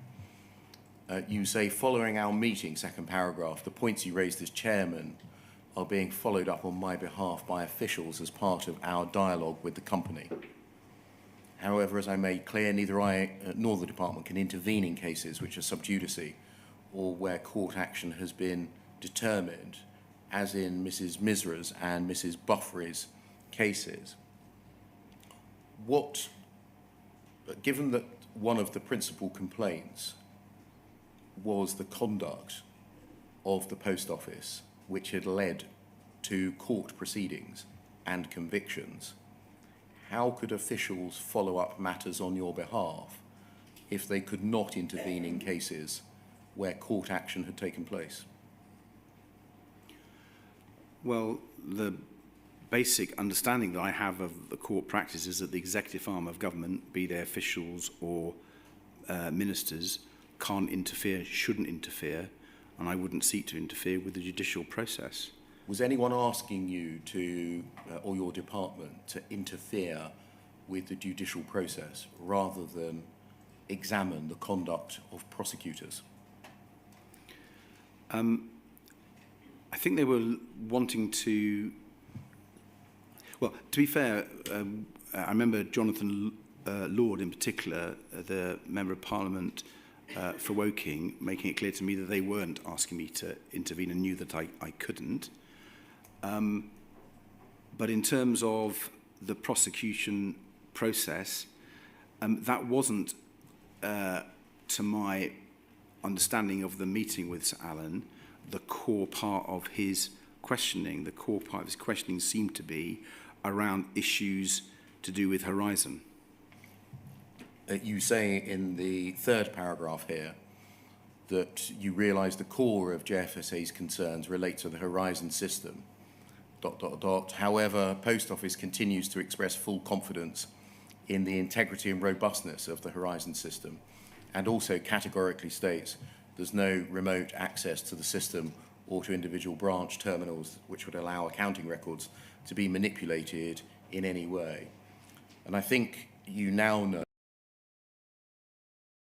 that that is from Post Office. I'm going to spend time in showing you the documents because I think you will have reached that conclusion yourself. Again, are you disappointed that your civil servants have simply swallowed what they've been told by Post Office by cutting and pasting, in this case, an email into a draft letter to you, for you? Particularly at this point, because having asked for the meeting with Sir Alan, having had the submission that I did, but then saying I still think these points need to be looked into, I think that was an invitation for them to look rather harder. Thank you. At least on this occasion it says the Post Office continues to express, so it's attributing that which follows to the Post Office. Can we turn lastly, so far as questions from me are concerned, to your witness statement, please? It's the end of your witness statement concerning your reflections.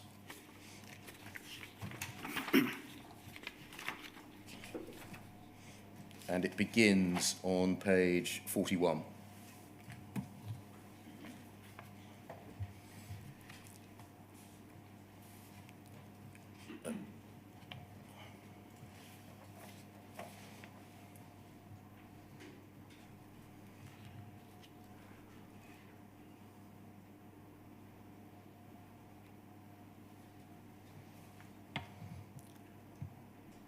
If we scroll down.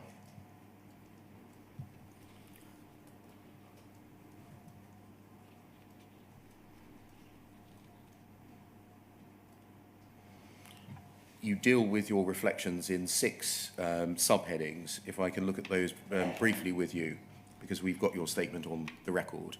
Start at page 42, over the page, please. Foot of the page, duty of candour.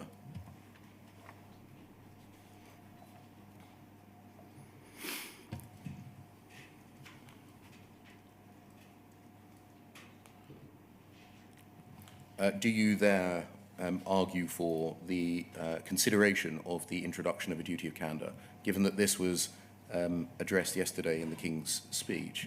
I do. I strongly support it. I'm not going to ask you further questions about it, but you add your heft to that call. Is that right? Can we look at the foot of the... Sorry, I was told not to nod, so yes. That's a yes, is it? Thank you. Look at the foot of page 43, please.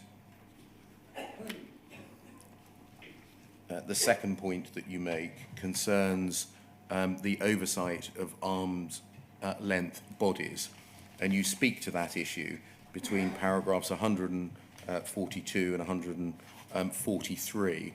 Can you explain what you are suggesting, please? Well, clearly, one of the big problems that arises from this tragedy and this appalling miscarriage of justice is how the executive arm of the government, the department oversees arm's length bodies. That's come up in your questions today, Mr. Beer.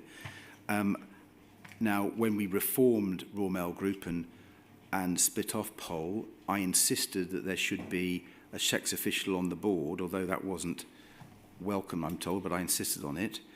And it follows from that. I'm a big believer in improving corporate governance and greater transparency. I think the lesson from this appalling situation is we need to possibly to go even further, and government should look across the piece to all arm's length bodies to check that the governance is appropriate, so the oversight is genuine, real and thorough. The third reflection that you make is over the page, at page 44, concerning the relationship essentially between the executive and the judiciary. And if we skip forward to paragraph 149 on page 45,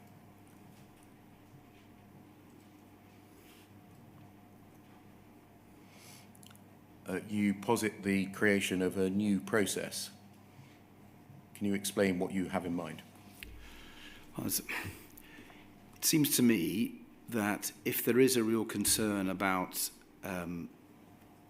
too many prosecutions going through the court system that shouldn't be, that there needs to be a process within government for officials, for ministers, to raise questions.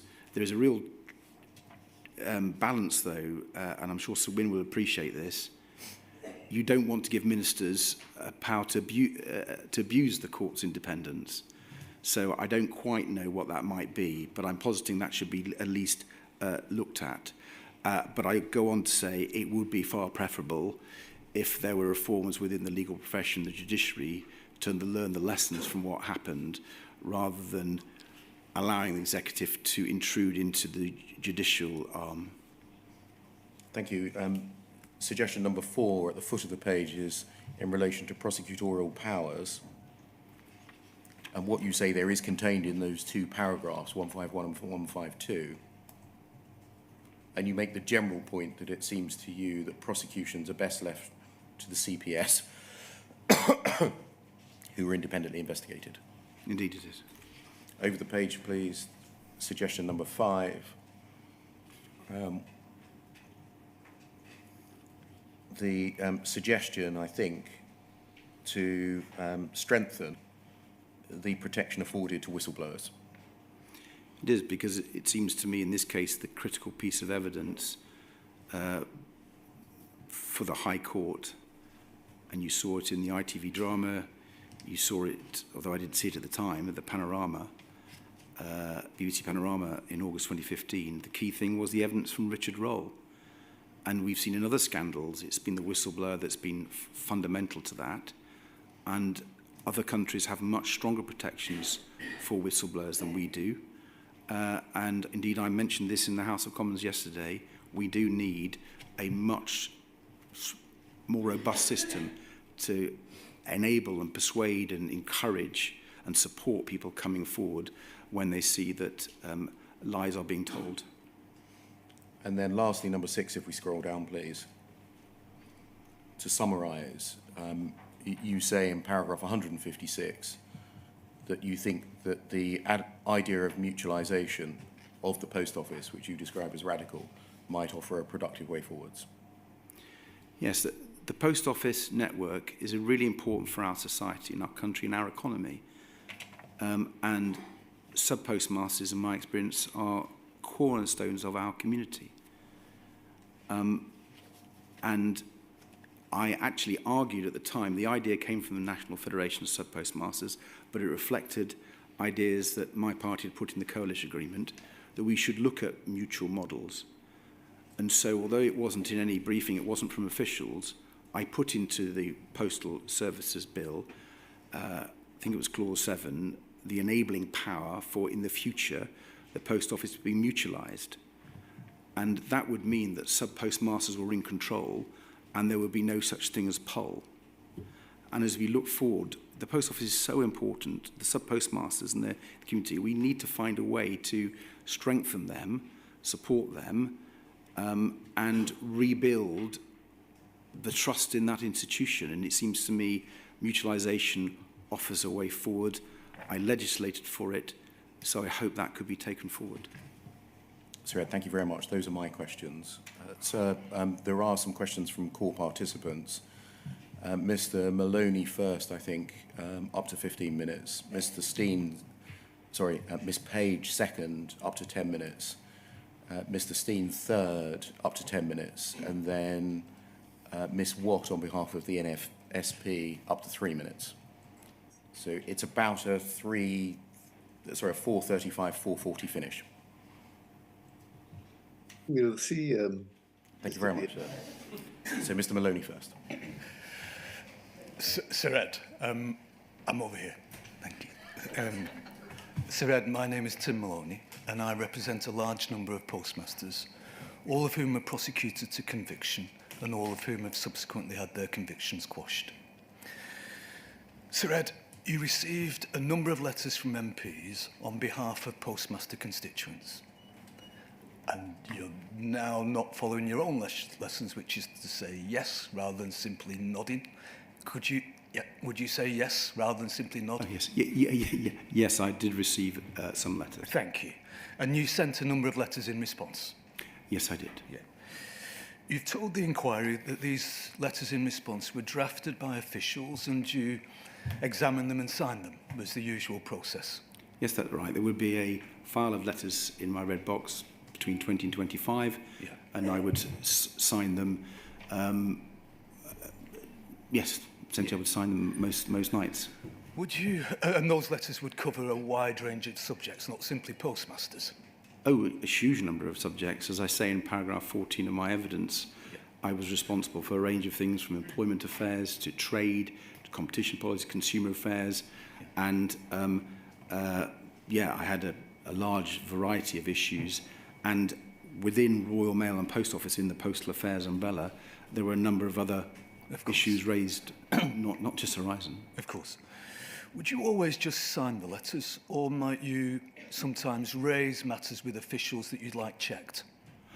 Very occasionally I wouldn't sign them. That was very unusual, but occasionally I wouldn't sign them. So far as the letters to MPs about postmasters were concerned, were many of those pro forma? Broadly speaking, that's true, but there was always a little bit of difference, but they followed the same lines, the sorts of things that Mr. Beer had been talking about. Precisely, and Mr. Beer showed you the letter to Karen Lumley, MP. Yes. And might we just look at that again, just very briefly? That's UKGI 13913 as a good example, just to see the format that it takes. And if we could just focus it, thank you, and scroll up if we can. Yeah, so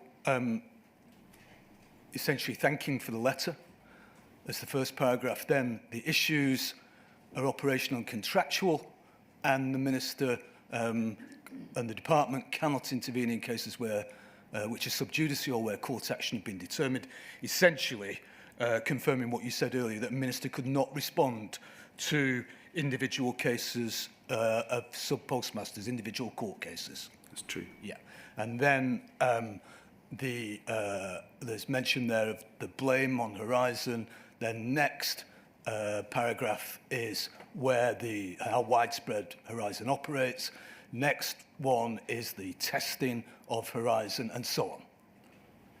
I think I should say, to be as helpful as possible, that I think, and I haven't analysed them in huge detail because there weren't that many, Sure.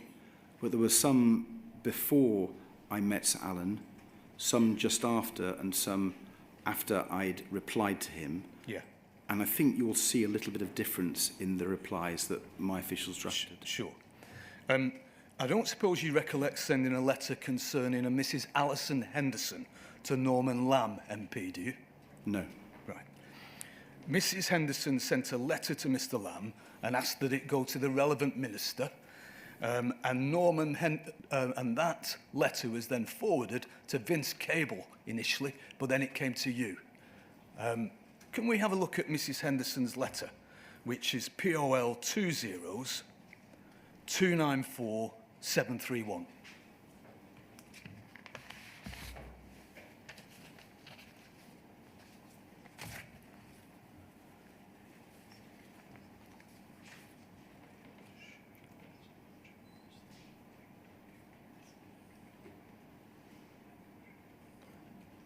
Now, that's the covering letter, which from Norman Lamb, who was your successor, in fact, wasn't he?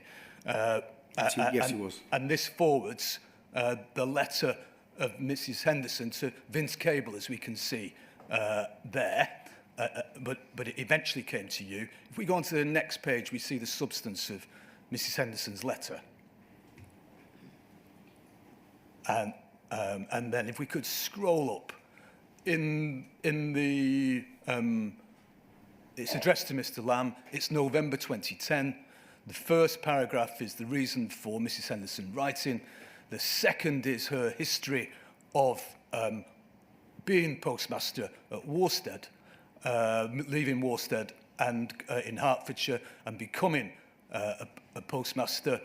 The finding of £18,000 missing from her office, reduced to £11,000, and she's now facing a trial at Norwich Crown Court accused of theft and false accounting.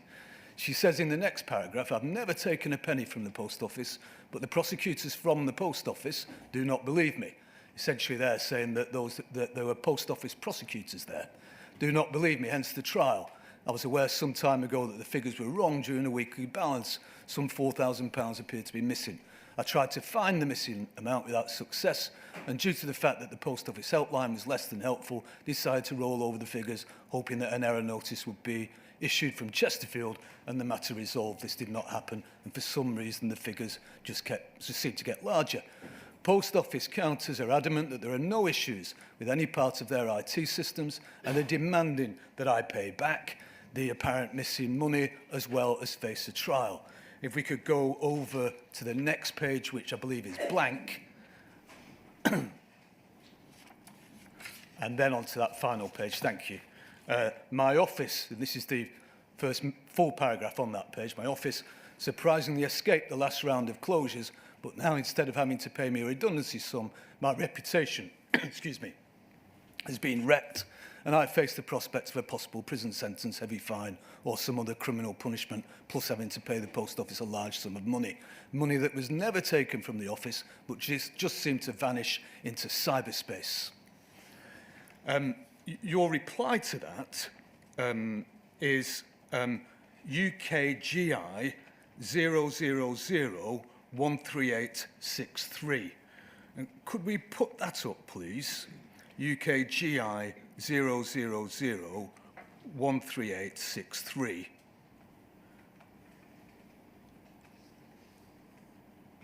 And might we try also to put up the letter to Karen Lumley MP next to it, which is UKGI 30-13913.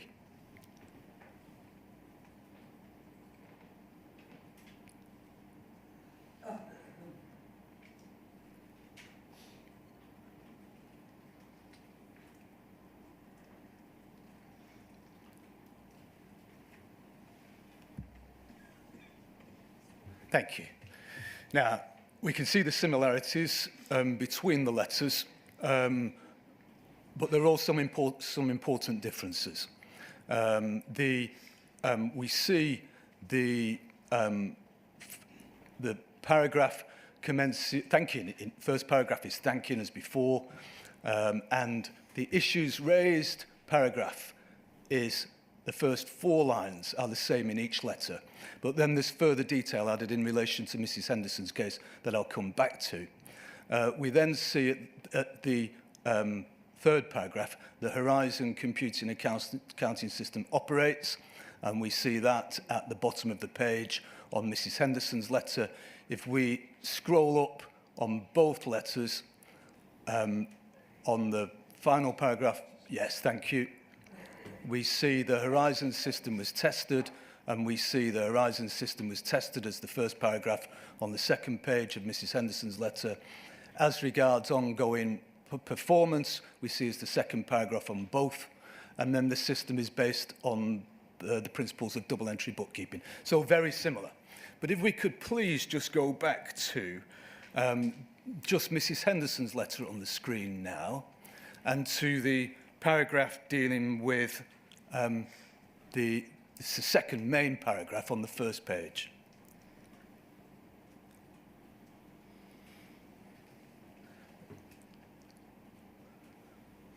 That's it. And so if we could, I don't know if it's, well, if we just focus in on that second main paragraph in Mrs. Henderson's letter on the right-hand side of the screen, the issues raised in your letter are, however, operational. That's great. Thank you very much. The issues raised in your letter are, however, operational and contractual matters between Post Office Limited and Mrs. Henderson, and I should make clear that neither I nor the department can intervene in cases which are sub judice or where court action had been determined, essentially consistent with your evidence this afternoon. However, it goes on. I understand that Mrs. Henderson was charged to appear at Norwich Crown Court on the 15th of December 2010. I further understand that she pleaded guilty to false accounting, Paul having dropped a charge of theft, and the court imposed a sentence of a community penalty order with unpaid work of 200 hours and £1,500 costs. Mrs. Henderson also repaid the shortage, and I understand at no time during the case were any problems with Paul's Horizon IT system raised by Mrs. Henderson or separately identified. So in this case, in Mrs. Henderson's letter, it does comment on an individual case. It gives the circumstances of her pleading guilty, and moreover goes on to say that she didn't say anything about Horizon. Do you accept that, Sir Ed? That's what it says in the letter. Indeed. And would you accept that the comment has the effect of saying that, well, while Mrs. Henderson may be alluding to the unreliability as the cause of her problems in the letter to you, Mr. Norman Bell MP, she didn't do so in the proceedings against her when it really mattered? Well, I assume when my officials drafted that, that was what they had in their mind, yes. Yeah. And you'd accept, would you, that such a comment would be likely to undermine the trust that Norman Lamb, her MP, might have in her sincerity? Yeah, I feel very sorry for Mrs. Henderson and frankly, all the sub-postmasters and misters who've been so badly affected by this miscarriage of justice. And this clearly would not have helped. No. Now, I asked you at the start whether, whilst officials wrote letters for you, would you sometimes raise things if you thought you might have to be careful about things and so on? Did you raise anything in this instance? No, I didn't. Why would such a point-scoring comment be included in a letter from your department, essentially saying, look, this woman is complaining about Horizon, but when she went to court, she didn't? Why would a comment, a point-scoring comment of that nature, be included in a letter from your department? I don't know. It might be viewed, mightn't it, as siding with Post Office? It can certainly be interpreted that way, absolutely. Did you think at the time that it was right to send a letter like that? I generally can't remember, I can't recall signing this letter. And if it gave offence to Mrs. Henderson, I apologise to her. Right. Do you know where that information came from about her not saying anything about Horizon? No. No. Well, can we just please look at the judgments of the Court of Appeal Criminal Division in the case of Hamilton and others, which is POL 20113-278. That's POL 20113-278.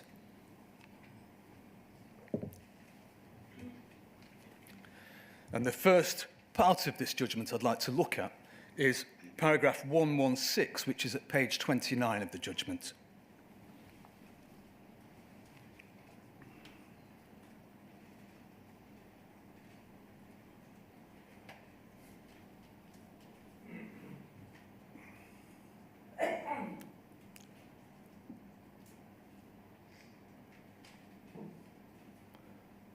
Here we are.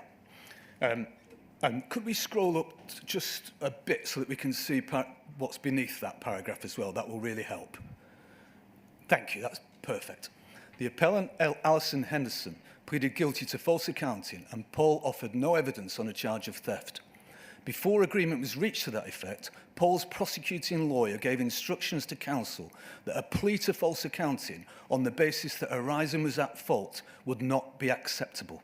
In her case, it's conceded that it was improper to make the acceptability of her basis of plea conditional on her making no issue of Horizon. And since the theft charge had been dropped, Post Office could no longer advance a case that she'd stolen any money, and it should have been open to her to suggest that there's no actual loss and she'd only covered up a shortfall created by Horizon. If we could then move forward 6 pages, please, to paragraphs 156.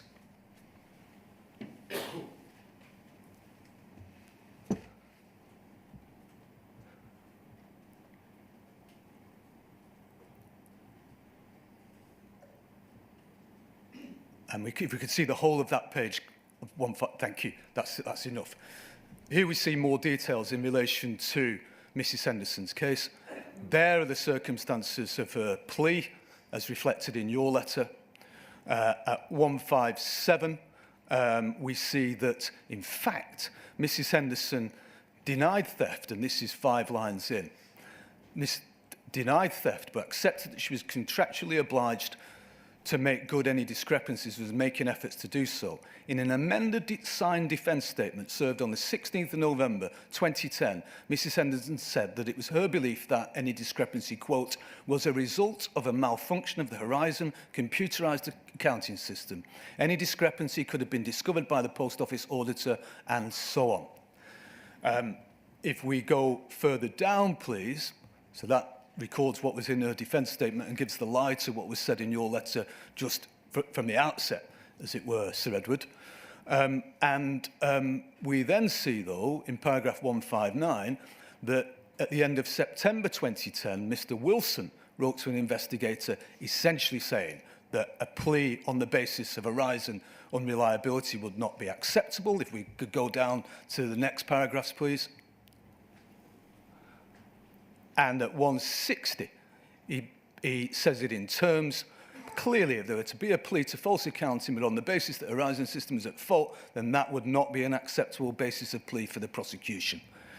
And then there is discussion. It was absolutely plain that Mrs. Henderson was raising Horizon all the way through this case. And what was in your letter was a complete travesty, you can see now, can't you?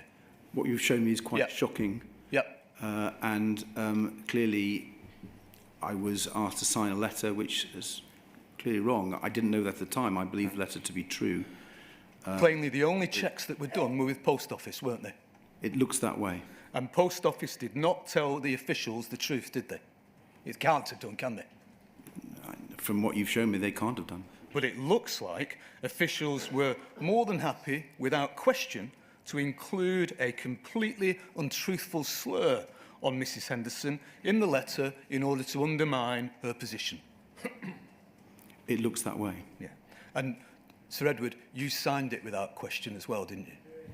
Indeed, and I apologise for that. I have to say, when you are signing letters, you are working on the basis that people are telling you the truth.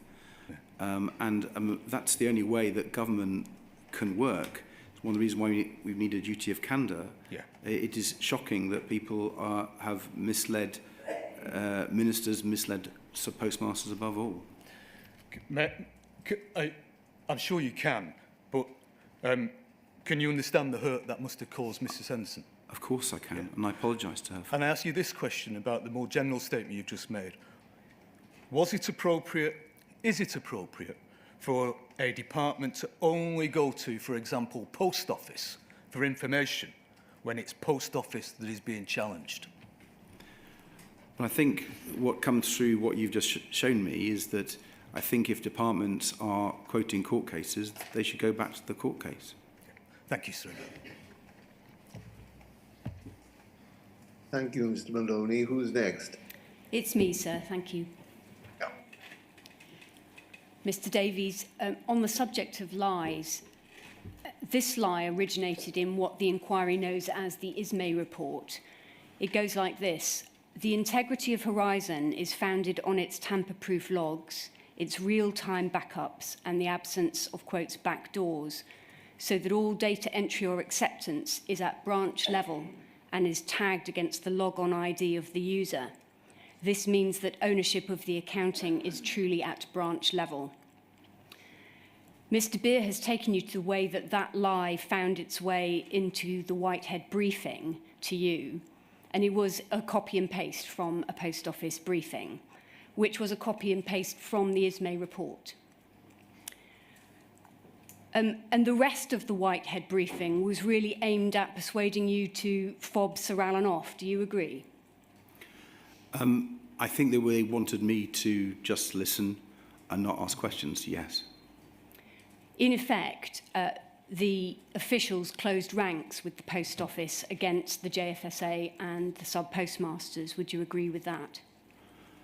It's really clear that the officials were following the line from Post Office Limited. That is really clear in the way you've described the ISME report finding its way into what was sent to me.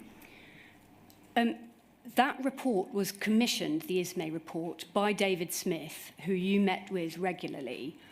And Mr. Smith was also, as Mr. Beer said, keeping a close eye on the Misra trial, which started a few days after the meeting that you had with Sir Alan. Mr. Smith was delighted with his team for securing the conviction against Mrs. Misra. He apparently, or at least the team apparently, believed that it vindicated Horizon that Mrs. Misra had been convicted. Did you ever raise the JFSA complaints directly with David Smith when you met him? There's an interesting point. When I got the letter to Sir Alan Bates of the 7th of December, which was essentially my response to the questions he'd asked at the meeting, which I'd asked to be followed up and checked. I'm assuming, because it would be my normal practice, that I would have discussed that with either an official or with a member of the Post Office, in this case, David Smith. I have racked my memory to see whether that was raised, and I assume I did it, but I cannot remember the precise meeting or the precise discussion. How regularly were you meeting with him at that sort of time in the latter end of 2010? I genuinely don't remember. I don't think it was that frequent.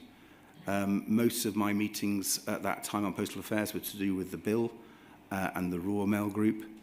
But I remember meeting him on one or two occasions. He was not a frequent attendee. Sorry. Miss, I don't want either Sir Edward or you to be on a false premise here. My recollection is that Mr. Smith's tenure as managing director ended in 2010, but I stand to be corrected. You're quite right, sir. Correct. I wouldn't want Sir Edward to think that there were many, many months when he was in post, that was all. No, you're absolutely right, sir. He was only there for a short time during the period, but obviously covering this period of autumn 2010. Yes, certainly, yeah. Can I then just turn to the letter that you wrote to Jonathan Lord and the background to that, Jonathan Lord being Mrs. Misra's MP. Mr. Lord wrote to you about the Misra case, and if I can bring that up, please. It's poll 309-4279. I haven't been able to find a very good copy of this letter, but one of the points that is raised within it is remote access, albeit in a slightly roundabout way.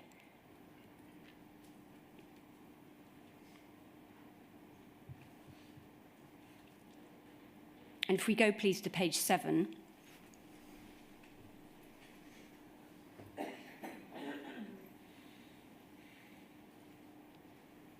And if we zoom in at the bottom of the letter, we can see how he raises it.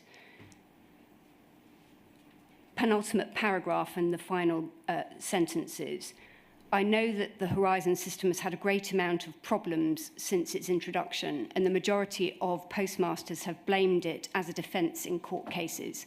And then this, I also gather that access to the system is possible remotely through the Post Office's network. And it seems that that has been picked up by Mr. Whitehead, because if we could then please go to poll 20417094. He sends an email to Post Office following up on that.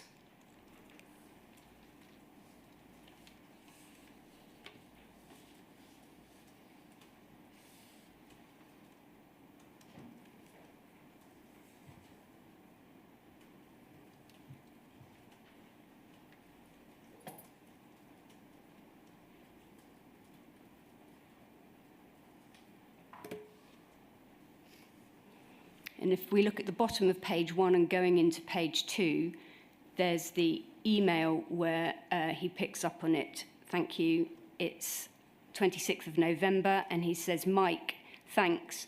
Re the Lord/Misra case. Can we quote Poll as categorically stating that there is no remote access to the system or to individual branch Horizon terminals, which would allow accounting records to be manipulated as JFSA claims? So it's very specifically about the Misra case. Do you see that? I do. Your reply to Mr. Lord dealt with remote access in a very similar way to the letter that was written to Sir Alan, touching on the same subject, which has just been shown to you by Mr. Beer. And both of those letters were based on the wording from the poll briefing that you received.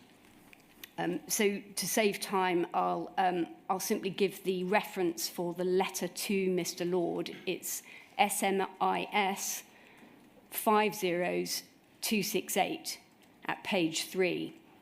And it begins with that same, or at least the passage on remote access has that same categorical refusal to accept it. Poll also categorically states that there is no remote access to the system or to individual branch terminals, which would allow accounting records to be manipulated in any way. So that same wording is used as in the letter to Sir Alan.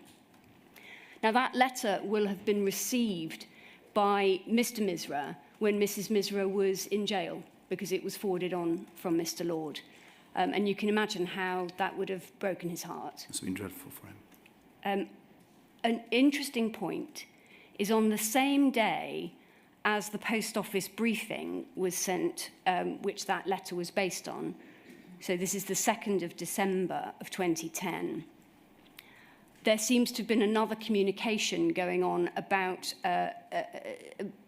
these cases. And if I can bring the reference up, it's poll 20295322. And this seems to indicate that Mr. Whitehead was asking further questions from Post Office.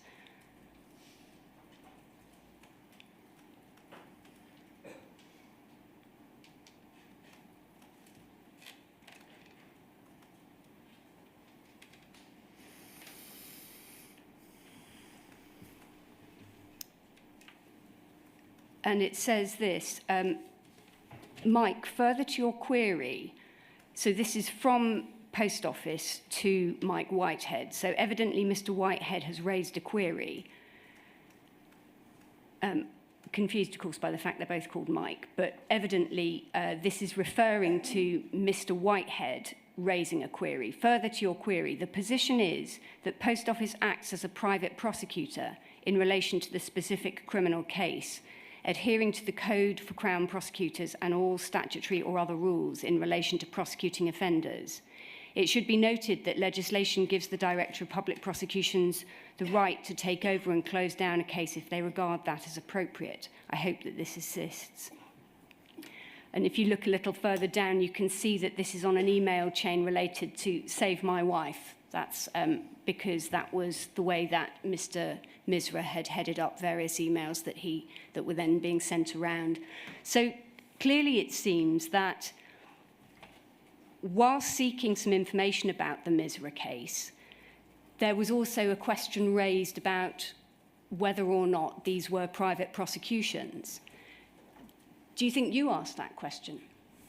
No, Where do you think that might have come from? I don't know. Presumably within checks. It's a telling question, isn't it?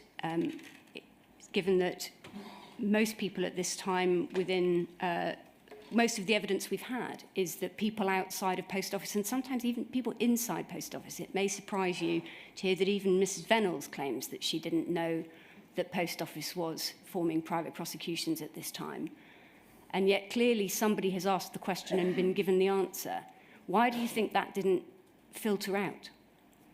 I don't know. I found quite a lot of things I've been reading both shocking and surprising. The key thing is that people were being sent to prison by a state-owned entity.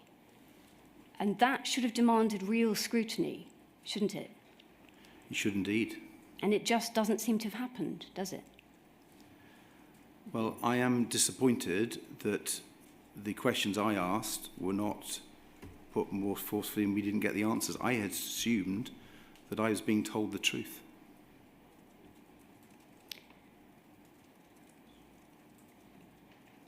Did you ever hear about the Misra case in any way other than the letters that we've seen? Obviously not recently. I'm talking about back in the day. I can't remember beyond the letters.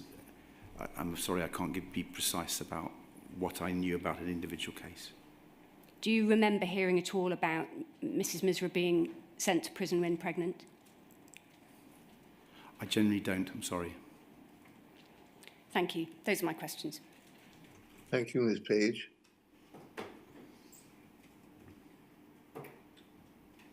My name is Sam Steen. I'm going to ask you some questions.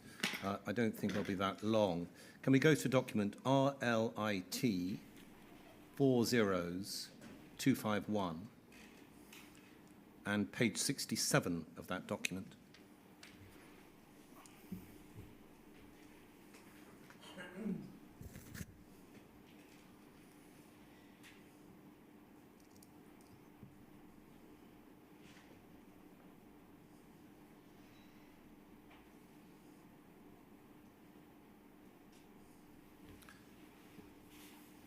And if we can centre on 5B, if we go further down, so page 67 of the document on relativity, that is.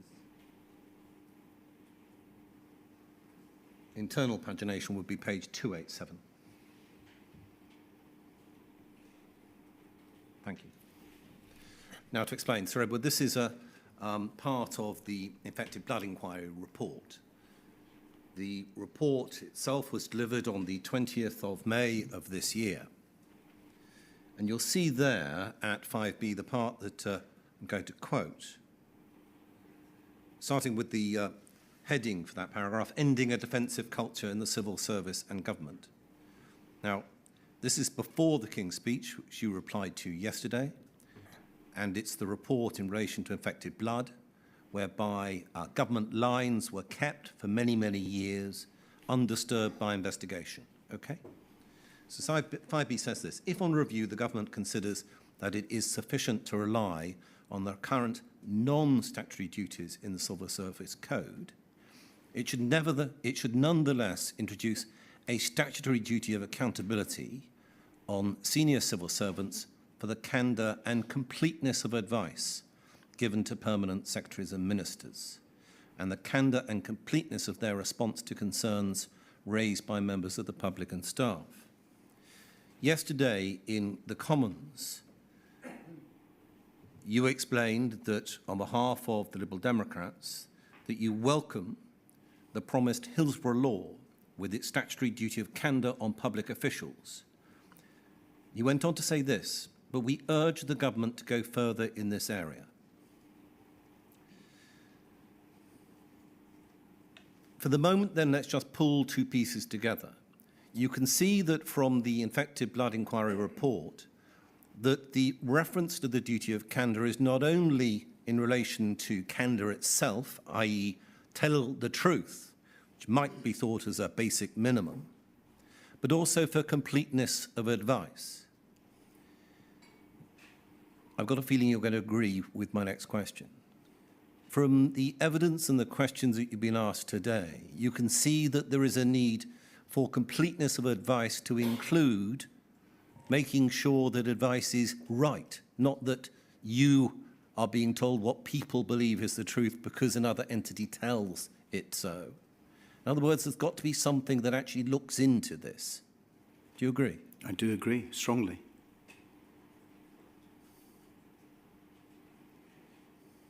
Now, how to do that is not easy. Government needs to be able to sort out that the difference between someone that refers to the passing UFO, forgive me any extraterrestrials watching, but it might be a different question to looking into the issues that relate to an organisation which is prosecuting its own people. And there needs to be some type of body that is capable of carrying out investigation. That would have to be backed up with some power. In other words, some powers to conduct an investigation and for other people to answer those questions. Do you again agree? Yes, although for clarity, can you say a little bit more about what you're proposing? Well, government's going to have to consider a way of not only looking into things, but also getting answers. That may need a power of compulsion that the courts have in order to call for evidence and documents, perhaps instruct experts. So do you understand that from all of the evidence that you've given today, the sorts of questions that you've been asked, you need to go further than just making sure that officials are telling what they think is the truth? You need to look into it. I agree with that. And to look into it, you're going to have some power to get some answers. Yes, I mean, in the way, for example, a select committee has powers to call evidence and force people and call for papers, and to cross-check between what witnesses are saying. On a matter that's as serious as this, when people are being prosecuted, losing their livelihoods, their homes, and being so appallingly affected, there absolutely has to be those powers and that ability. I mean, if I was in government looking at this, I would want to make sure we'd learn from these various scandals and we restore the public trust in the system. The system has clearly failed on a most shocking way, and has to be reformed and root and branch. And that must be done in a timely fashion. Peter Holmes was a branch manager, Jesmond branch of the post office. He was convicted in 2010, not long before you took up your post. He had been a police officer in Jesmond. His area was his beat. He had had a hotel there. His great love in life was with his family taking drives out of the country. He was a modest man who wanted to work to support his family and provide a service in the area, and hence he was a branch manager at a post office. I mentioned timeliness of investigation. He died in 2015. His name was cleared in 2021. Do you see what I mean? I absolutely do. I mean, Not only must there be an investigation, consideration of these matters that are serious, but it must be done so that where there is wrong, that wrong is identified. Absolutely. I mean, I hope you don't mind, Sir Wynne. I have 3 constituents I'm representing now whose lives have been very severely affected by this scandal. I'm obviously not going to name names, but listening to their stories, like the one you've spoken about, like so many, justice demands that we change the systems to make sure this can't happen again. Agreed. Sir Edward, you're not in government. You are now the leader of the 3rd largest party in government. You have increased weight and increased influence in government. Will you use that weight and influence in government to try and push through so that there is something done in this area of duty of candour plus? In other words, take it that step further. Yes, I hope when Sir Wyn finalises his report alongside the Hillsborough recommendations, the contaminated blood scandal recommendations and others, the government implements those recommendations. And if it does, it will have the full support. Indeed, we will champion them. And I mentioned earlier another reform that we are championing, namely an office for the whistleblower, because I do think that's another important element of the reforms. There are many we need to make. We can't just rest at the legislating for duty of candour, important though that is. And yesterday you mentioned the question of whistleblowers and stronger protections. What we've seen here within the Post Office inquiry is that for many, many years, sub-postmasters were not brought within whistleblower protection by the Post Office. Now, we think that that is because that they were agents of the Post Office and didn't have employee status within the legislation. There are many people that work as agents, there are many people that work as consultants that are not protected by the whistleblower legislation. That is another area that I believe that you may well agree needs concern, needs attention and needs change. Do you agree? Yes, I agree. Thank you, Sir Edward. Last series of questions, I believe. Thank you, sir. Sir Ed, I ask questions on behalf of the NFSP. I think obviously you mentioned the NFSP in your statement and the former General Secretary, George Thompson, and the inquiry has heard what he had to say about his position on Horizon. I want to ask you, though, about some of the other representative bodies or unions that you met with to find out what you gleaned about Horizon there. Paragraph 28 of your statement, you say you met with the CWU 12 times and the NFSP 9 times in your 2-year tenure. And the inquiry heard evidence in June from the CWU's Tony Kearns that during the relevant period of Horizon, there were approximately 9,000 employees in Crown Post Offices using the Horizon system, and those employees would likely, perhaps not all, but likely have been CWU members. It's accepted there were prosecutions and dismissals arising from Horizon data of Crown Office employees, and that there was an increase in prosecutions for them, albeit not at the level of the sub-postmasters. So what I wanted to ask you was, when the CWU came to meetings with you, did they raise anything about Horizon in those meetings? I can't remember them doing that at all. Do you remember if you ever asked them about Horizon? No, the only thing I can remember, and it was an informal meeting with George Thompson from the NFSP, amongst many other issues, because we were dealing with the bill and network transformation and so on. I did ask him about Horizon, although my brief had already told me that they didn't agree with the JFSA, but I wanted to hear it directly from him. And so I asked him, but it didn't come up at any CWU meeting. And it didn't occur to you to ask, given that these people working in Crown Post Offices are actually Post Office employees, effectively civil servants? Well, all I had been told, and it's there in the Mike Whitehead submission, that the Crown Post Office weren't reporting any problems with the system. Thank you. Those are my questions. Thank you, Ms. Watt. Is that it, Mr. Beer? Sir, it is. Well, thank you, Sir Ed, for making a full witness statement and for answering a great many questions both before lunch and after lunch today. I'm very grateful to you for so doing. Thank you, sir. And we'll resume again at 9:45 with Ms. Swinson. Is that correct? That's right, sir. Thank you very much.